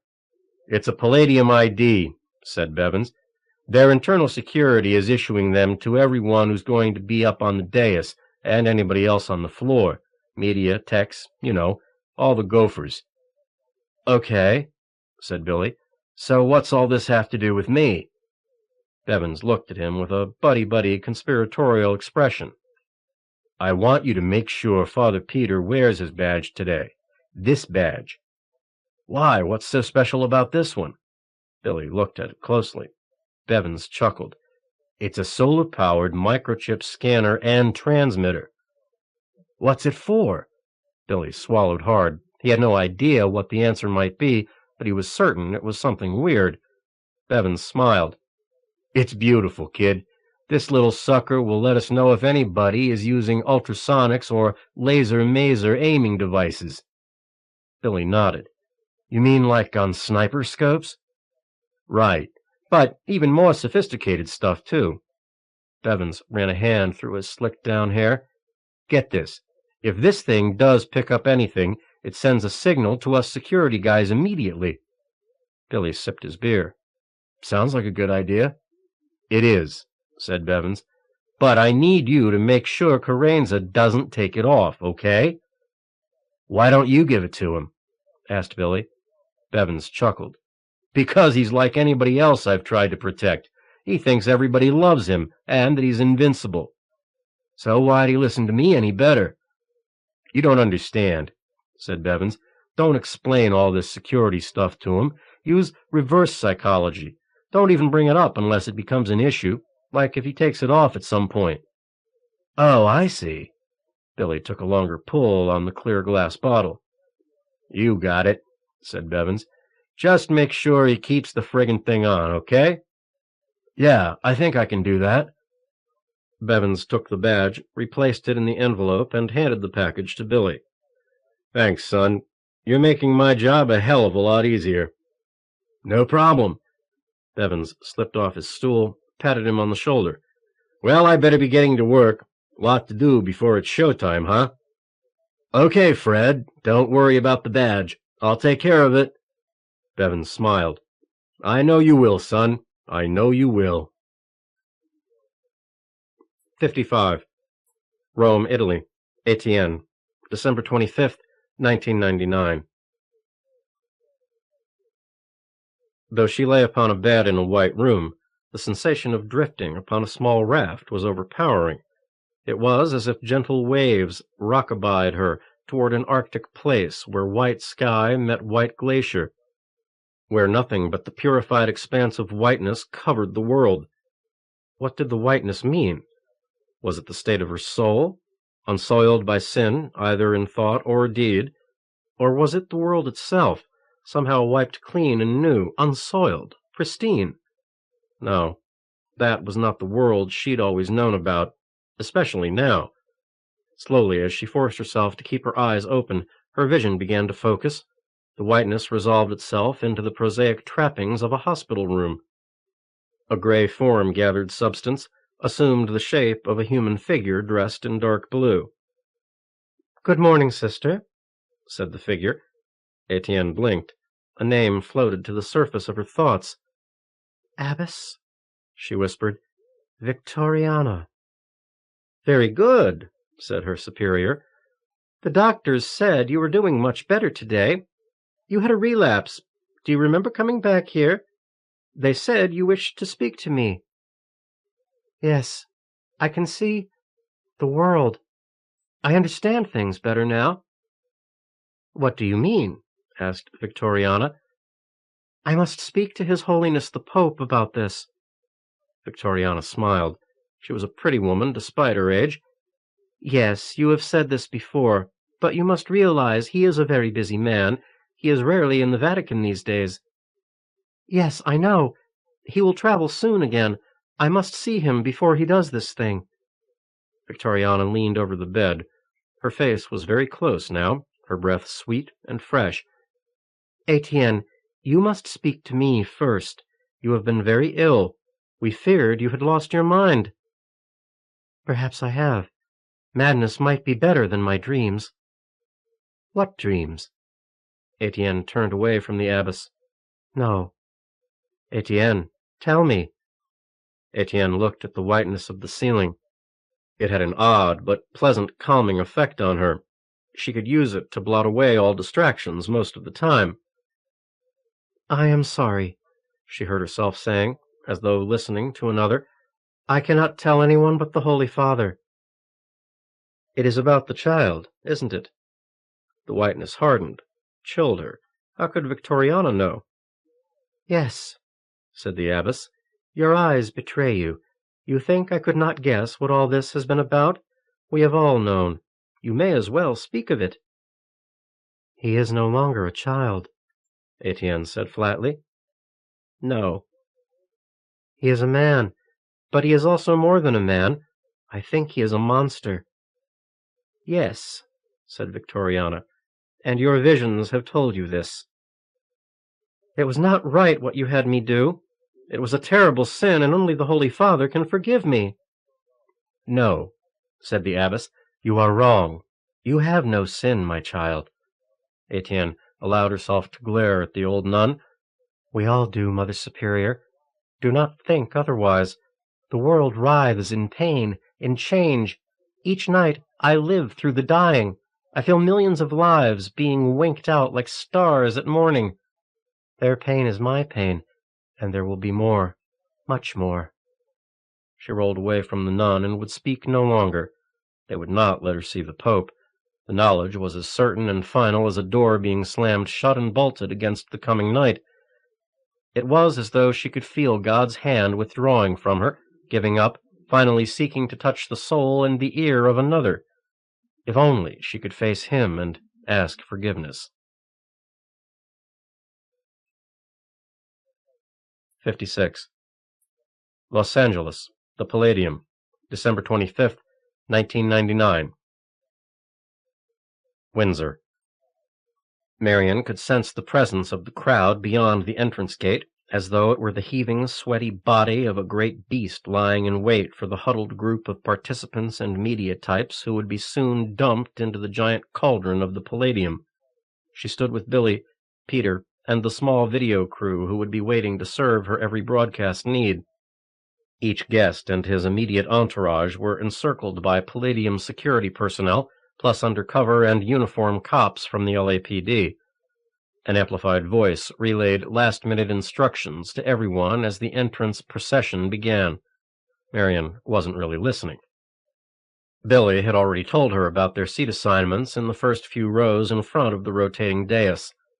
He seemed overly concerned about the crowds at the Palladium. After he'd made several references to the number of people jamming the place, Marian had asked him what was really bothering him. I don't know, he said abashedly. It's just that I have this feeling that things are going to screw up, that something bad is going to happen. She nodded, recognizing what he meant. The high-octane rush of Peter's rise to popularity and the excitement of bringing the world to a new level of understanding had been slowly eroding, gradually being replaced by something darker, something undefinably wrong.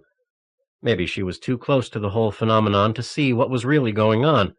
Maybe Billy was too, but he'd said something to the effect that things would be better once they got through the ordeal of the convocation and the coming turn of the century. Ordeal. An accurate word choice. Targeno.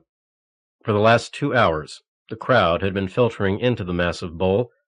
Outside, traffic twisted and curved in upon itself like non-Euclidean math, creating jams and gridlocks of classic beauty.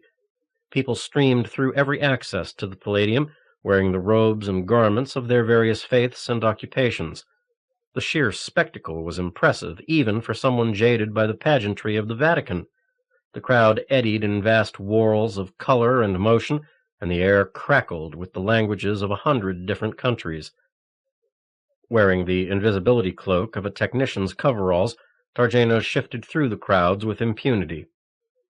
His forged security badge and the way he moved confidently past the checkpoints provided him with unlimited access to every inch of the gigantic arena. So far, though, it had done him little good. He had placed portable scanning devices at strategic points throughout the Palladium, multiplexing them to detect a variety of transmission-reception modes, but there was no way to adequately cover the entire space. It was simply too big. He could only hope for a little luck and trust in the intuitive abilities which had kept him alive for more than 20 years in the business. The opening ceremonies had finally begun, only 15 minutes behind schedule. Too bad, actually. It gave him less time to scope out the operation. Bevins might look the part of the workaday sap, but he was a very competent covert operations man. Targeno had uncovered enough dirt on Frederick G. Bevins to know he was a careful, thorough operator, and therefore very dangerous. Stationed on the platform by one of Cooper's church uplink dishes, Targeno slipped on a pair of sunglasses that were actually high-res binoculars.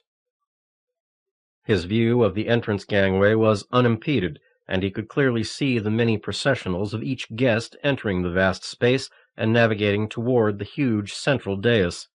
The PA boomed the names of sundry dignitaries across the artificial canyon, and the crowd cheered perfunctorily, like dogs salivating to a gigantic bell.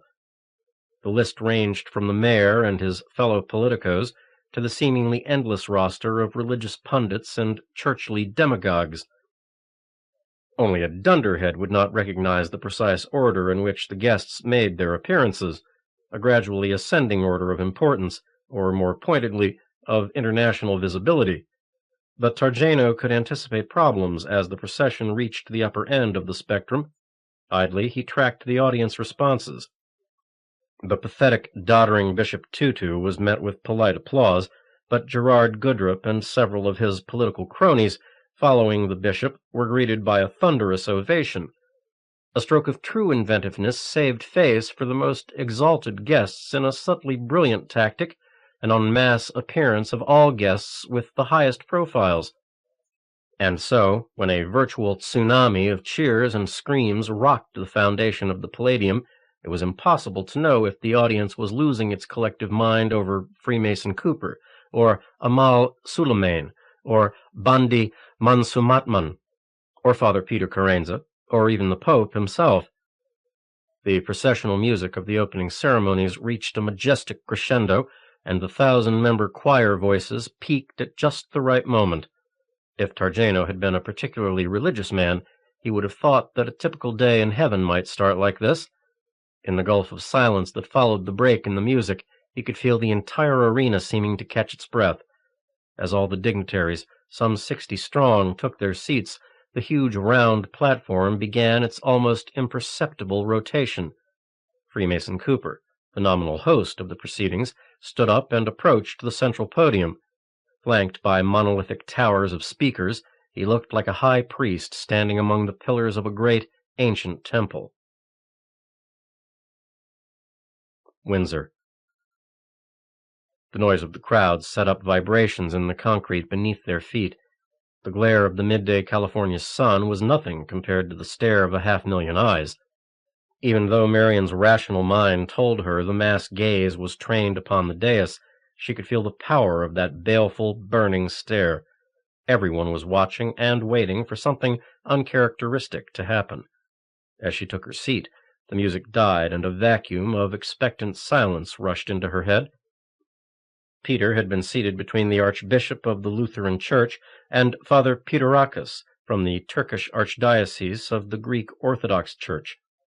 Freemason Cooper, she noted, was seated at the antipodal point of the great circle of seats, which all faced a central podium cum altar. Cooper stood, smoothed out his designer apparel, and strode toward the center of the dais. Marion's mind seemed frozen on a single thought. If Billy's right, and something is wrong, then what is going to happen? And when? Targeno.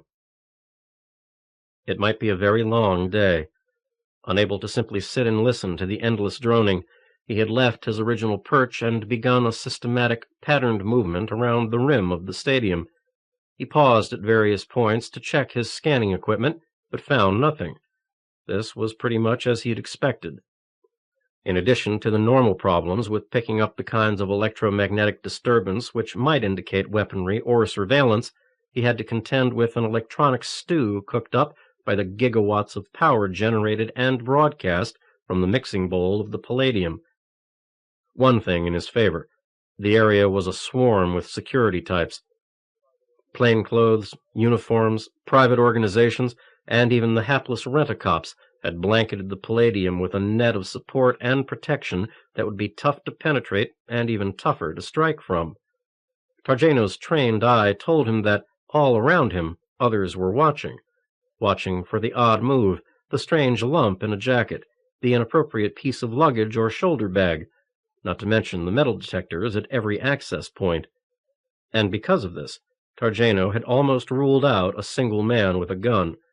The possibility of a bomb was also remote because of security's extreme awareness of terrorist tactics. He figured Bevins would wait until Carenza's turn at the podium.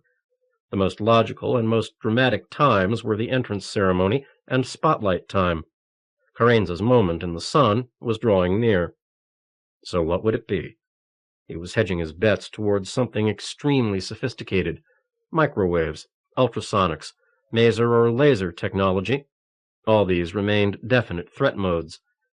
He moved to his next checkpoint. As he climbed to the uplink platform, he knew the security types were watching him. Pausing next to an uplink dish, he pretended to plug his diagnostic black box into the array's base coupler. He opened his toolbox and acted as though trying to decide which instrument might best suit his current task. As long as he appeared to be performing normal activities, they wouldn't bother him. He calmly assessed his equipment, nodding as he silently approved his selections. What appeared to be innocuous instruments and light power tools could be snapped together to create weapons of extreme accuracy and lethality. Targeno smiled. Now there was a great agency buzzword for you: lethality. He wondered where governments found those guys who sat around thinking up all the snappy phrases like "with extreme prejudice" and "conciliatory invasion." But for now, he thought, let's try the K.A. band. Windsor. God, this was getting boring. She almost smiled as she realized the prayerful aspect to her last thought. Her video crew had been dutifully recording everything, and she had been making some notes on what might prove useful when she sat down to do the edits, but in general, Freemason Cooper's convocation was a thundering bore. Marion had been carefully watching the various participants, almost more than she'd been listening to the prayers and speeches. After a while, everybody started to sound alike, and it was more interesting to read the diverse facial expressions. She saw a mixture of ennui, anticipation, and a little enjoyment, until she studied the face of the Pope. The old man's attention seemed fixed upon Peter. In fact, Marion noticed, the Holy Father's gaze never strayed from Peter's position on the dais. He did not seem fascinated or admiring, but Marion couldn't accurately identify his emotions. The Pope seemed to be simultaneously puzzled, suspicious, and, at times, philosophical. Why was he so wrapped up in Peter? Jealousy? Fear? Wonderment as to the true nature of this man who brought miracles to the modern world? She kept checking on Peter to see if he was aware of the Pope's obsession, but Peter gave no indication he noticed or cared. Freemason Cooper moved again to the podium. It was time to announce the next speaker. Marion didn't need to check her schedule. She knew it was Peter Carenza. Bevins. All right, this was it. Freddie moved slowly from his post near the entrance to the base of the elevated section of VIP seats. He'd activated the lasers A&A. aiming and arming bus, just as Freemason Cooper announced Carenza. The only trouble was the goddamned rotating platform. As the target reached the podium to shake hands with the plastically smiling Reverend, he was a little less than 180 degrees opposite the weapon. That meant it would not lock onto the target, Carenza's ID badge with the built-in homing beacon, until the rotation of the platform brought Father Peter around to face the disguised uplink dish. Half an hour max, depending on the angles. Carenza had been allotted 45 minutes to speak.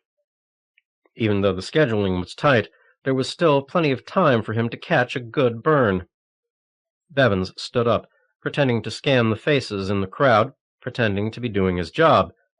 In the center of B section, he caught the eye of Billy Clemmons and nodded. He was thankful the boy had been so conscientious with that badge. Bevins checked his watch. Pretty soon now, this place would be jumpin'. Windsor. The funny thing was, bored as she was by the general tenor of the ceremonies, she found herself captivated by Peter's words. In spite of the months she'd spent listening to his messages and observations, she found his speech inspiring, trenchant, and insightful. So apparently did the other 250,000 attendees. For the first time since the ceremonies had begun, Marian was aware of an almost total absence of noise. Turning in her seat, but trying not to be obvious, she studied the crowd. They were silent, attentive, focused on Peter. She wanted to get their reaction on tape, but was aware of the need to remain unobtrusive. "Phil," she whispered into her lapel mic, "can you and Gary get some reaction shots and sound bites?" "Of what?" asked her cameraman. "That's just it," she said softly. "I want to catch the silence, the total attention of this place." "Okay, I gotcha." She watched her crew mobilize, but keep a low profile as they taped the rapt faces and consummate silence of the crowd. It seemed like everyone in the Palladium had become as quiet as stone. No one stirred, and Marian thought she could hear everyone breathing simultaneously, as though the crowd were one great living thing. It was eerie. She could feel goosebumps freckling her arms and the back of her neck. Peter's words soared like a flock of doves. He was soothing and disturbing, beautiful, yet fearful. His fertile, deep voice rippled outward through the crowd in concentric, echo-free rings of wisdom. Even skeptics and the outright enemies of his position could not keep from being carried aloft by his message. His theme was the universality of belief, the need for a single coherent faith in the power and purpose of God. He downplayed the differences between the great numbers of religions represented. He called for a commingling of spirits so that the prayer which rose up from the Palladium would truly be a single voice, a strong voice, a voice united in faith and power and love. Despite her role as a journalist, Marian kept being drawn into the mystical experience. She'd been with him from the beginning, had believed he couldn't top the majesty or the failure of Colorado, but he was leaving all past appearances far behind. 250,000 people sat still, beguiled by the young, handsome man. Marian quickly scanned the dais, surprised to see Freemason Cooper and Gerard Goodrup unconsciously nodding their heads. Everyone felt the enchantment. No, not quite everyone, she thought, as her gaze rested upon the Pope. The look in the old prelate's eyes reminded her of a rabbit's black fear as it stared into the eyes of its predator. But there was a glaze of defiance there, too, intense suspicion and suppressed rage. This was not jealousy. Marian recognized the Pope's bottomless gaze for what it was, a perception of true horror. There was understanding in the old man's eyes, a knife-edge clarity honed by a sudden and single revelation. She had no idea what the Pope saw. She didn't want to know. Targeno. His instrument spoke. He had been telling himself he had to get up, to change positions, but had found himself listening to Carenza speak. Almost against his will, he allowed the man's words to touch him. Between glances at his equipment, Targeno had studied the others on the dais. Everyone seemed enraptured, except perhaps the Pope. Targeno raised his binoculars to study the Pope's face. Then the scanner registered a transmission and shattered the spell. The signal was weak, but steady and rhythmic. Highly directional, it was an ultrasonic beacon, pulsing regularly at 112,000 cycles per second. The signature was unmistakable to any high-tech weapons expert. The beacon operated at a high frequency to ensure great reflectivity over large distances, which would ensure accurate target locking. Targeno recalibrated his instrument, which automatically triangulated the position of the beacon. Targeno swallowed with difficulty. The device confirmed what he already suspected. The beacon had been planted on Carenza's body. The signal grew progressively stronger, which meant the dais was slowly bringing the directional beam into line with Targeno's position. All right, he thought, as he keyed in a new command set for the scanner. We've found the transmitter. Find the receiver, and we've got the weapon. His mind ticked off the possibilities, trying to eliminate anything that would not fit the pattern for a sophisticated ultrasonic receiver reflector. That would rule out anyone moving about in the crowd, or even a single man with a hand weapon. The best kill method employed a stationary receiver. Of course, the uplinks. The configuration of a satellite dish was the perfect disguise for the sound receiver and the parabolic focusing characteristics of a laser or microwave weapon. The setup was as elegant as a mathematical proof, elusive yet simple and effective. He had to find a receiver attuned to 112,000 cycles, and he had to do it quickly. The arc of the Palladium's rim he needed to cover was roughly 50 degrees of the entire circle. In that space loomed at least 20 uplink dishes, all canted at various angles, homed in upon distant orbiting birds. And all would remain so, save for one. The problem, he mused, was finding the one that would react to the ultrasonic beacon, and finding it in time. Scrambling down from his perch, Targeno ran along the uppermost concourse to the uplink platform at the farthest degree of the rim's arc. Losing precious minutes as he ran, he knew the weapon dish could activate at any moment. Try not to think about it. Just get the job done. Despite being in crisp athletic condition, he was breathing hard as he reached the base of the farthest dish and cabled his equipment into the diagnostic serial port at its base. A few seconds of electronic analysis told him all he needed to know. No ultrasonic receiving chip. Down over the edge of the platform, up and over to the next one. Keep checking. Keep repeating the procedure until either he found the weapon or until it burned Carenza like a steak on a grill. Bevins. Checking his watch. Checking his watch. The mannerism was driving him nuts. He was doing it automatically now, and the minutes dragged by with glacial slowness. Carenza was trying to hypnotize him or something like that, but it wouldn't matter. It wasn't going to work because everything was automated. Not too much longer. Time was running out. It didn't matter what that guy was saying. Just hurry up and get this crazy fucking show done with. Yeah, all over soon. Clemmons. It was hard to describe the sensation that had suddenly come over him. No way to deal with it, other than just accept it. Ever since the baby died, Billy seemed to be overly sensitive to everything. Like right now. Here he was listening to Peter, and this ugly notion, like a thorn puncturing his thoughts, kept sticking him. That something was wrong. That something was going to happen, and that maybe Peter was in danger. He had absolutely no reason to feel or think this way, but no matter what he did to suppress it, it just kept coming back. Targeno. 6 dishes checked, and he was running out of time. The dais continued to rotate Peter Carenza into a direct line with the section of the arena where he worked. The weapon was somewhere in this section, he was sure of it. Time was running out. Failure had always been life's most bitter pill to him. I don't swallow it easily, Targeno thought as he approached the base of the 7th dish. Hey, buddy, what do you think you're doing? The gruff voice broke his thoughts like a hammer blow. Turning, he saw a broad-chested, broad-bellied black man approaching him. He wore a pair of technician's coveralls like Targeno's, which identified him as an employee of the Church of the Holy Satellite Tabernacle. The man was very large, larger than most professional footballers or wrestlers. Where had he come from? The rim of the Palladium and maintenance catwalks had been totally deserted only seconds ago. Targeno watched the man move closer. "Hey, buddy, I'm talking to you." "I must adjust the gain on this dish," said Targeno, gesturing upwards. "The guys in the North Star 7 booth said they're getting a fuzzy signal."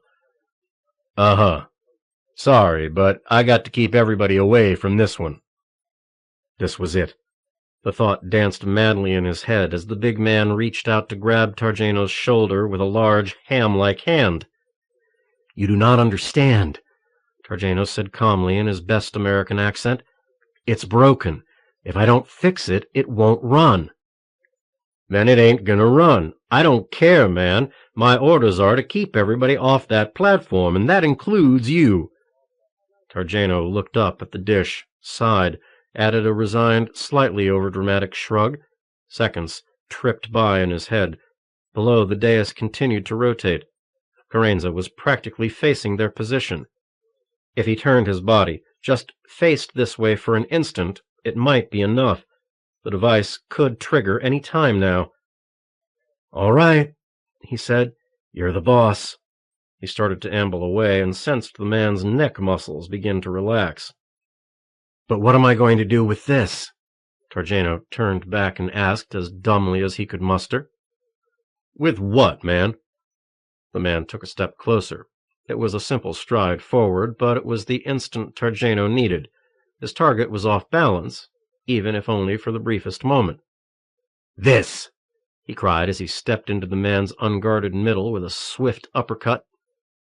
Catching his lower jaw half open, Targeno's blow clacked the target's teeth together with such force that chips of enamel exploded from his mouth. In a quick follow-up, a short knee kick to his testicles doubled him over for a stunning chop to the back of the neck. This series of blows, memorized over a lifetime of dispatching larger, unexpectant adversaries, was usually enough to put a man down and out. But the Guardian was so huge, so full of meat and impact-absorbing bulk, that he did not go down, didn't even take his eyes off Targeno. "Hey, you fucked now, man." The black man forced out the words as he fought to draw his breath, gaining strength and confidence with every second. He even smiled through his chipped teeth and bleeding lower lip. "Now it's my turn." With the speed of a heavyweight boxer, the man lashed out with a right jab that would have poleaxed Targeno like a slaughterhouse calf had it connected. He dodged the attack, blocking the second half of the combination with a perpendicular forearm. He simply did not have the time to let the fight continue. He shoved away his opponent and readied himself for a killing blow. The enemy raised his right arm and strode toward Targeno. Seizing the moment, Targeno spun into the man with a neck-level reverse kick. The flat of his foot struck the man's larynx squarely, crushing the cartilage and collapsing the target's throat. Despite the great size of his bull neck, the man's head flopped forward as his eyes bulged out like a frog's. He gasped for air with a sound like gas leaking from a balloon. He fell to his knees, thick-fingered hands clawing at his throat as though to rip away the occluding flesh. His huge chest heaved like a bellows. It was not a pretty way to die, but then few are. Stepping over him, Targeno clambered up to the satellite dish. No time to check for the U-sonic chip. This had to be the right dish. With a power driver, he unscrewed the plate at the base of the dish. As it fell away, it revealed all the confirmation he needed. Instead of the video cipher motherboard, he saw the glass-boxed amplifier of a high-intensity military laser.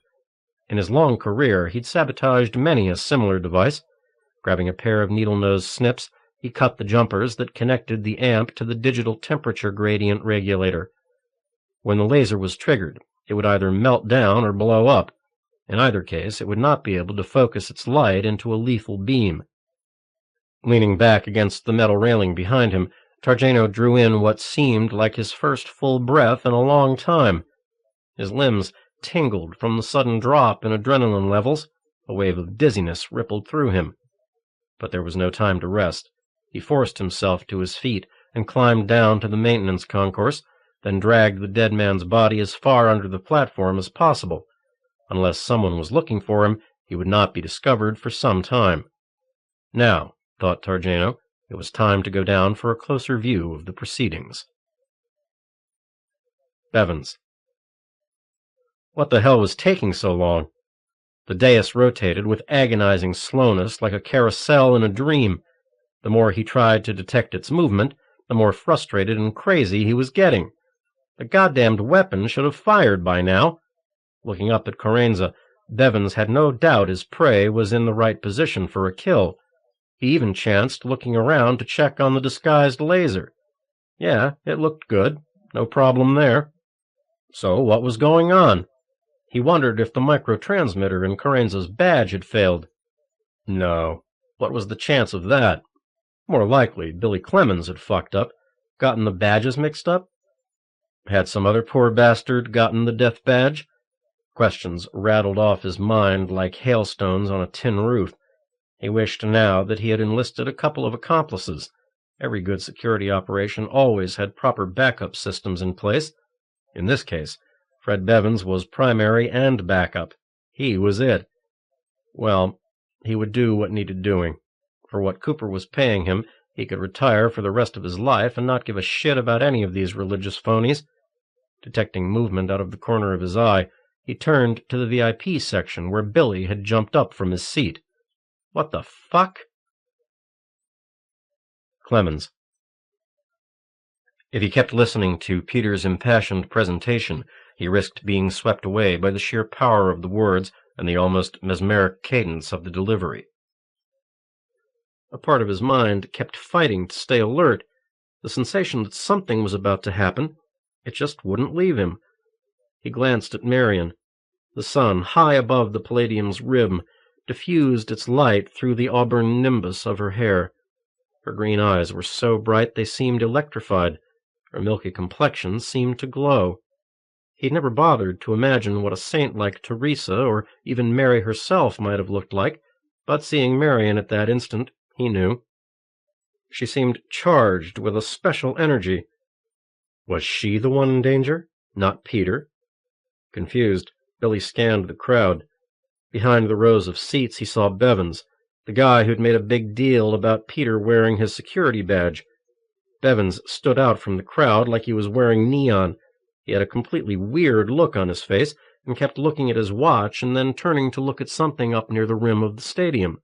Then the watch, the rim, then Peter, then back again. Bevins's face seemed to change then, as if he'd made a decision. He took a step forward. Billy watched as the man reached into his jacket where a shoulder holster bulged under his arm like a growing tumor. Got to do something. Billy heard his own voice, breaking the solemn silence of the crowd, cutting into the spaces between Peter's words. He jumped to his feet, and the radioactive gaze of 500,000 people seared him. "Peter! Stop! Stop! Get away!" His voice sounded far away, distant, threatened to be absorbed by the monstrous hush of the crowd. Billy struggled toward the dais, toward the man he had served faithfully for so long. It felt like he was moving through the gelatinous haze of a dream. He moved, but he did not move. Bevins reacted immediately, moving forward and loosing a dark, ugly handgun from its case, but keeping it concealed. Anger and frustration flickered over his face as he looked from Peter to Billy and back again. Billy watched him break into a jog as he shouldered past confused people in the crowd. "They're going to kill you!" Billy screamed as hands reached out for him. "For Christ's sake, Peter, move!" Other VIPs were already clearing out, making a path for the sudden madman and ducking for cover. The Pope, however, sat rigid in his seat, watching events as though he had expected them. Security types of every flavor began converging on the dais. Billy knew he had very little time. He headed straight for Bevins. Cooper. Holy Christ almighty, what was that bastard doing? Peter Carenza had fallen silent at the first sign of disturbance, though he still stood at the podium. Stunned, Cooper watched plain-clothed and uniformed cops materialize all around the dais as some of the religious leaders began to stir. There was a sudden swirl of movement and color and noise. It was hard to see what was happening. One thing for sure, Freemason knew his plan was shot to hell. Clemmons. "Bevins! He's the one!" Billy leaped over the railing around the box seats, hurling himself at the stocky man. Bevins turned clumsily to face him, swinging the portable cannon out like a tank rotating its turret. A brilliant muzzle flash was followed instantly by a hot sledgehammer just below Billy's rib cage. He was flipped sideways into the air from the force of the slug, landing at the base of the dais. Shockwaves of recognition and panic ran outward through the crowd as he got to his feet and stumbled along the edge of the cinder track. People were swarming all over him as hands reached down for him. He heard a feminine voice call out his name. Laureen? No, it couldn't be. Marion, of course. She sounded crazy, panicked. He felt lightheaded. His pain seemed to skip away like a ping-pong ball across a tiled floor. He could almost see time itself stretched out before him like an enormous length of taffy. Everything was slowing down except the downhill shush of his thoughts. All around him boiled the noises of fear and outrage, shouts, screams, terror, confusion, then an explosion, far off but full of crackling energy. Billy heard it all as though from down the length of a great tunnel. The bright sky was turning strangely dark. Was there a storm coming? He wondered idly how that could be. Laureen. He saw Peter moving toward him. "Billy, hold on," said the voice, a deep, resonant, soothing voice. He wanted to feel Peter's hands touching his wounded belly. He knew somehow that they would be impossibly cool, that they would reach right into him. He wanted to just close his eyes and rest for a while. It would be best. So easy. "I'll get you, Billy," said the familiar voice. Why was it getting so dark? Targeno. He was halfway through the lower level, wading through the labyrinth of box seats and VIP sections when the disturbance began. Billy lurched up out of his seat like some puppet with half its strings cut. Bevins blew him away, and all the VIPs scrambled for cover. Then the laser dish kicked in and blew itself into tiny pieces of junk. As hot chunks of metal rained down on the people in the upper deck, they began to stampede. The crowd surged all around him like whitecaps in a choppy sea. If he didn't move instantly, he was going to be caught up in the current of the mob and held helpless. Leaping over the railings and sluicing down the aisles, pushing errant bodies aside, Targeno reached the cinder track in the midst of ascendant chaos. He watched security people swarm about, watched Carenza leap down to help his fallen friend. Bevins wheeled about, backhanding with his handgun a uniform who tried to disarm him. The air grew clotted with screams and orders. Clearly no one knew what anyone else was doing. In that moment of total chaos, when no single track of events had yet assumed control, in that solitary instant, Targeno could act. Bevins. His whole hand and forearm vibrated from the vicious contact with the rent-a-cop. The mob panic was rising like a rainy creek. Fuck it, he thought. Got to finish. He'd already decided to use Clemmons as the fall guy. He would say he thought the kid was a secret assassin, and when he tried to take him out, an errant slug caught Father Peter as well. It was a hastily cut plan, but just crazy enough to work. Climbing up to the dais, where he could get a clear shot, Bevins aimed into the center of the circle of bodies which had converged around Billy and Carenza. Billy was still staggering forward, reaching out. Bevins extended his arms, holding the 9mm automatic with both hands. Carenza suddenly looked up at him, as though alerted by some strange sixth sense. There was something about the cold, utter emptiness in the man's eyes that stunned Freddy, kept him from squeezing the trigger. Carenza turned away from Clemmons, defiantly facing Bevins. The crazy bastard! The volley of slugs from the machine pistol ripped through him with such surgical efficiency, Freddy was taken instantly from the realm of thought. Bone-shivering impacts danced up the length of his torso. The last seconds of his life were hastily sketched sheets of awareness. Pain from the first explosive shell ripping out his crotch in a bloody fireball of soft tissue. Even more exquisite pain as the wet center of his bowels and stomach exploded like a ruptured water balloon. Then dull black shock as the last 2 bullets shattered his rib cage and shredded his neck and lower jaw into a fine pink mist. He spun downward into dead dark calm of infinity. Carenza. He hadn't wanted it like this. His ascendance should not spring from panic, from chaos, but he had been propelled into a reality far beyond the petty concerns of human emotion and rational thought. If he did not take control now, he would lose the reins of the crowd's energy and enormous will. Dispassionately, he watched the already lifeless corpse of Freddie Bevins dance and shudder from the hail of bullets. Turning, Peter faced the assassin's killer.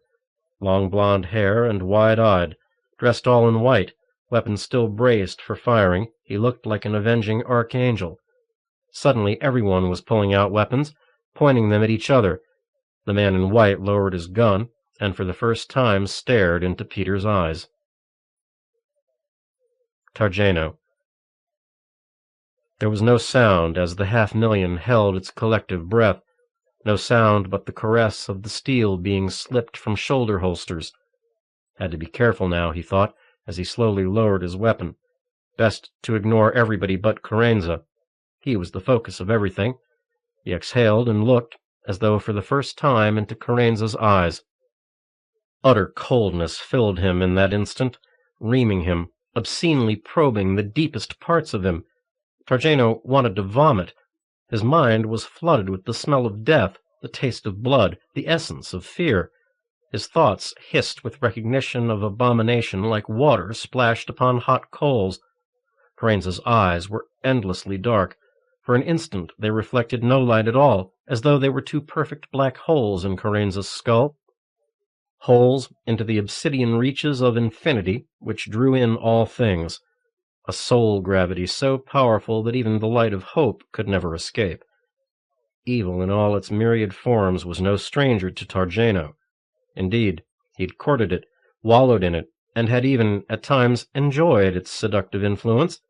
But as he stared at Peter Carenza, he knew he had just met something that transcended mere evil. The image of a black rose, unfolding like a dark galaxy, appeared inexplicably in his mind's eye as he stared into the face of the rough beast which slouched toward all the new Bethlehems. He knew now what had been bothering the Pope, and even as the nerve impulse left his brain to move his arm, to raise and fire his weapon, he knew he would fail. Targeno had long wondered what it would be like to die. He had pondered over this in the abstract for many years.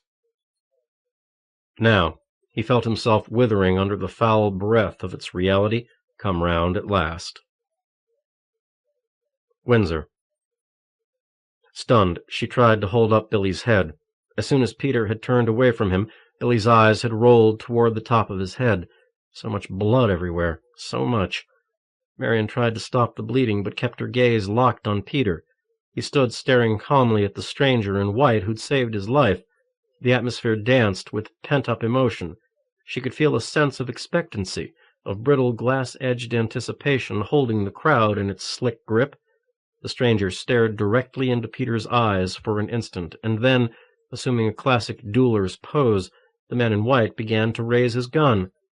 The gun which had literally shredded Freddie Bevins into something unrecognizable. Peter raised one hand, as though in warning or denial, but Marion was not fooled.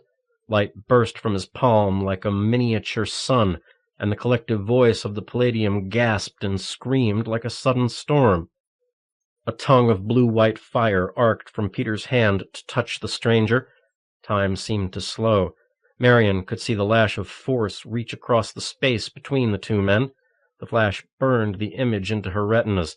The gunman erupted into the purest, whitest flame she'd ever seen. So bright, so hard and clean, she could not look into its core. And then it was gone. like the man in white. In his place tottered an obscene column of charcoal. Greasy smoke wafted upward as it fell, shattering into shining crystals of anthracite. Not one person in the giant arena spoke or moved.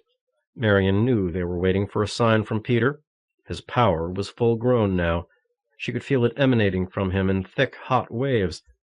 She was repelled by its overwhelming aura, and yet irresistibly attracted at the same time. The crowd could feel it too, the same way. Looking down at Billy, she was surprised to see his lips trembling. "I need help. I could almost see back there," he said, his voice cracking like a dry twig. "Billy, please don't talk now. It's going to be all right," she lied. She wasn't sure what he was talking about, but it didn't seem to matter anymore. Nothing seemed to matter. His left eye remained fixed on her while the right orb rolled back whitely. He coughed up a wad of blood and his chest spasmed, then froze and went still. In the confusion which boiled around them, no one noticed that the light that Billy had been was now out. Marion felt nothing, nothing at all. This numbness should have bothered her, but she felt so spent, so totally used up, she could feel nothing. She just sat there with her dead friend's head in her lap, her soul full of emptiness. The silence in the Palladium became oppressive, choking with foulness. Still, no one uttered a sound, no one moved. Until, on the dais, where knots of stunned security personnel surrounded amazed dignitaries and religious world leaders, one man stirred to his feet. Resplendent in his ceremonial robes, sparkling with a kind of pure, brilliant whiteness, the Pope glared at Peter and stepped forward. "Io ti conosco," he said. "I know you." Peter looked at the old man in the tall, mitred hat and grinned lopsidedly. Marion had never seen such an expression on his face, but she knew instantly she didn't like it. The Pope jerked to a halt in mid-stride. As he grabbed his left arm with his right hand, Marion could see his jeweled ring sparkle in the midday sunlight. The old man pressed both liver-spotted hands to his chest as his eyes widened and his round little mouth popped open. He collapsed into the arms of his onrushing entourage, but Marion knew he was dying. She'd seen another man stagger and fall under the cold stare of Peter Carenza. The first time, she hadn't comprehended what was really happening. But this time, as the Holy Father's body bucked in its final fatal contractions, she knew who, or what, had dealt the death blow. The signal had been given. The sign had been proffered, and the crowd sprang to life. A huge roaring rose up from the assembly. The great hive of people attuned itself to the overmind of its new ruler. A figure loomed over Marion. Looking up at the dark silhouette framed by bright light, she saw Peter extending his hand to her. "It is time to go," he said. She did not want to be with him any longer, to go anywhere with him, but she knew she'd given up the right to choose months ago. "Come," he said. "Where are we going?" She touched his hand and shivered. He grinned again, the lopsided smile she didn't like. "To Rome, of course." Epilogue. Vatican City, Lareggia, December 25th, 1999. Turning away from the large television monitor, he dared look at his colleagues. Like pieces of rough stone, Francesco and Victoriana still stared at the screen, as though unable to comprehend what they had witnessed. In all the years he had known the rogue priest, Paolo Cardinal Lareggia had never seen fear in Francesco's face. Until now. "What have we done?" asked Victoriana. Tears grooved her cheeks. Her thin white fingers trembled. Francesco stood quickly, stalked away from them. He stopped at the window, pretended to be looking at something in the street below. "Who gives a damn at this point?" Lareggia pulled his great bulk from the chair, forced himself to move forward. At this moment he felt extremely ancient, defeated and drained, useless. "Perhaps it was all meant to be like this," he asked, semi-rhetorically. "Perhaps we were merely the instruments of prophecy." Francesco wheeled on him, his lean face flush. "Yes, Cardinal, but the question remains, which prophecy are we talking about?" They would soon know. End of The Blood of the Lamb by Thomas F. Monteleone, read by Gregory Gorton in the studios of Potomac Talking Book Services, Incorporated, for the Library of Congress, August 1997. Published by Tor Books, Tom Doherty Associates, Incorporated, 175 Fifth Avenue, New York, New York, 10010. Further reproduction or distribution in other than a specialized format is prohibited. End of book.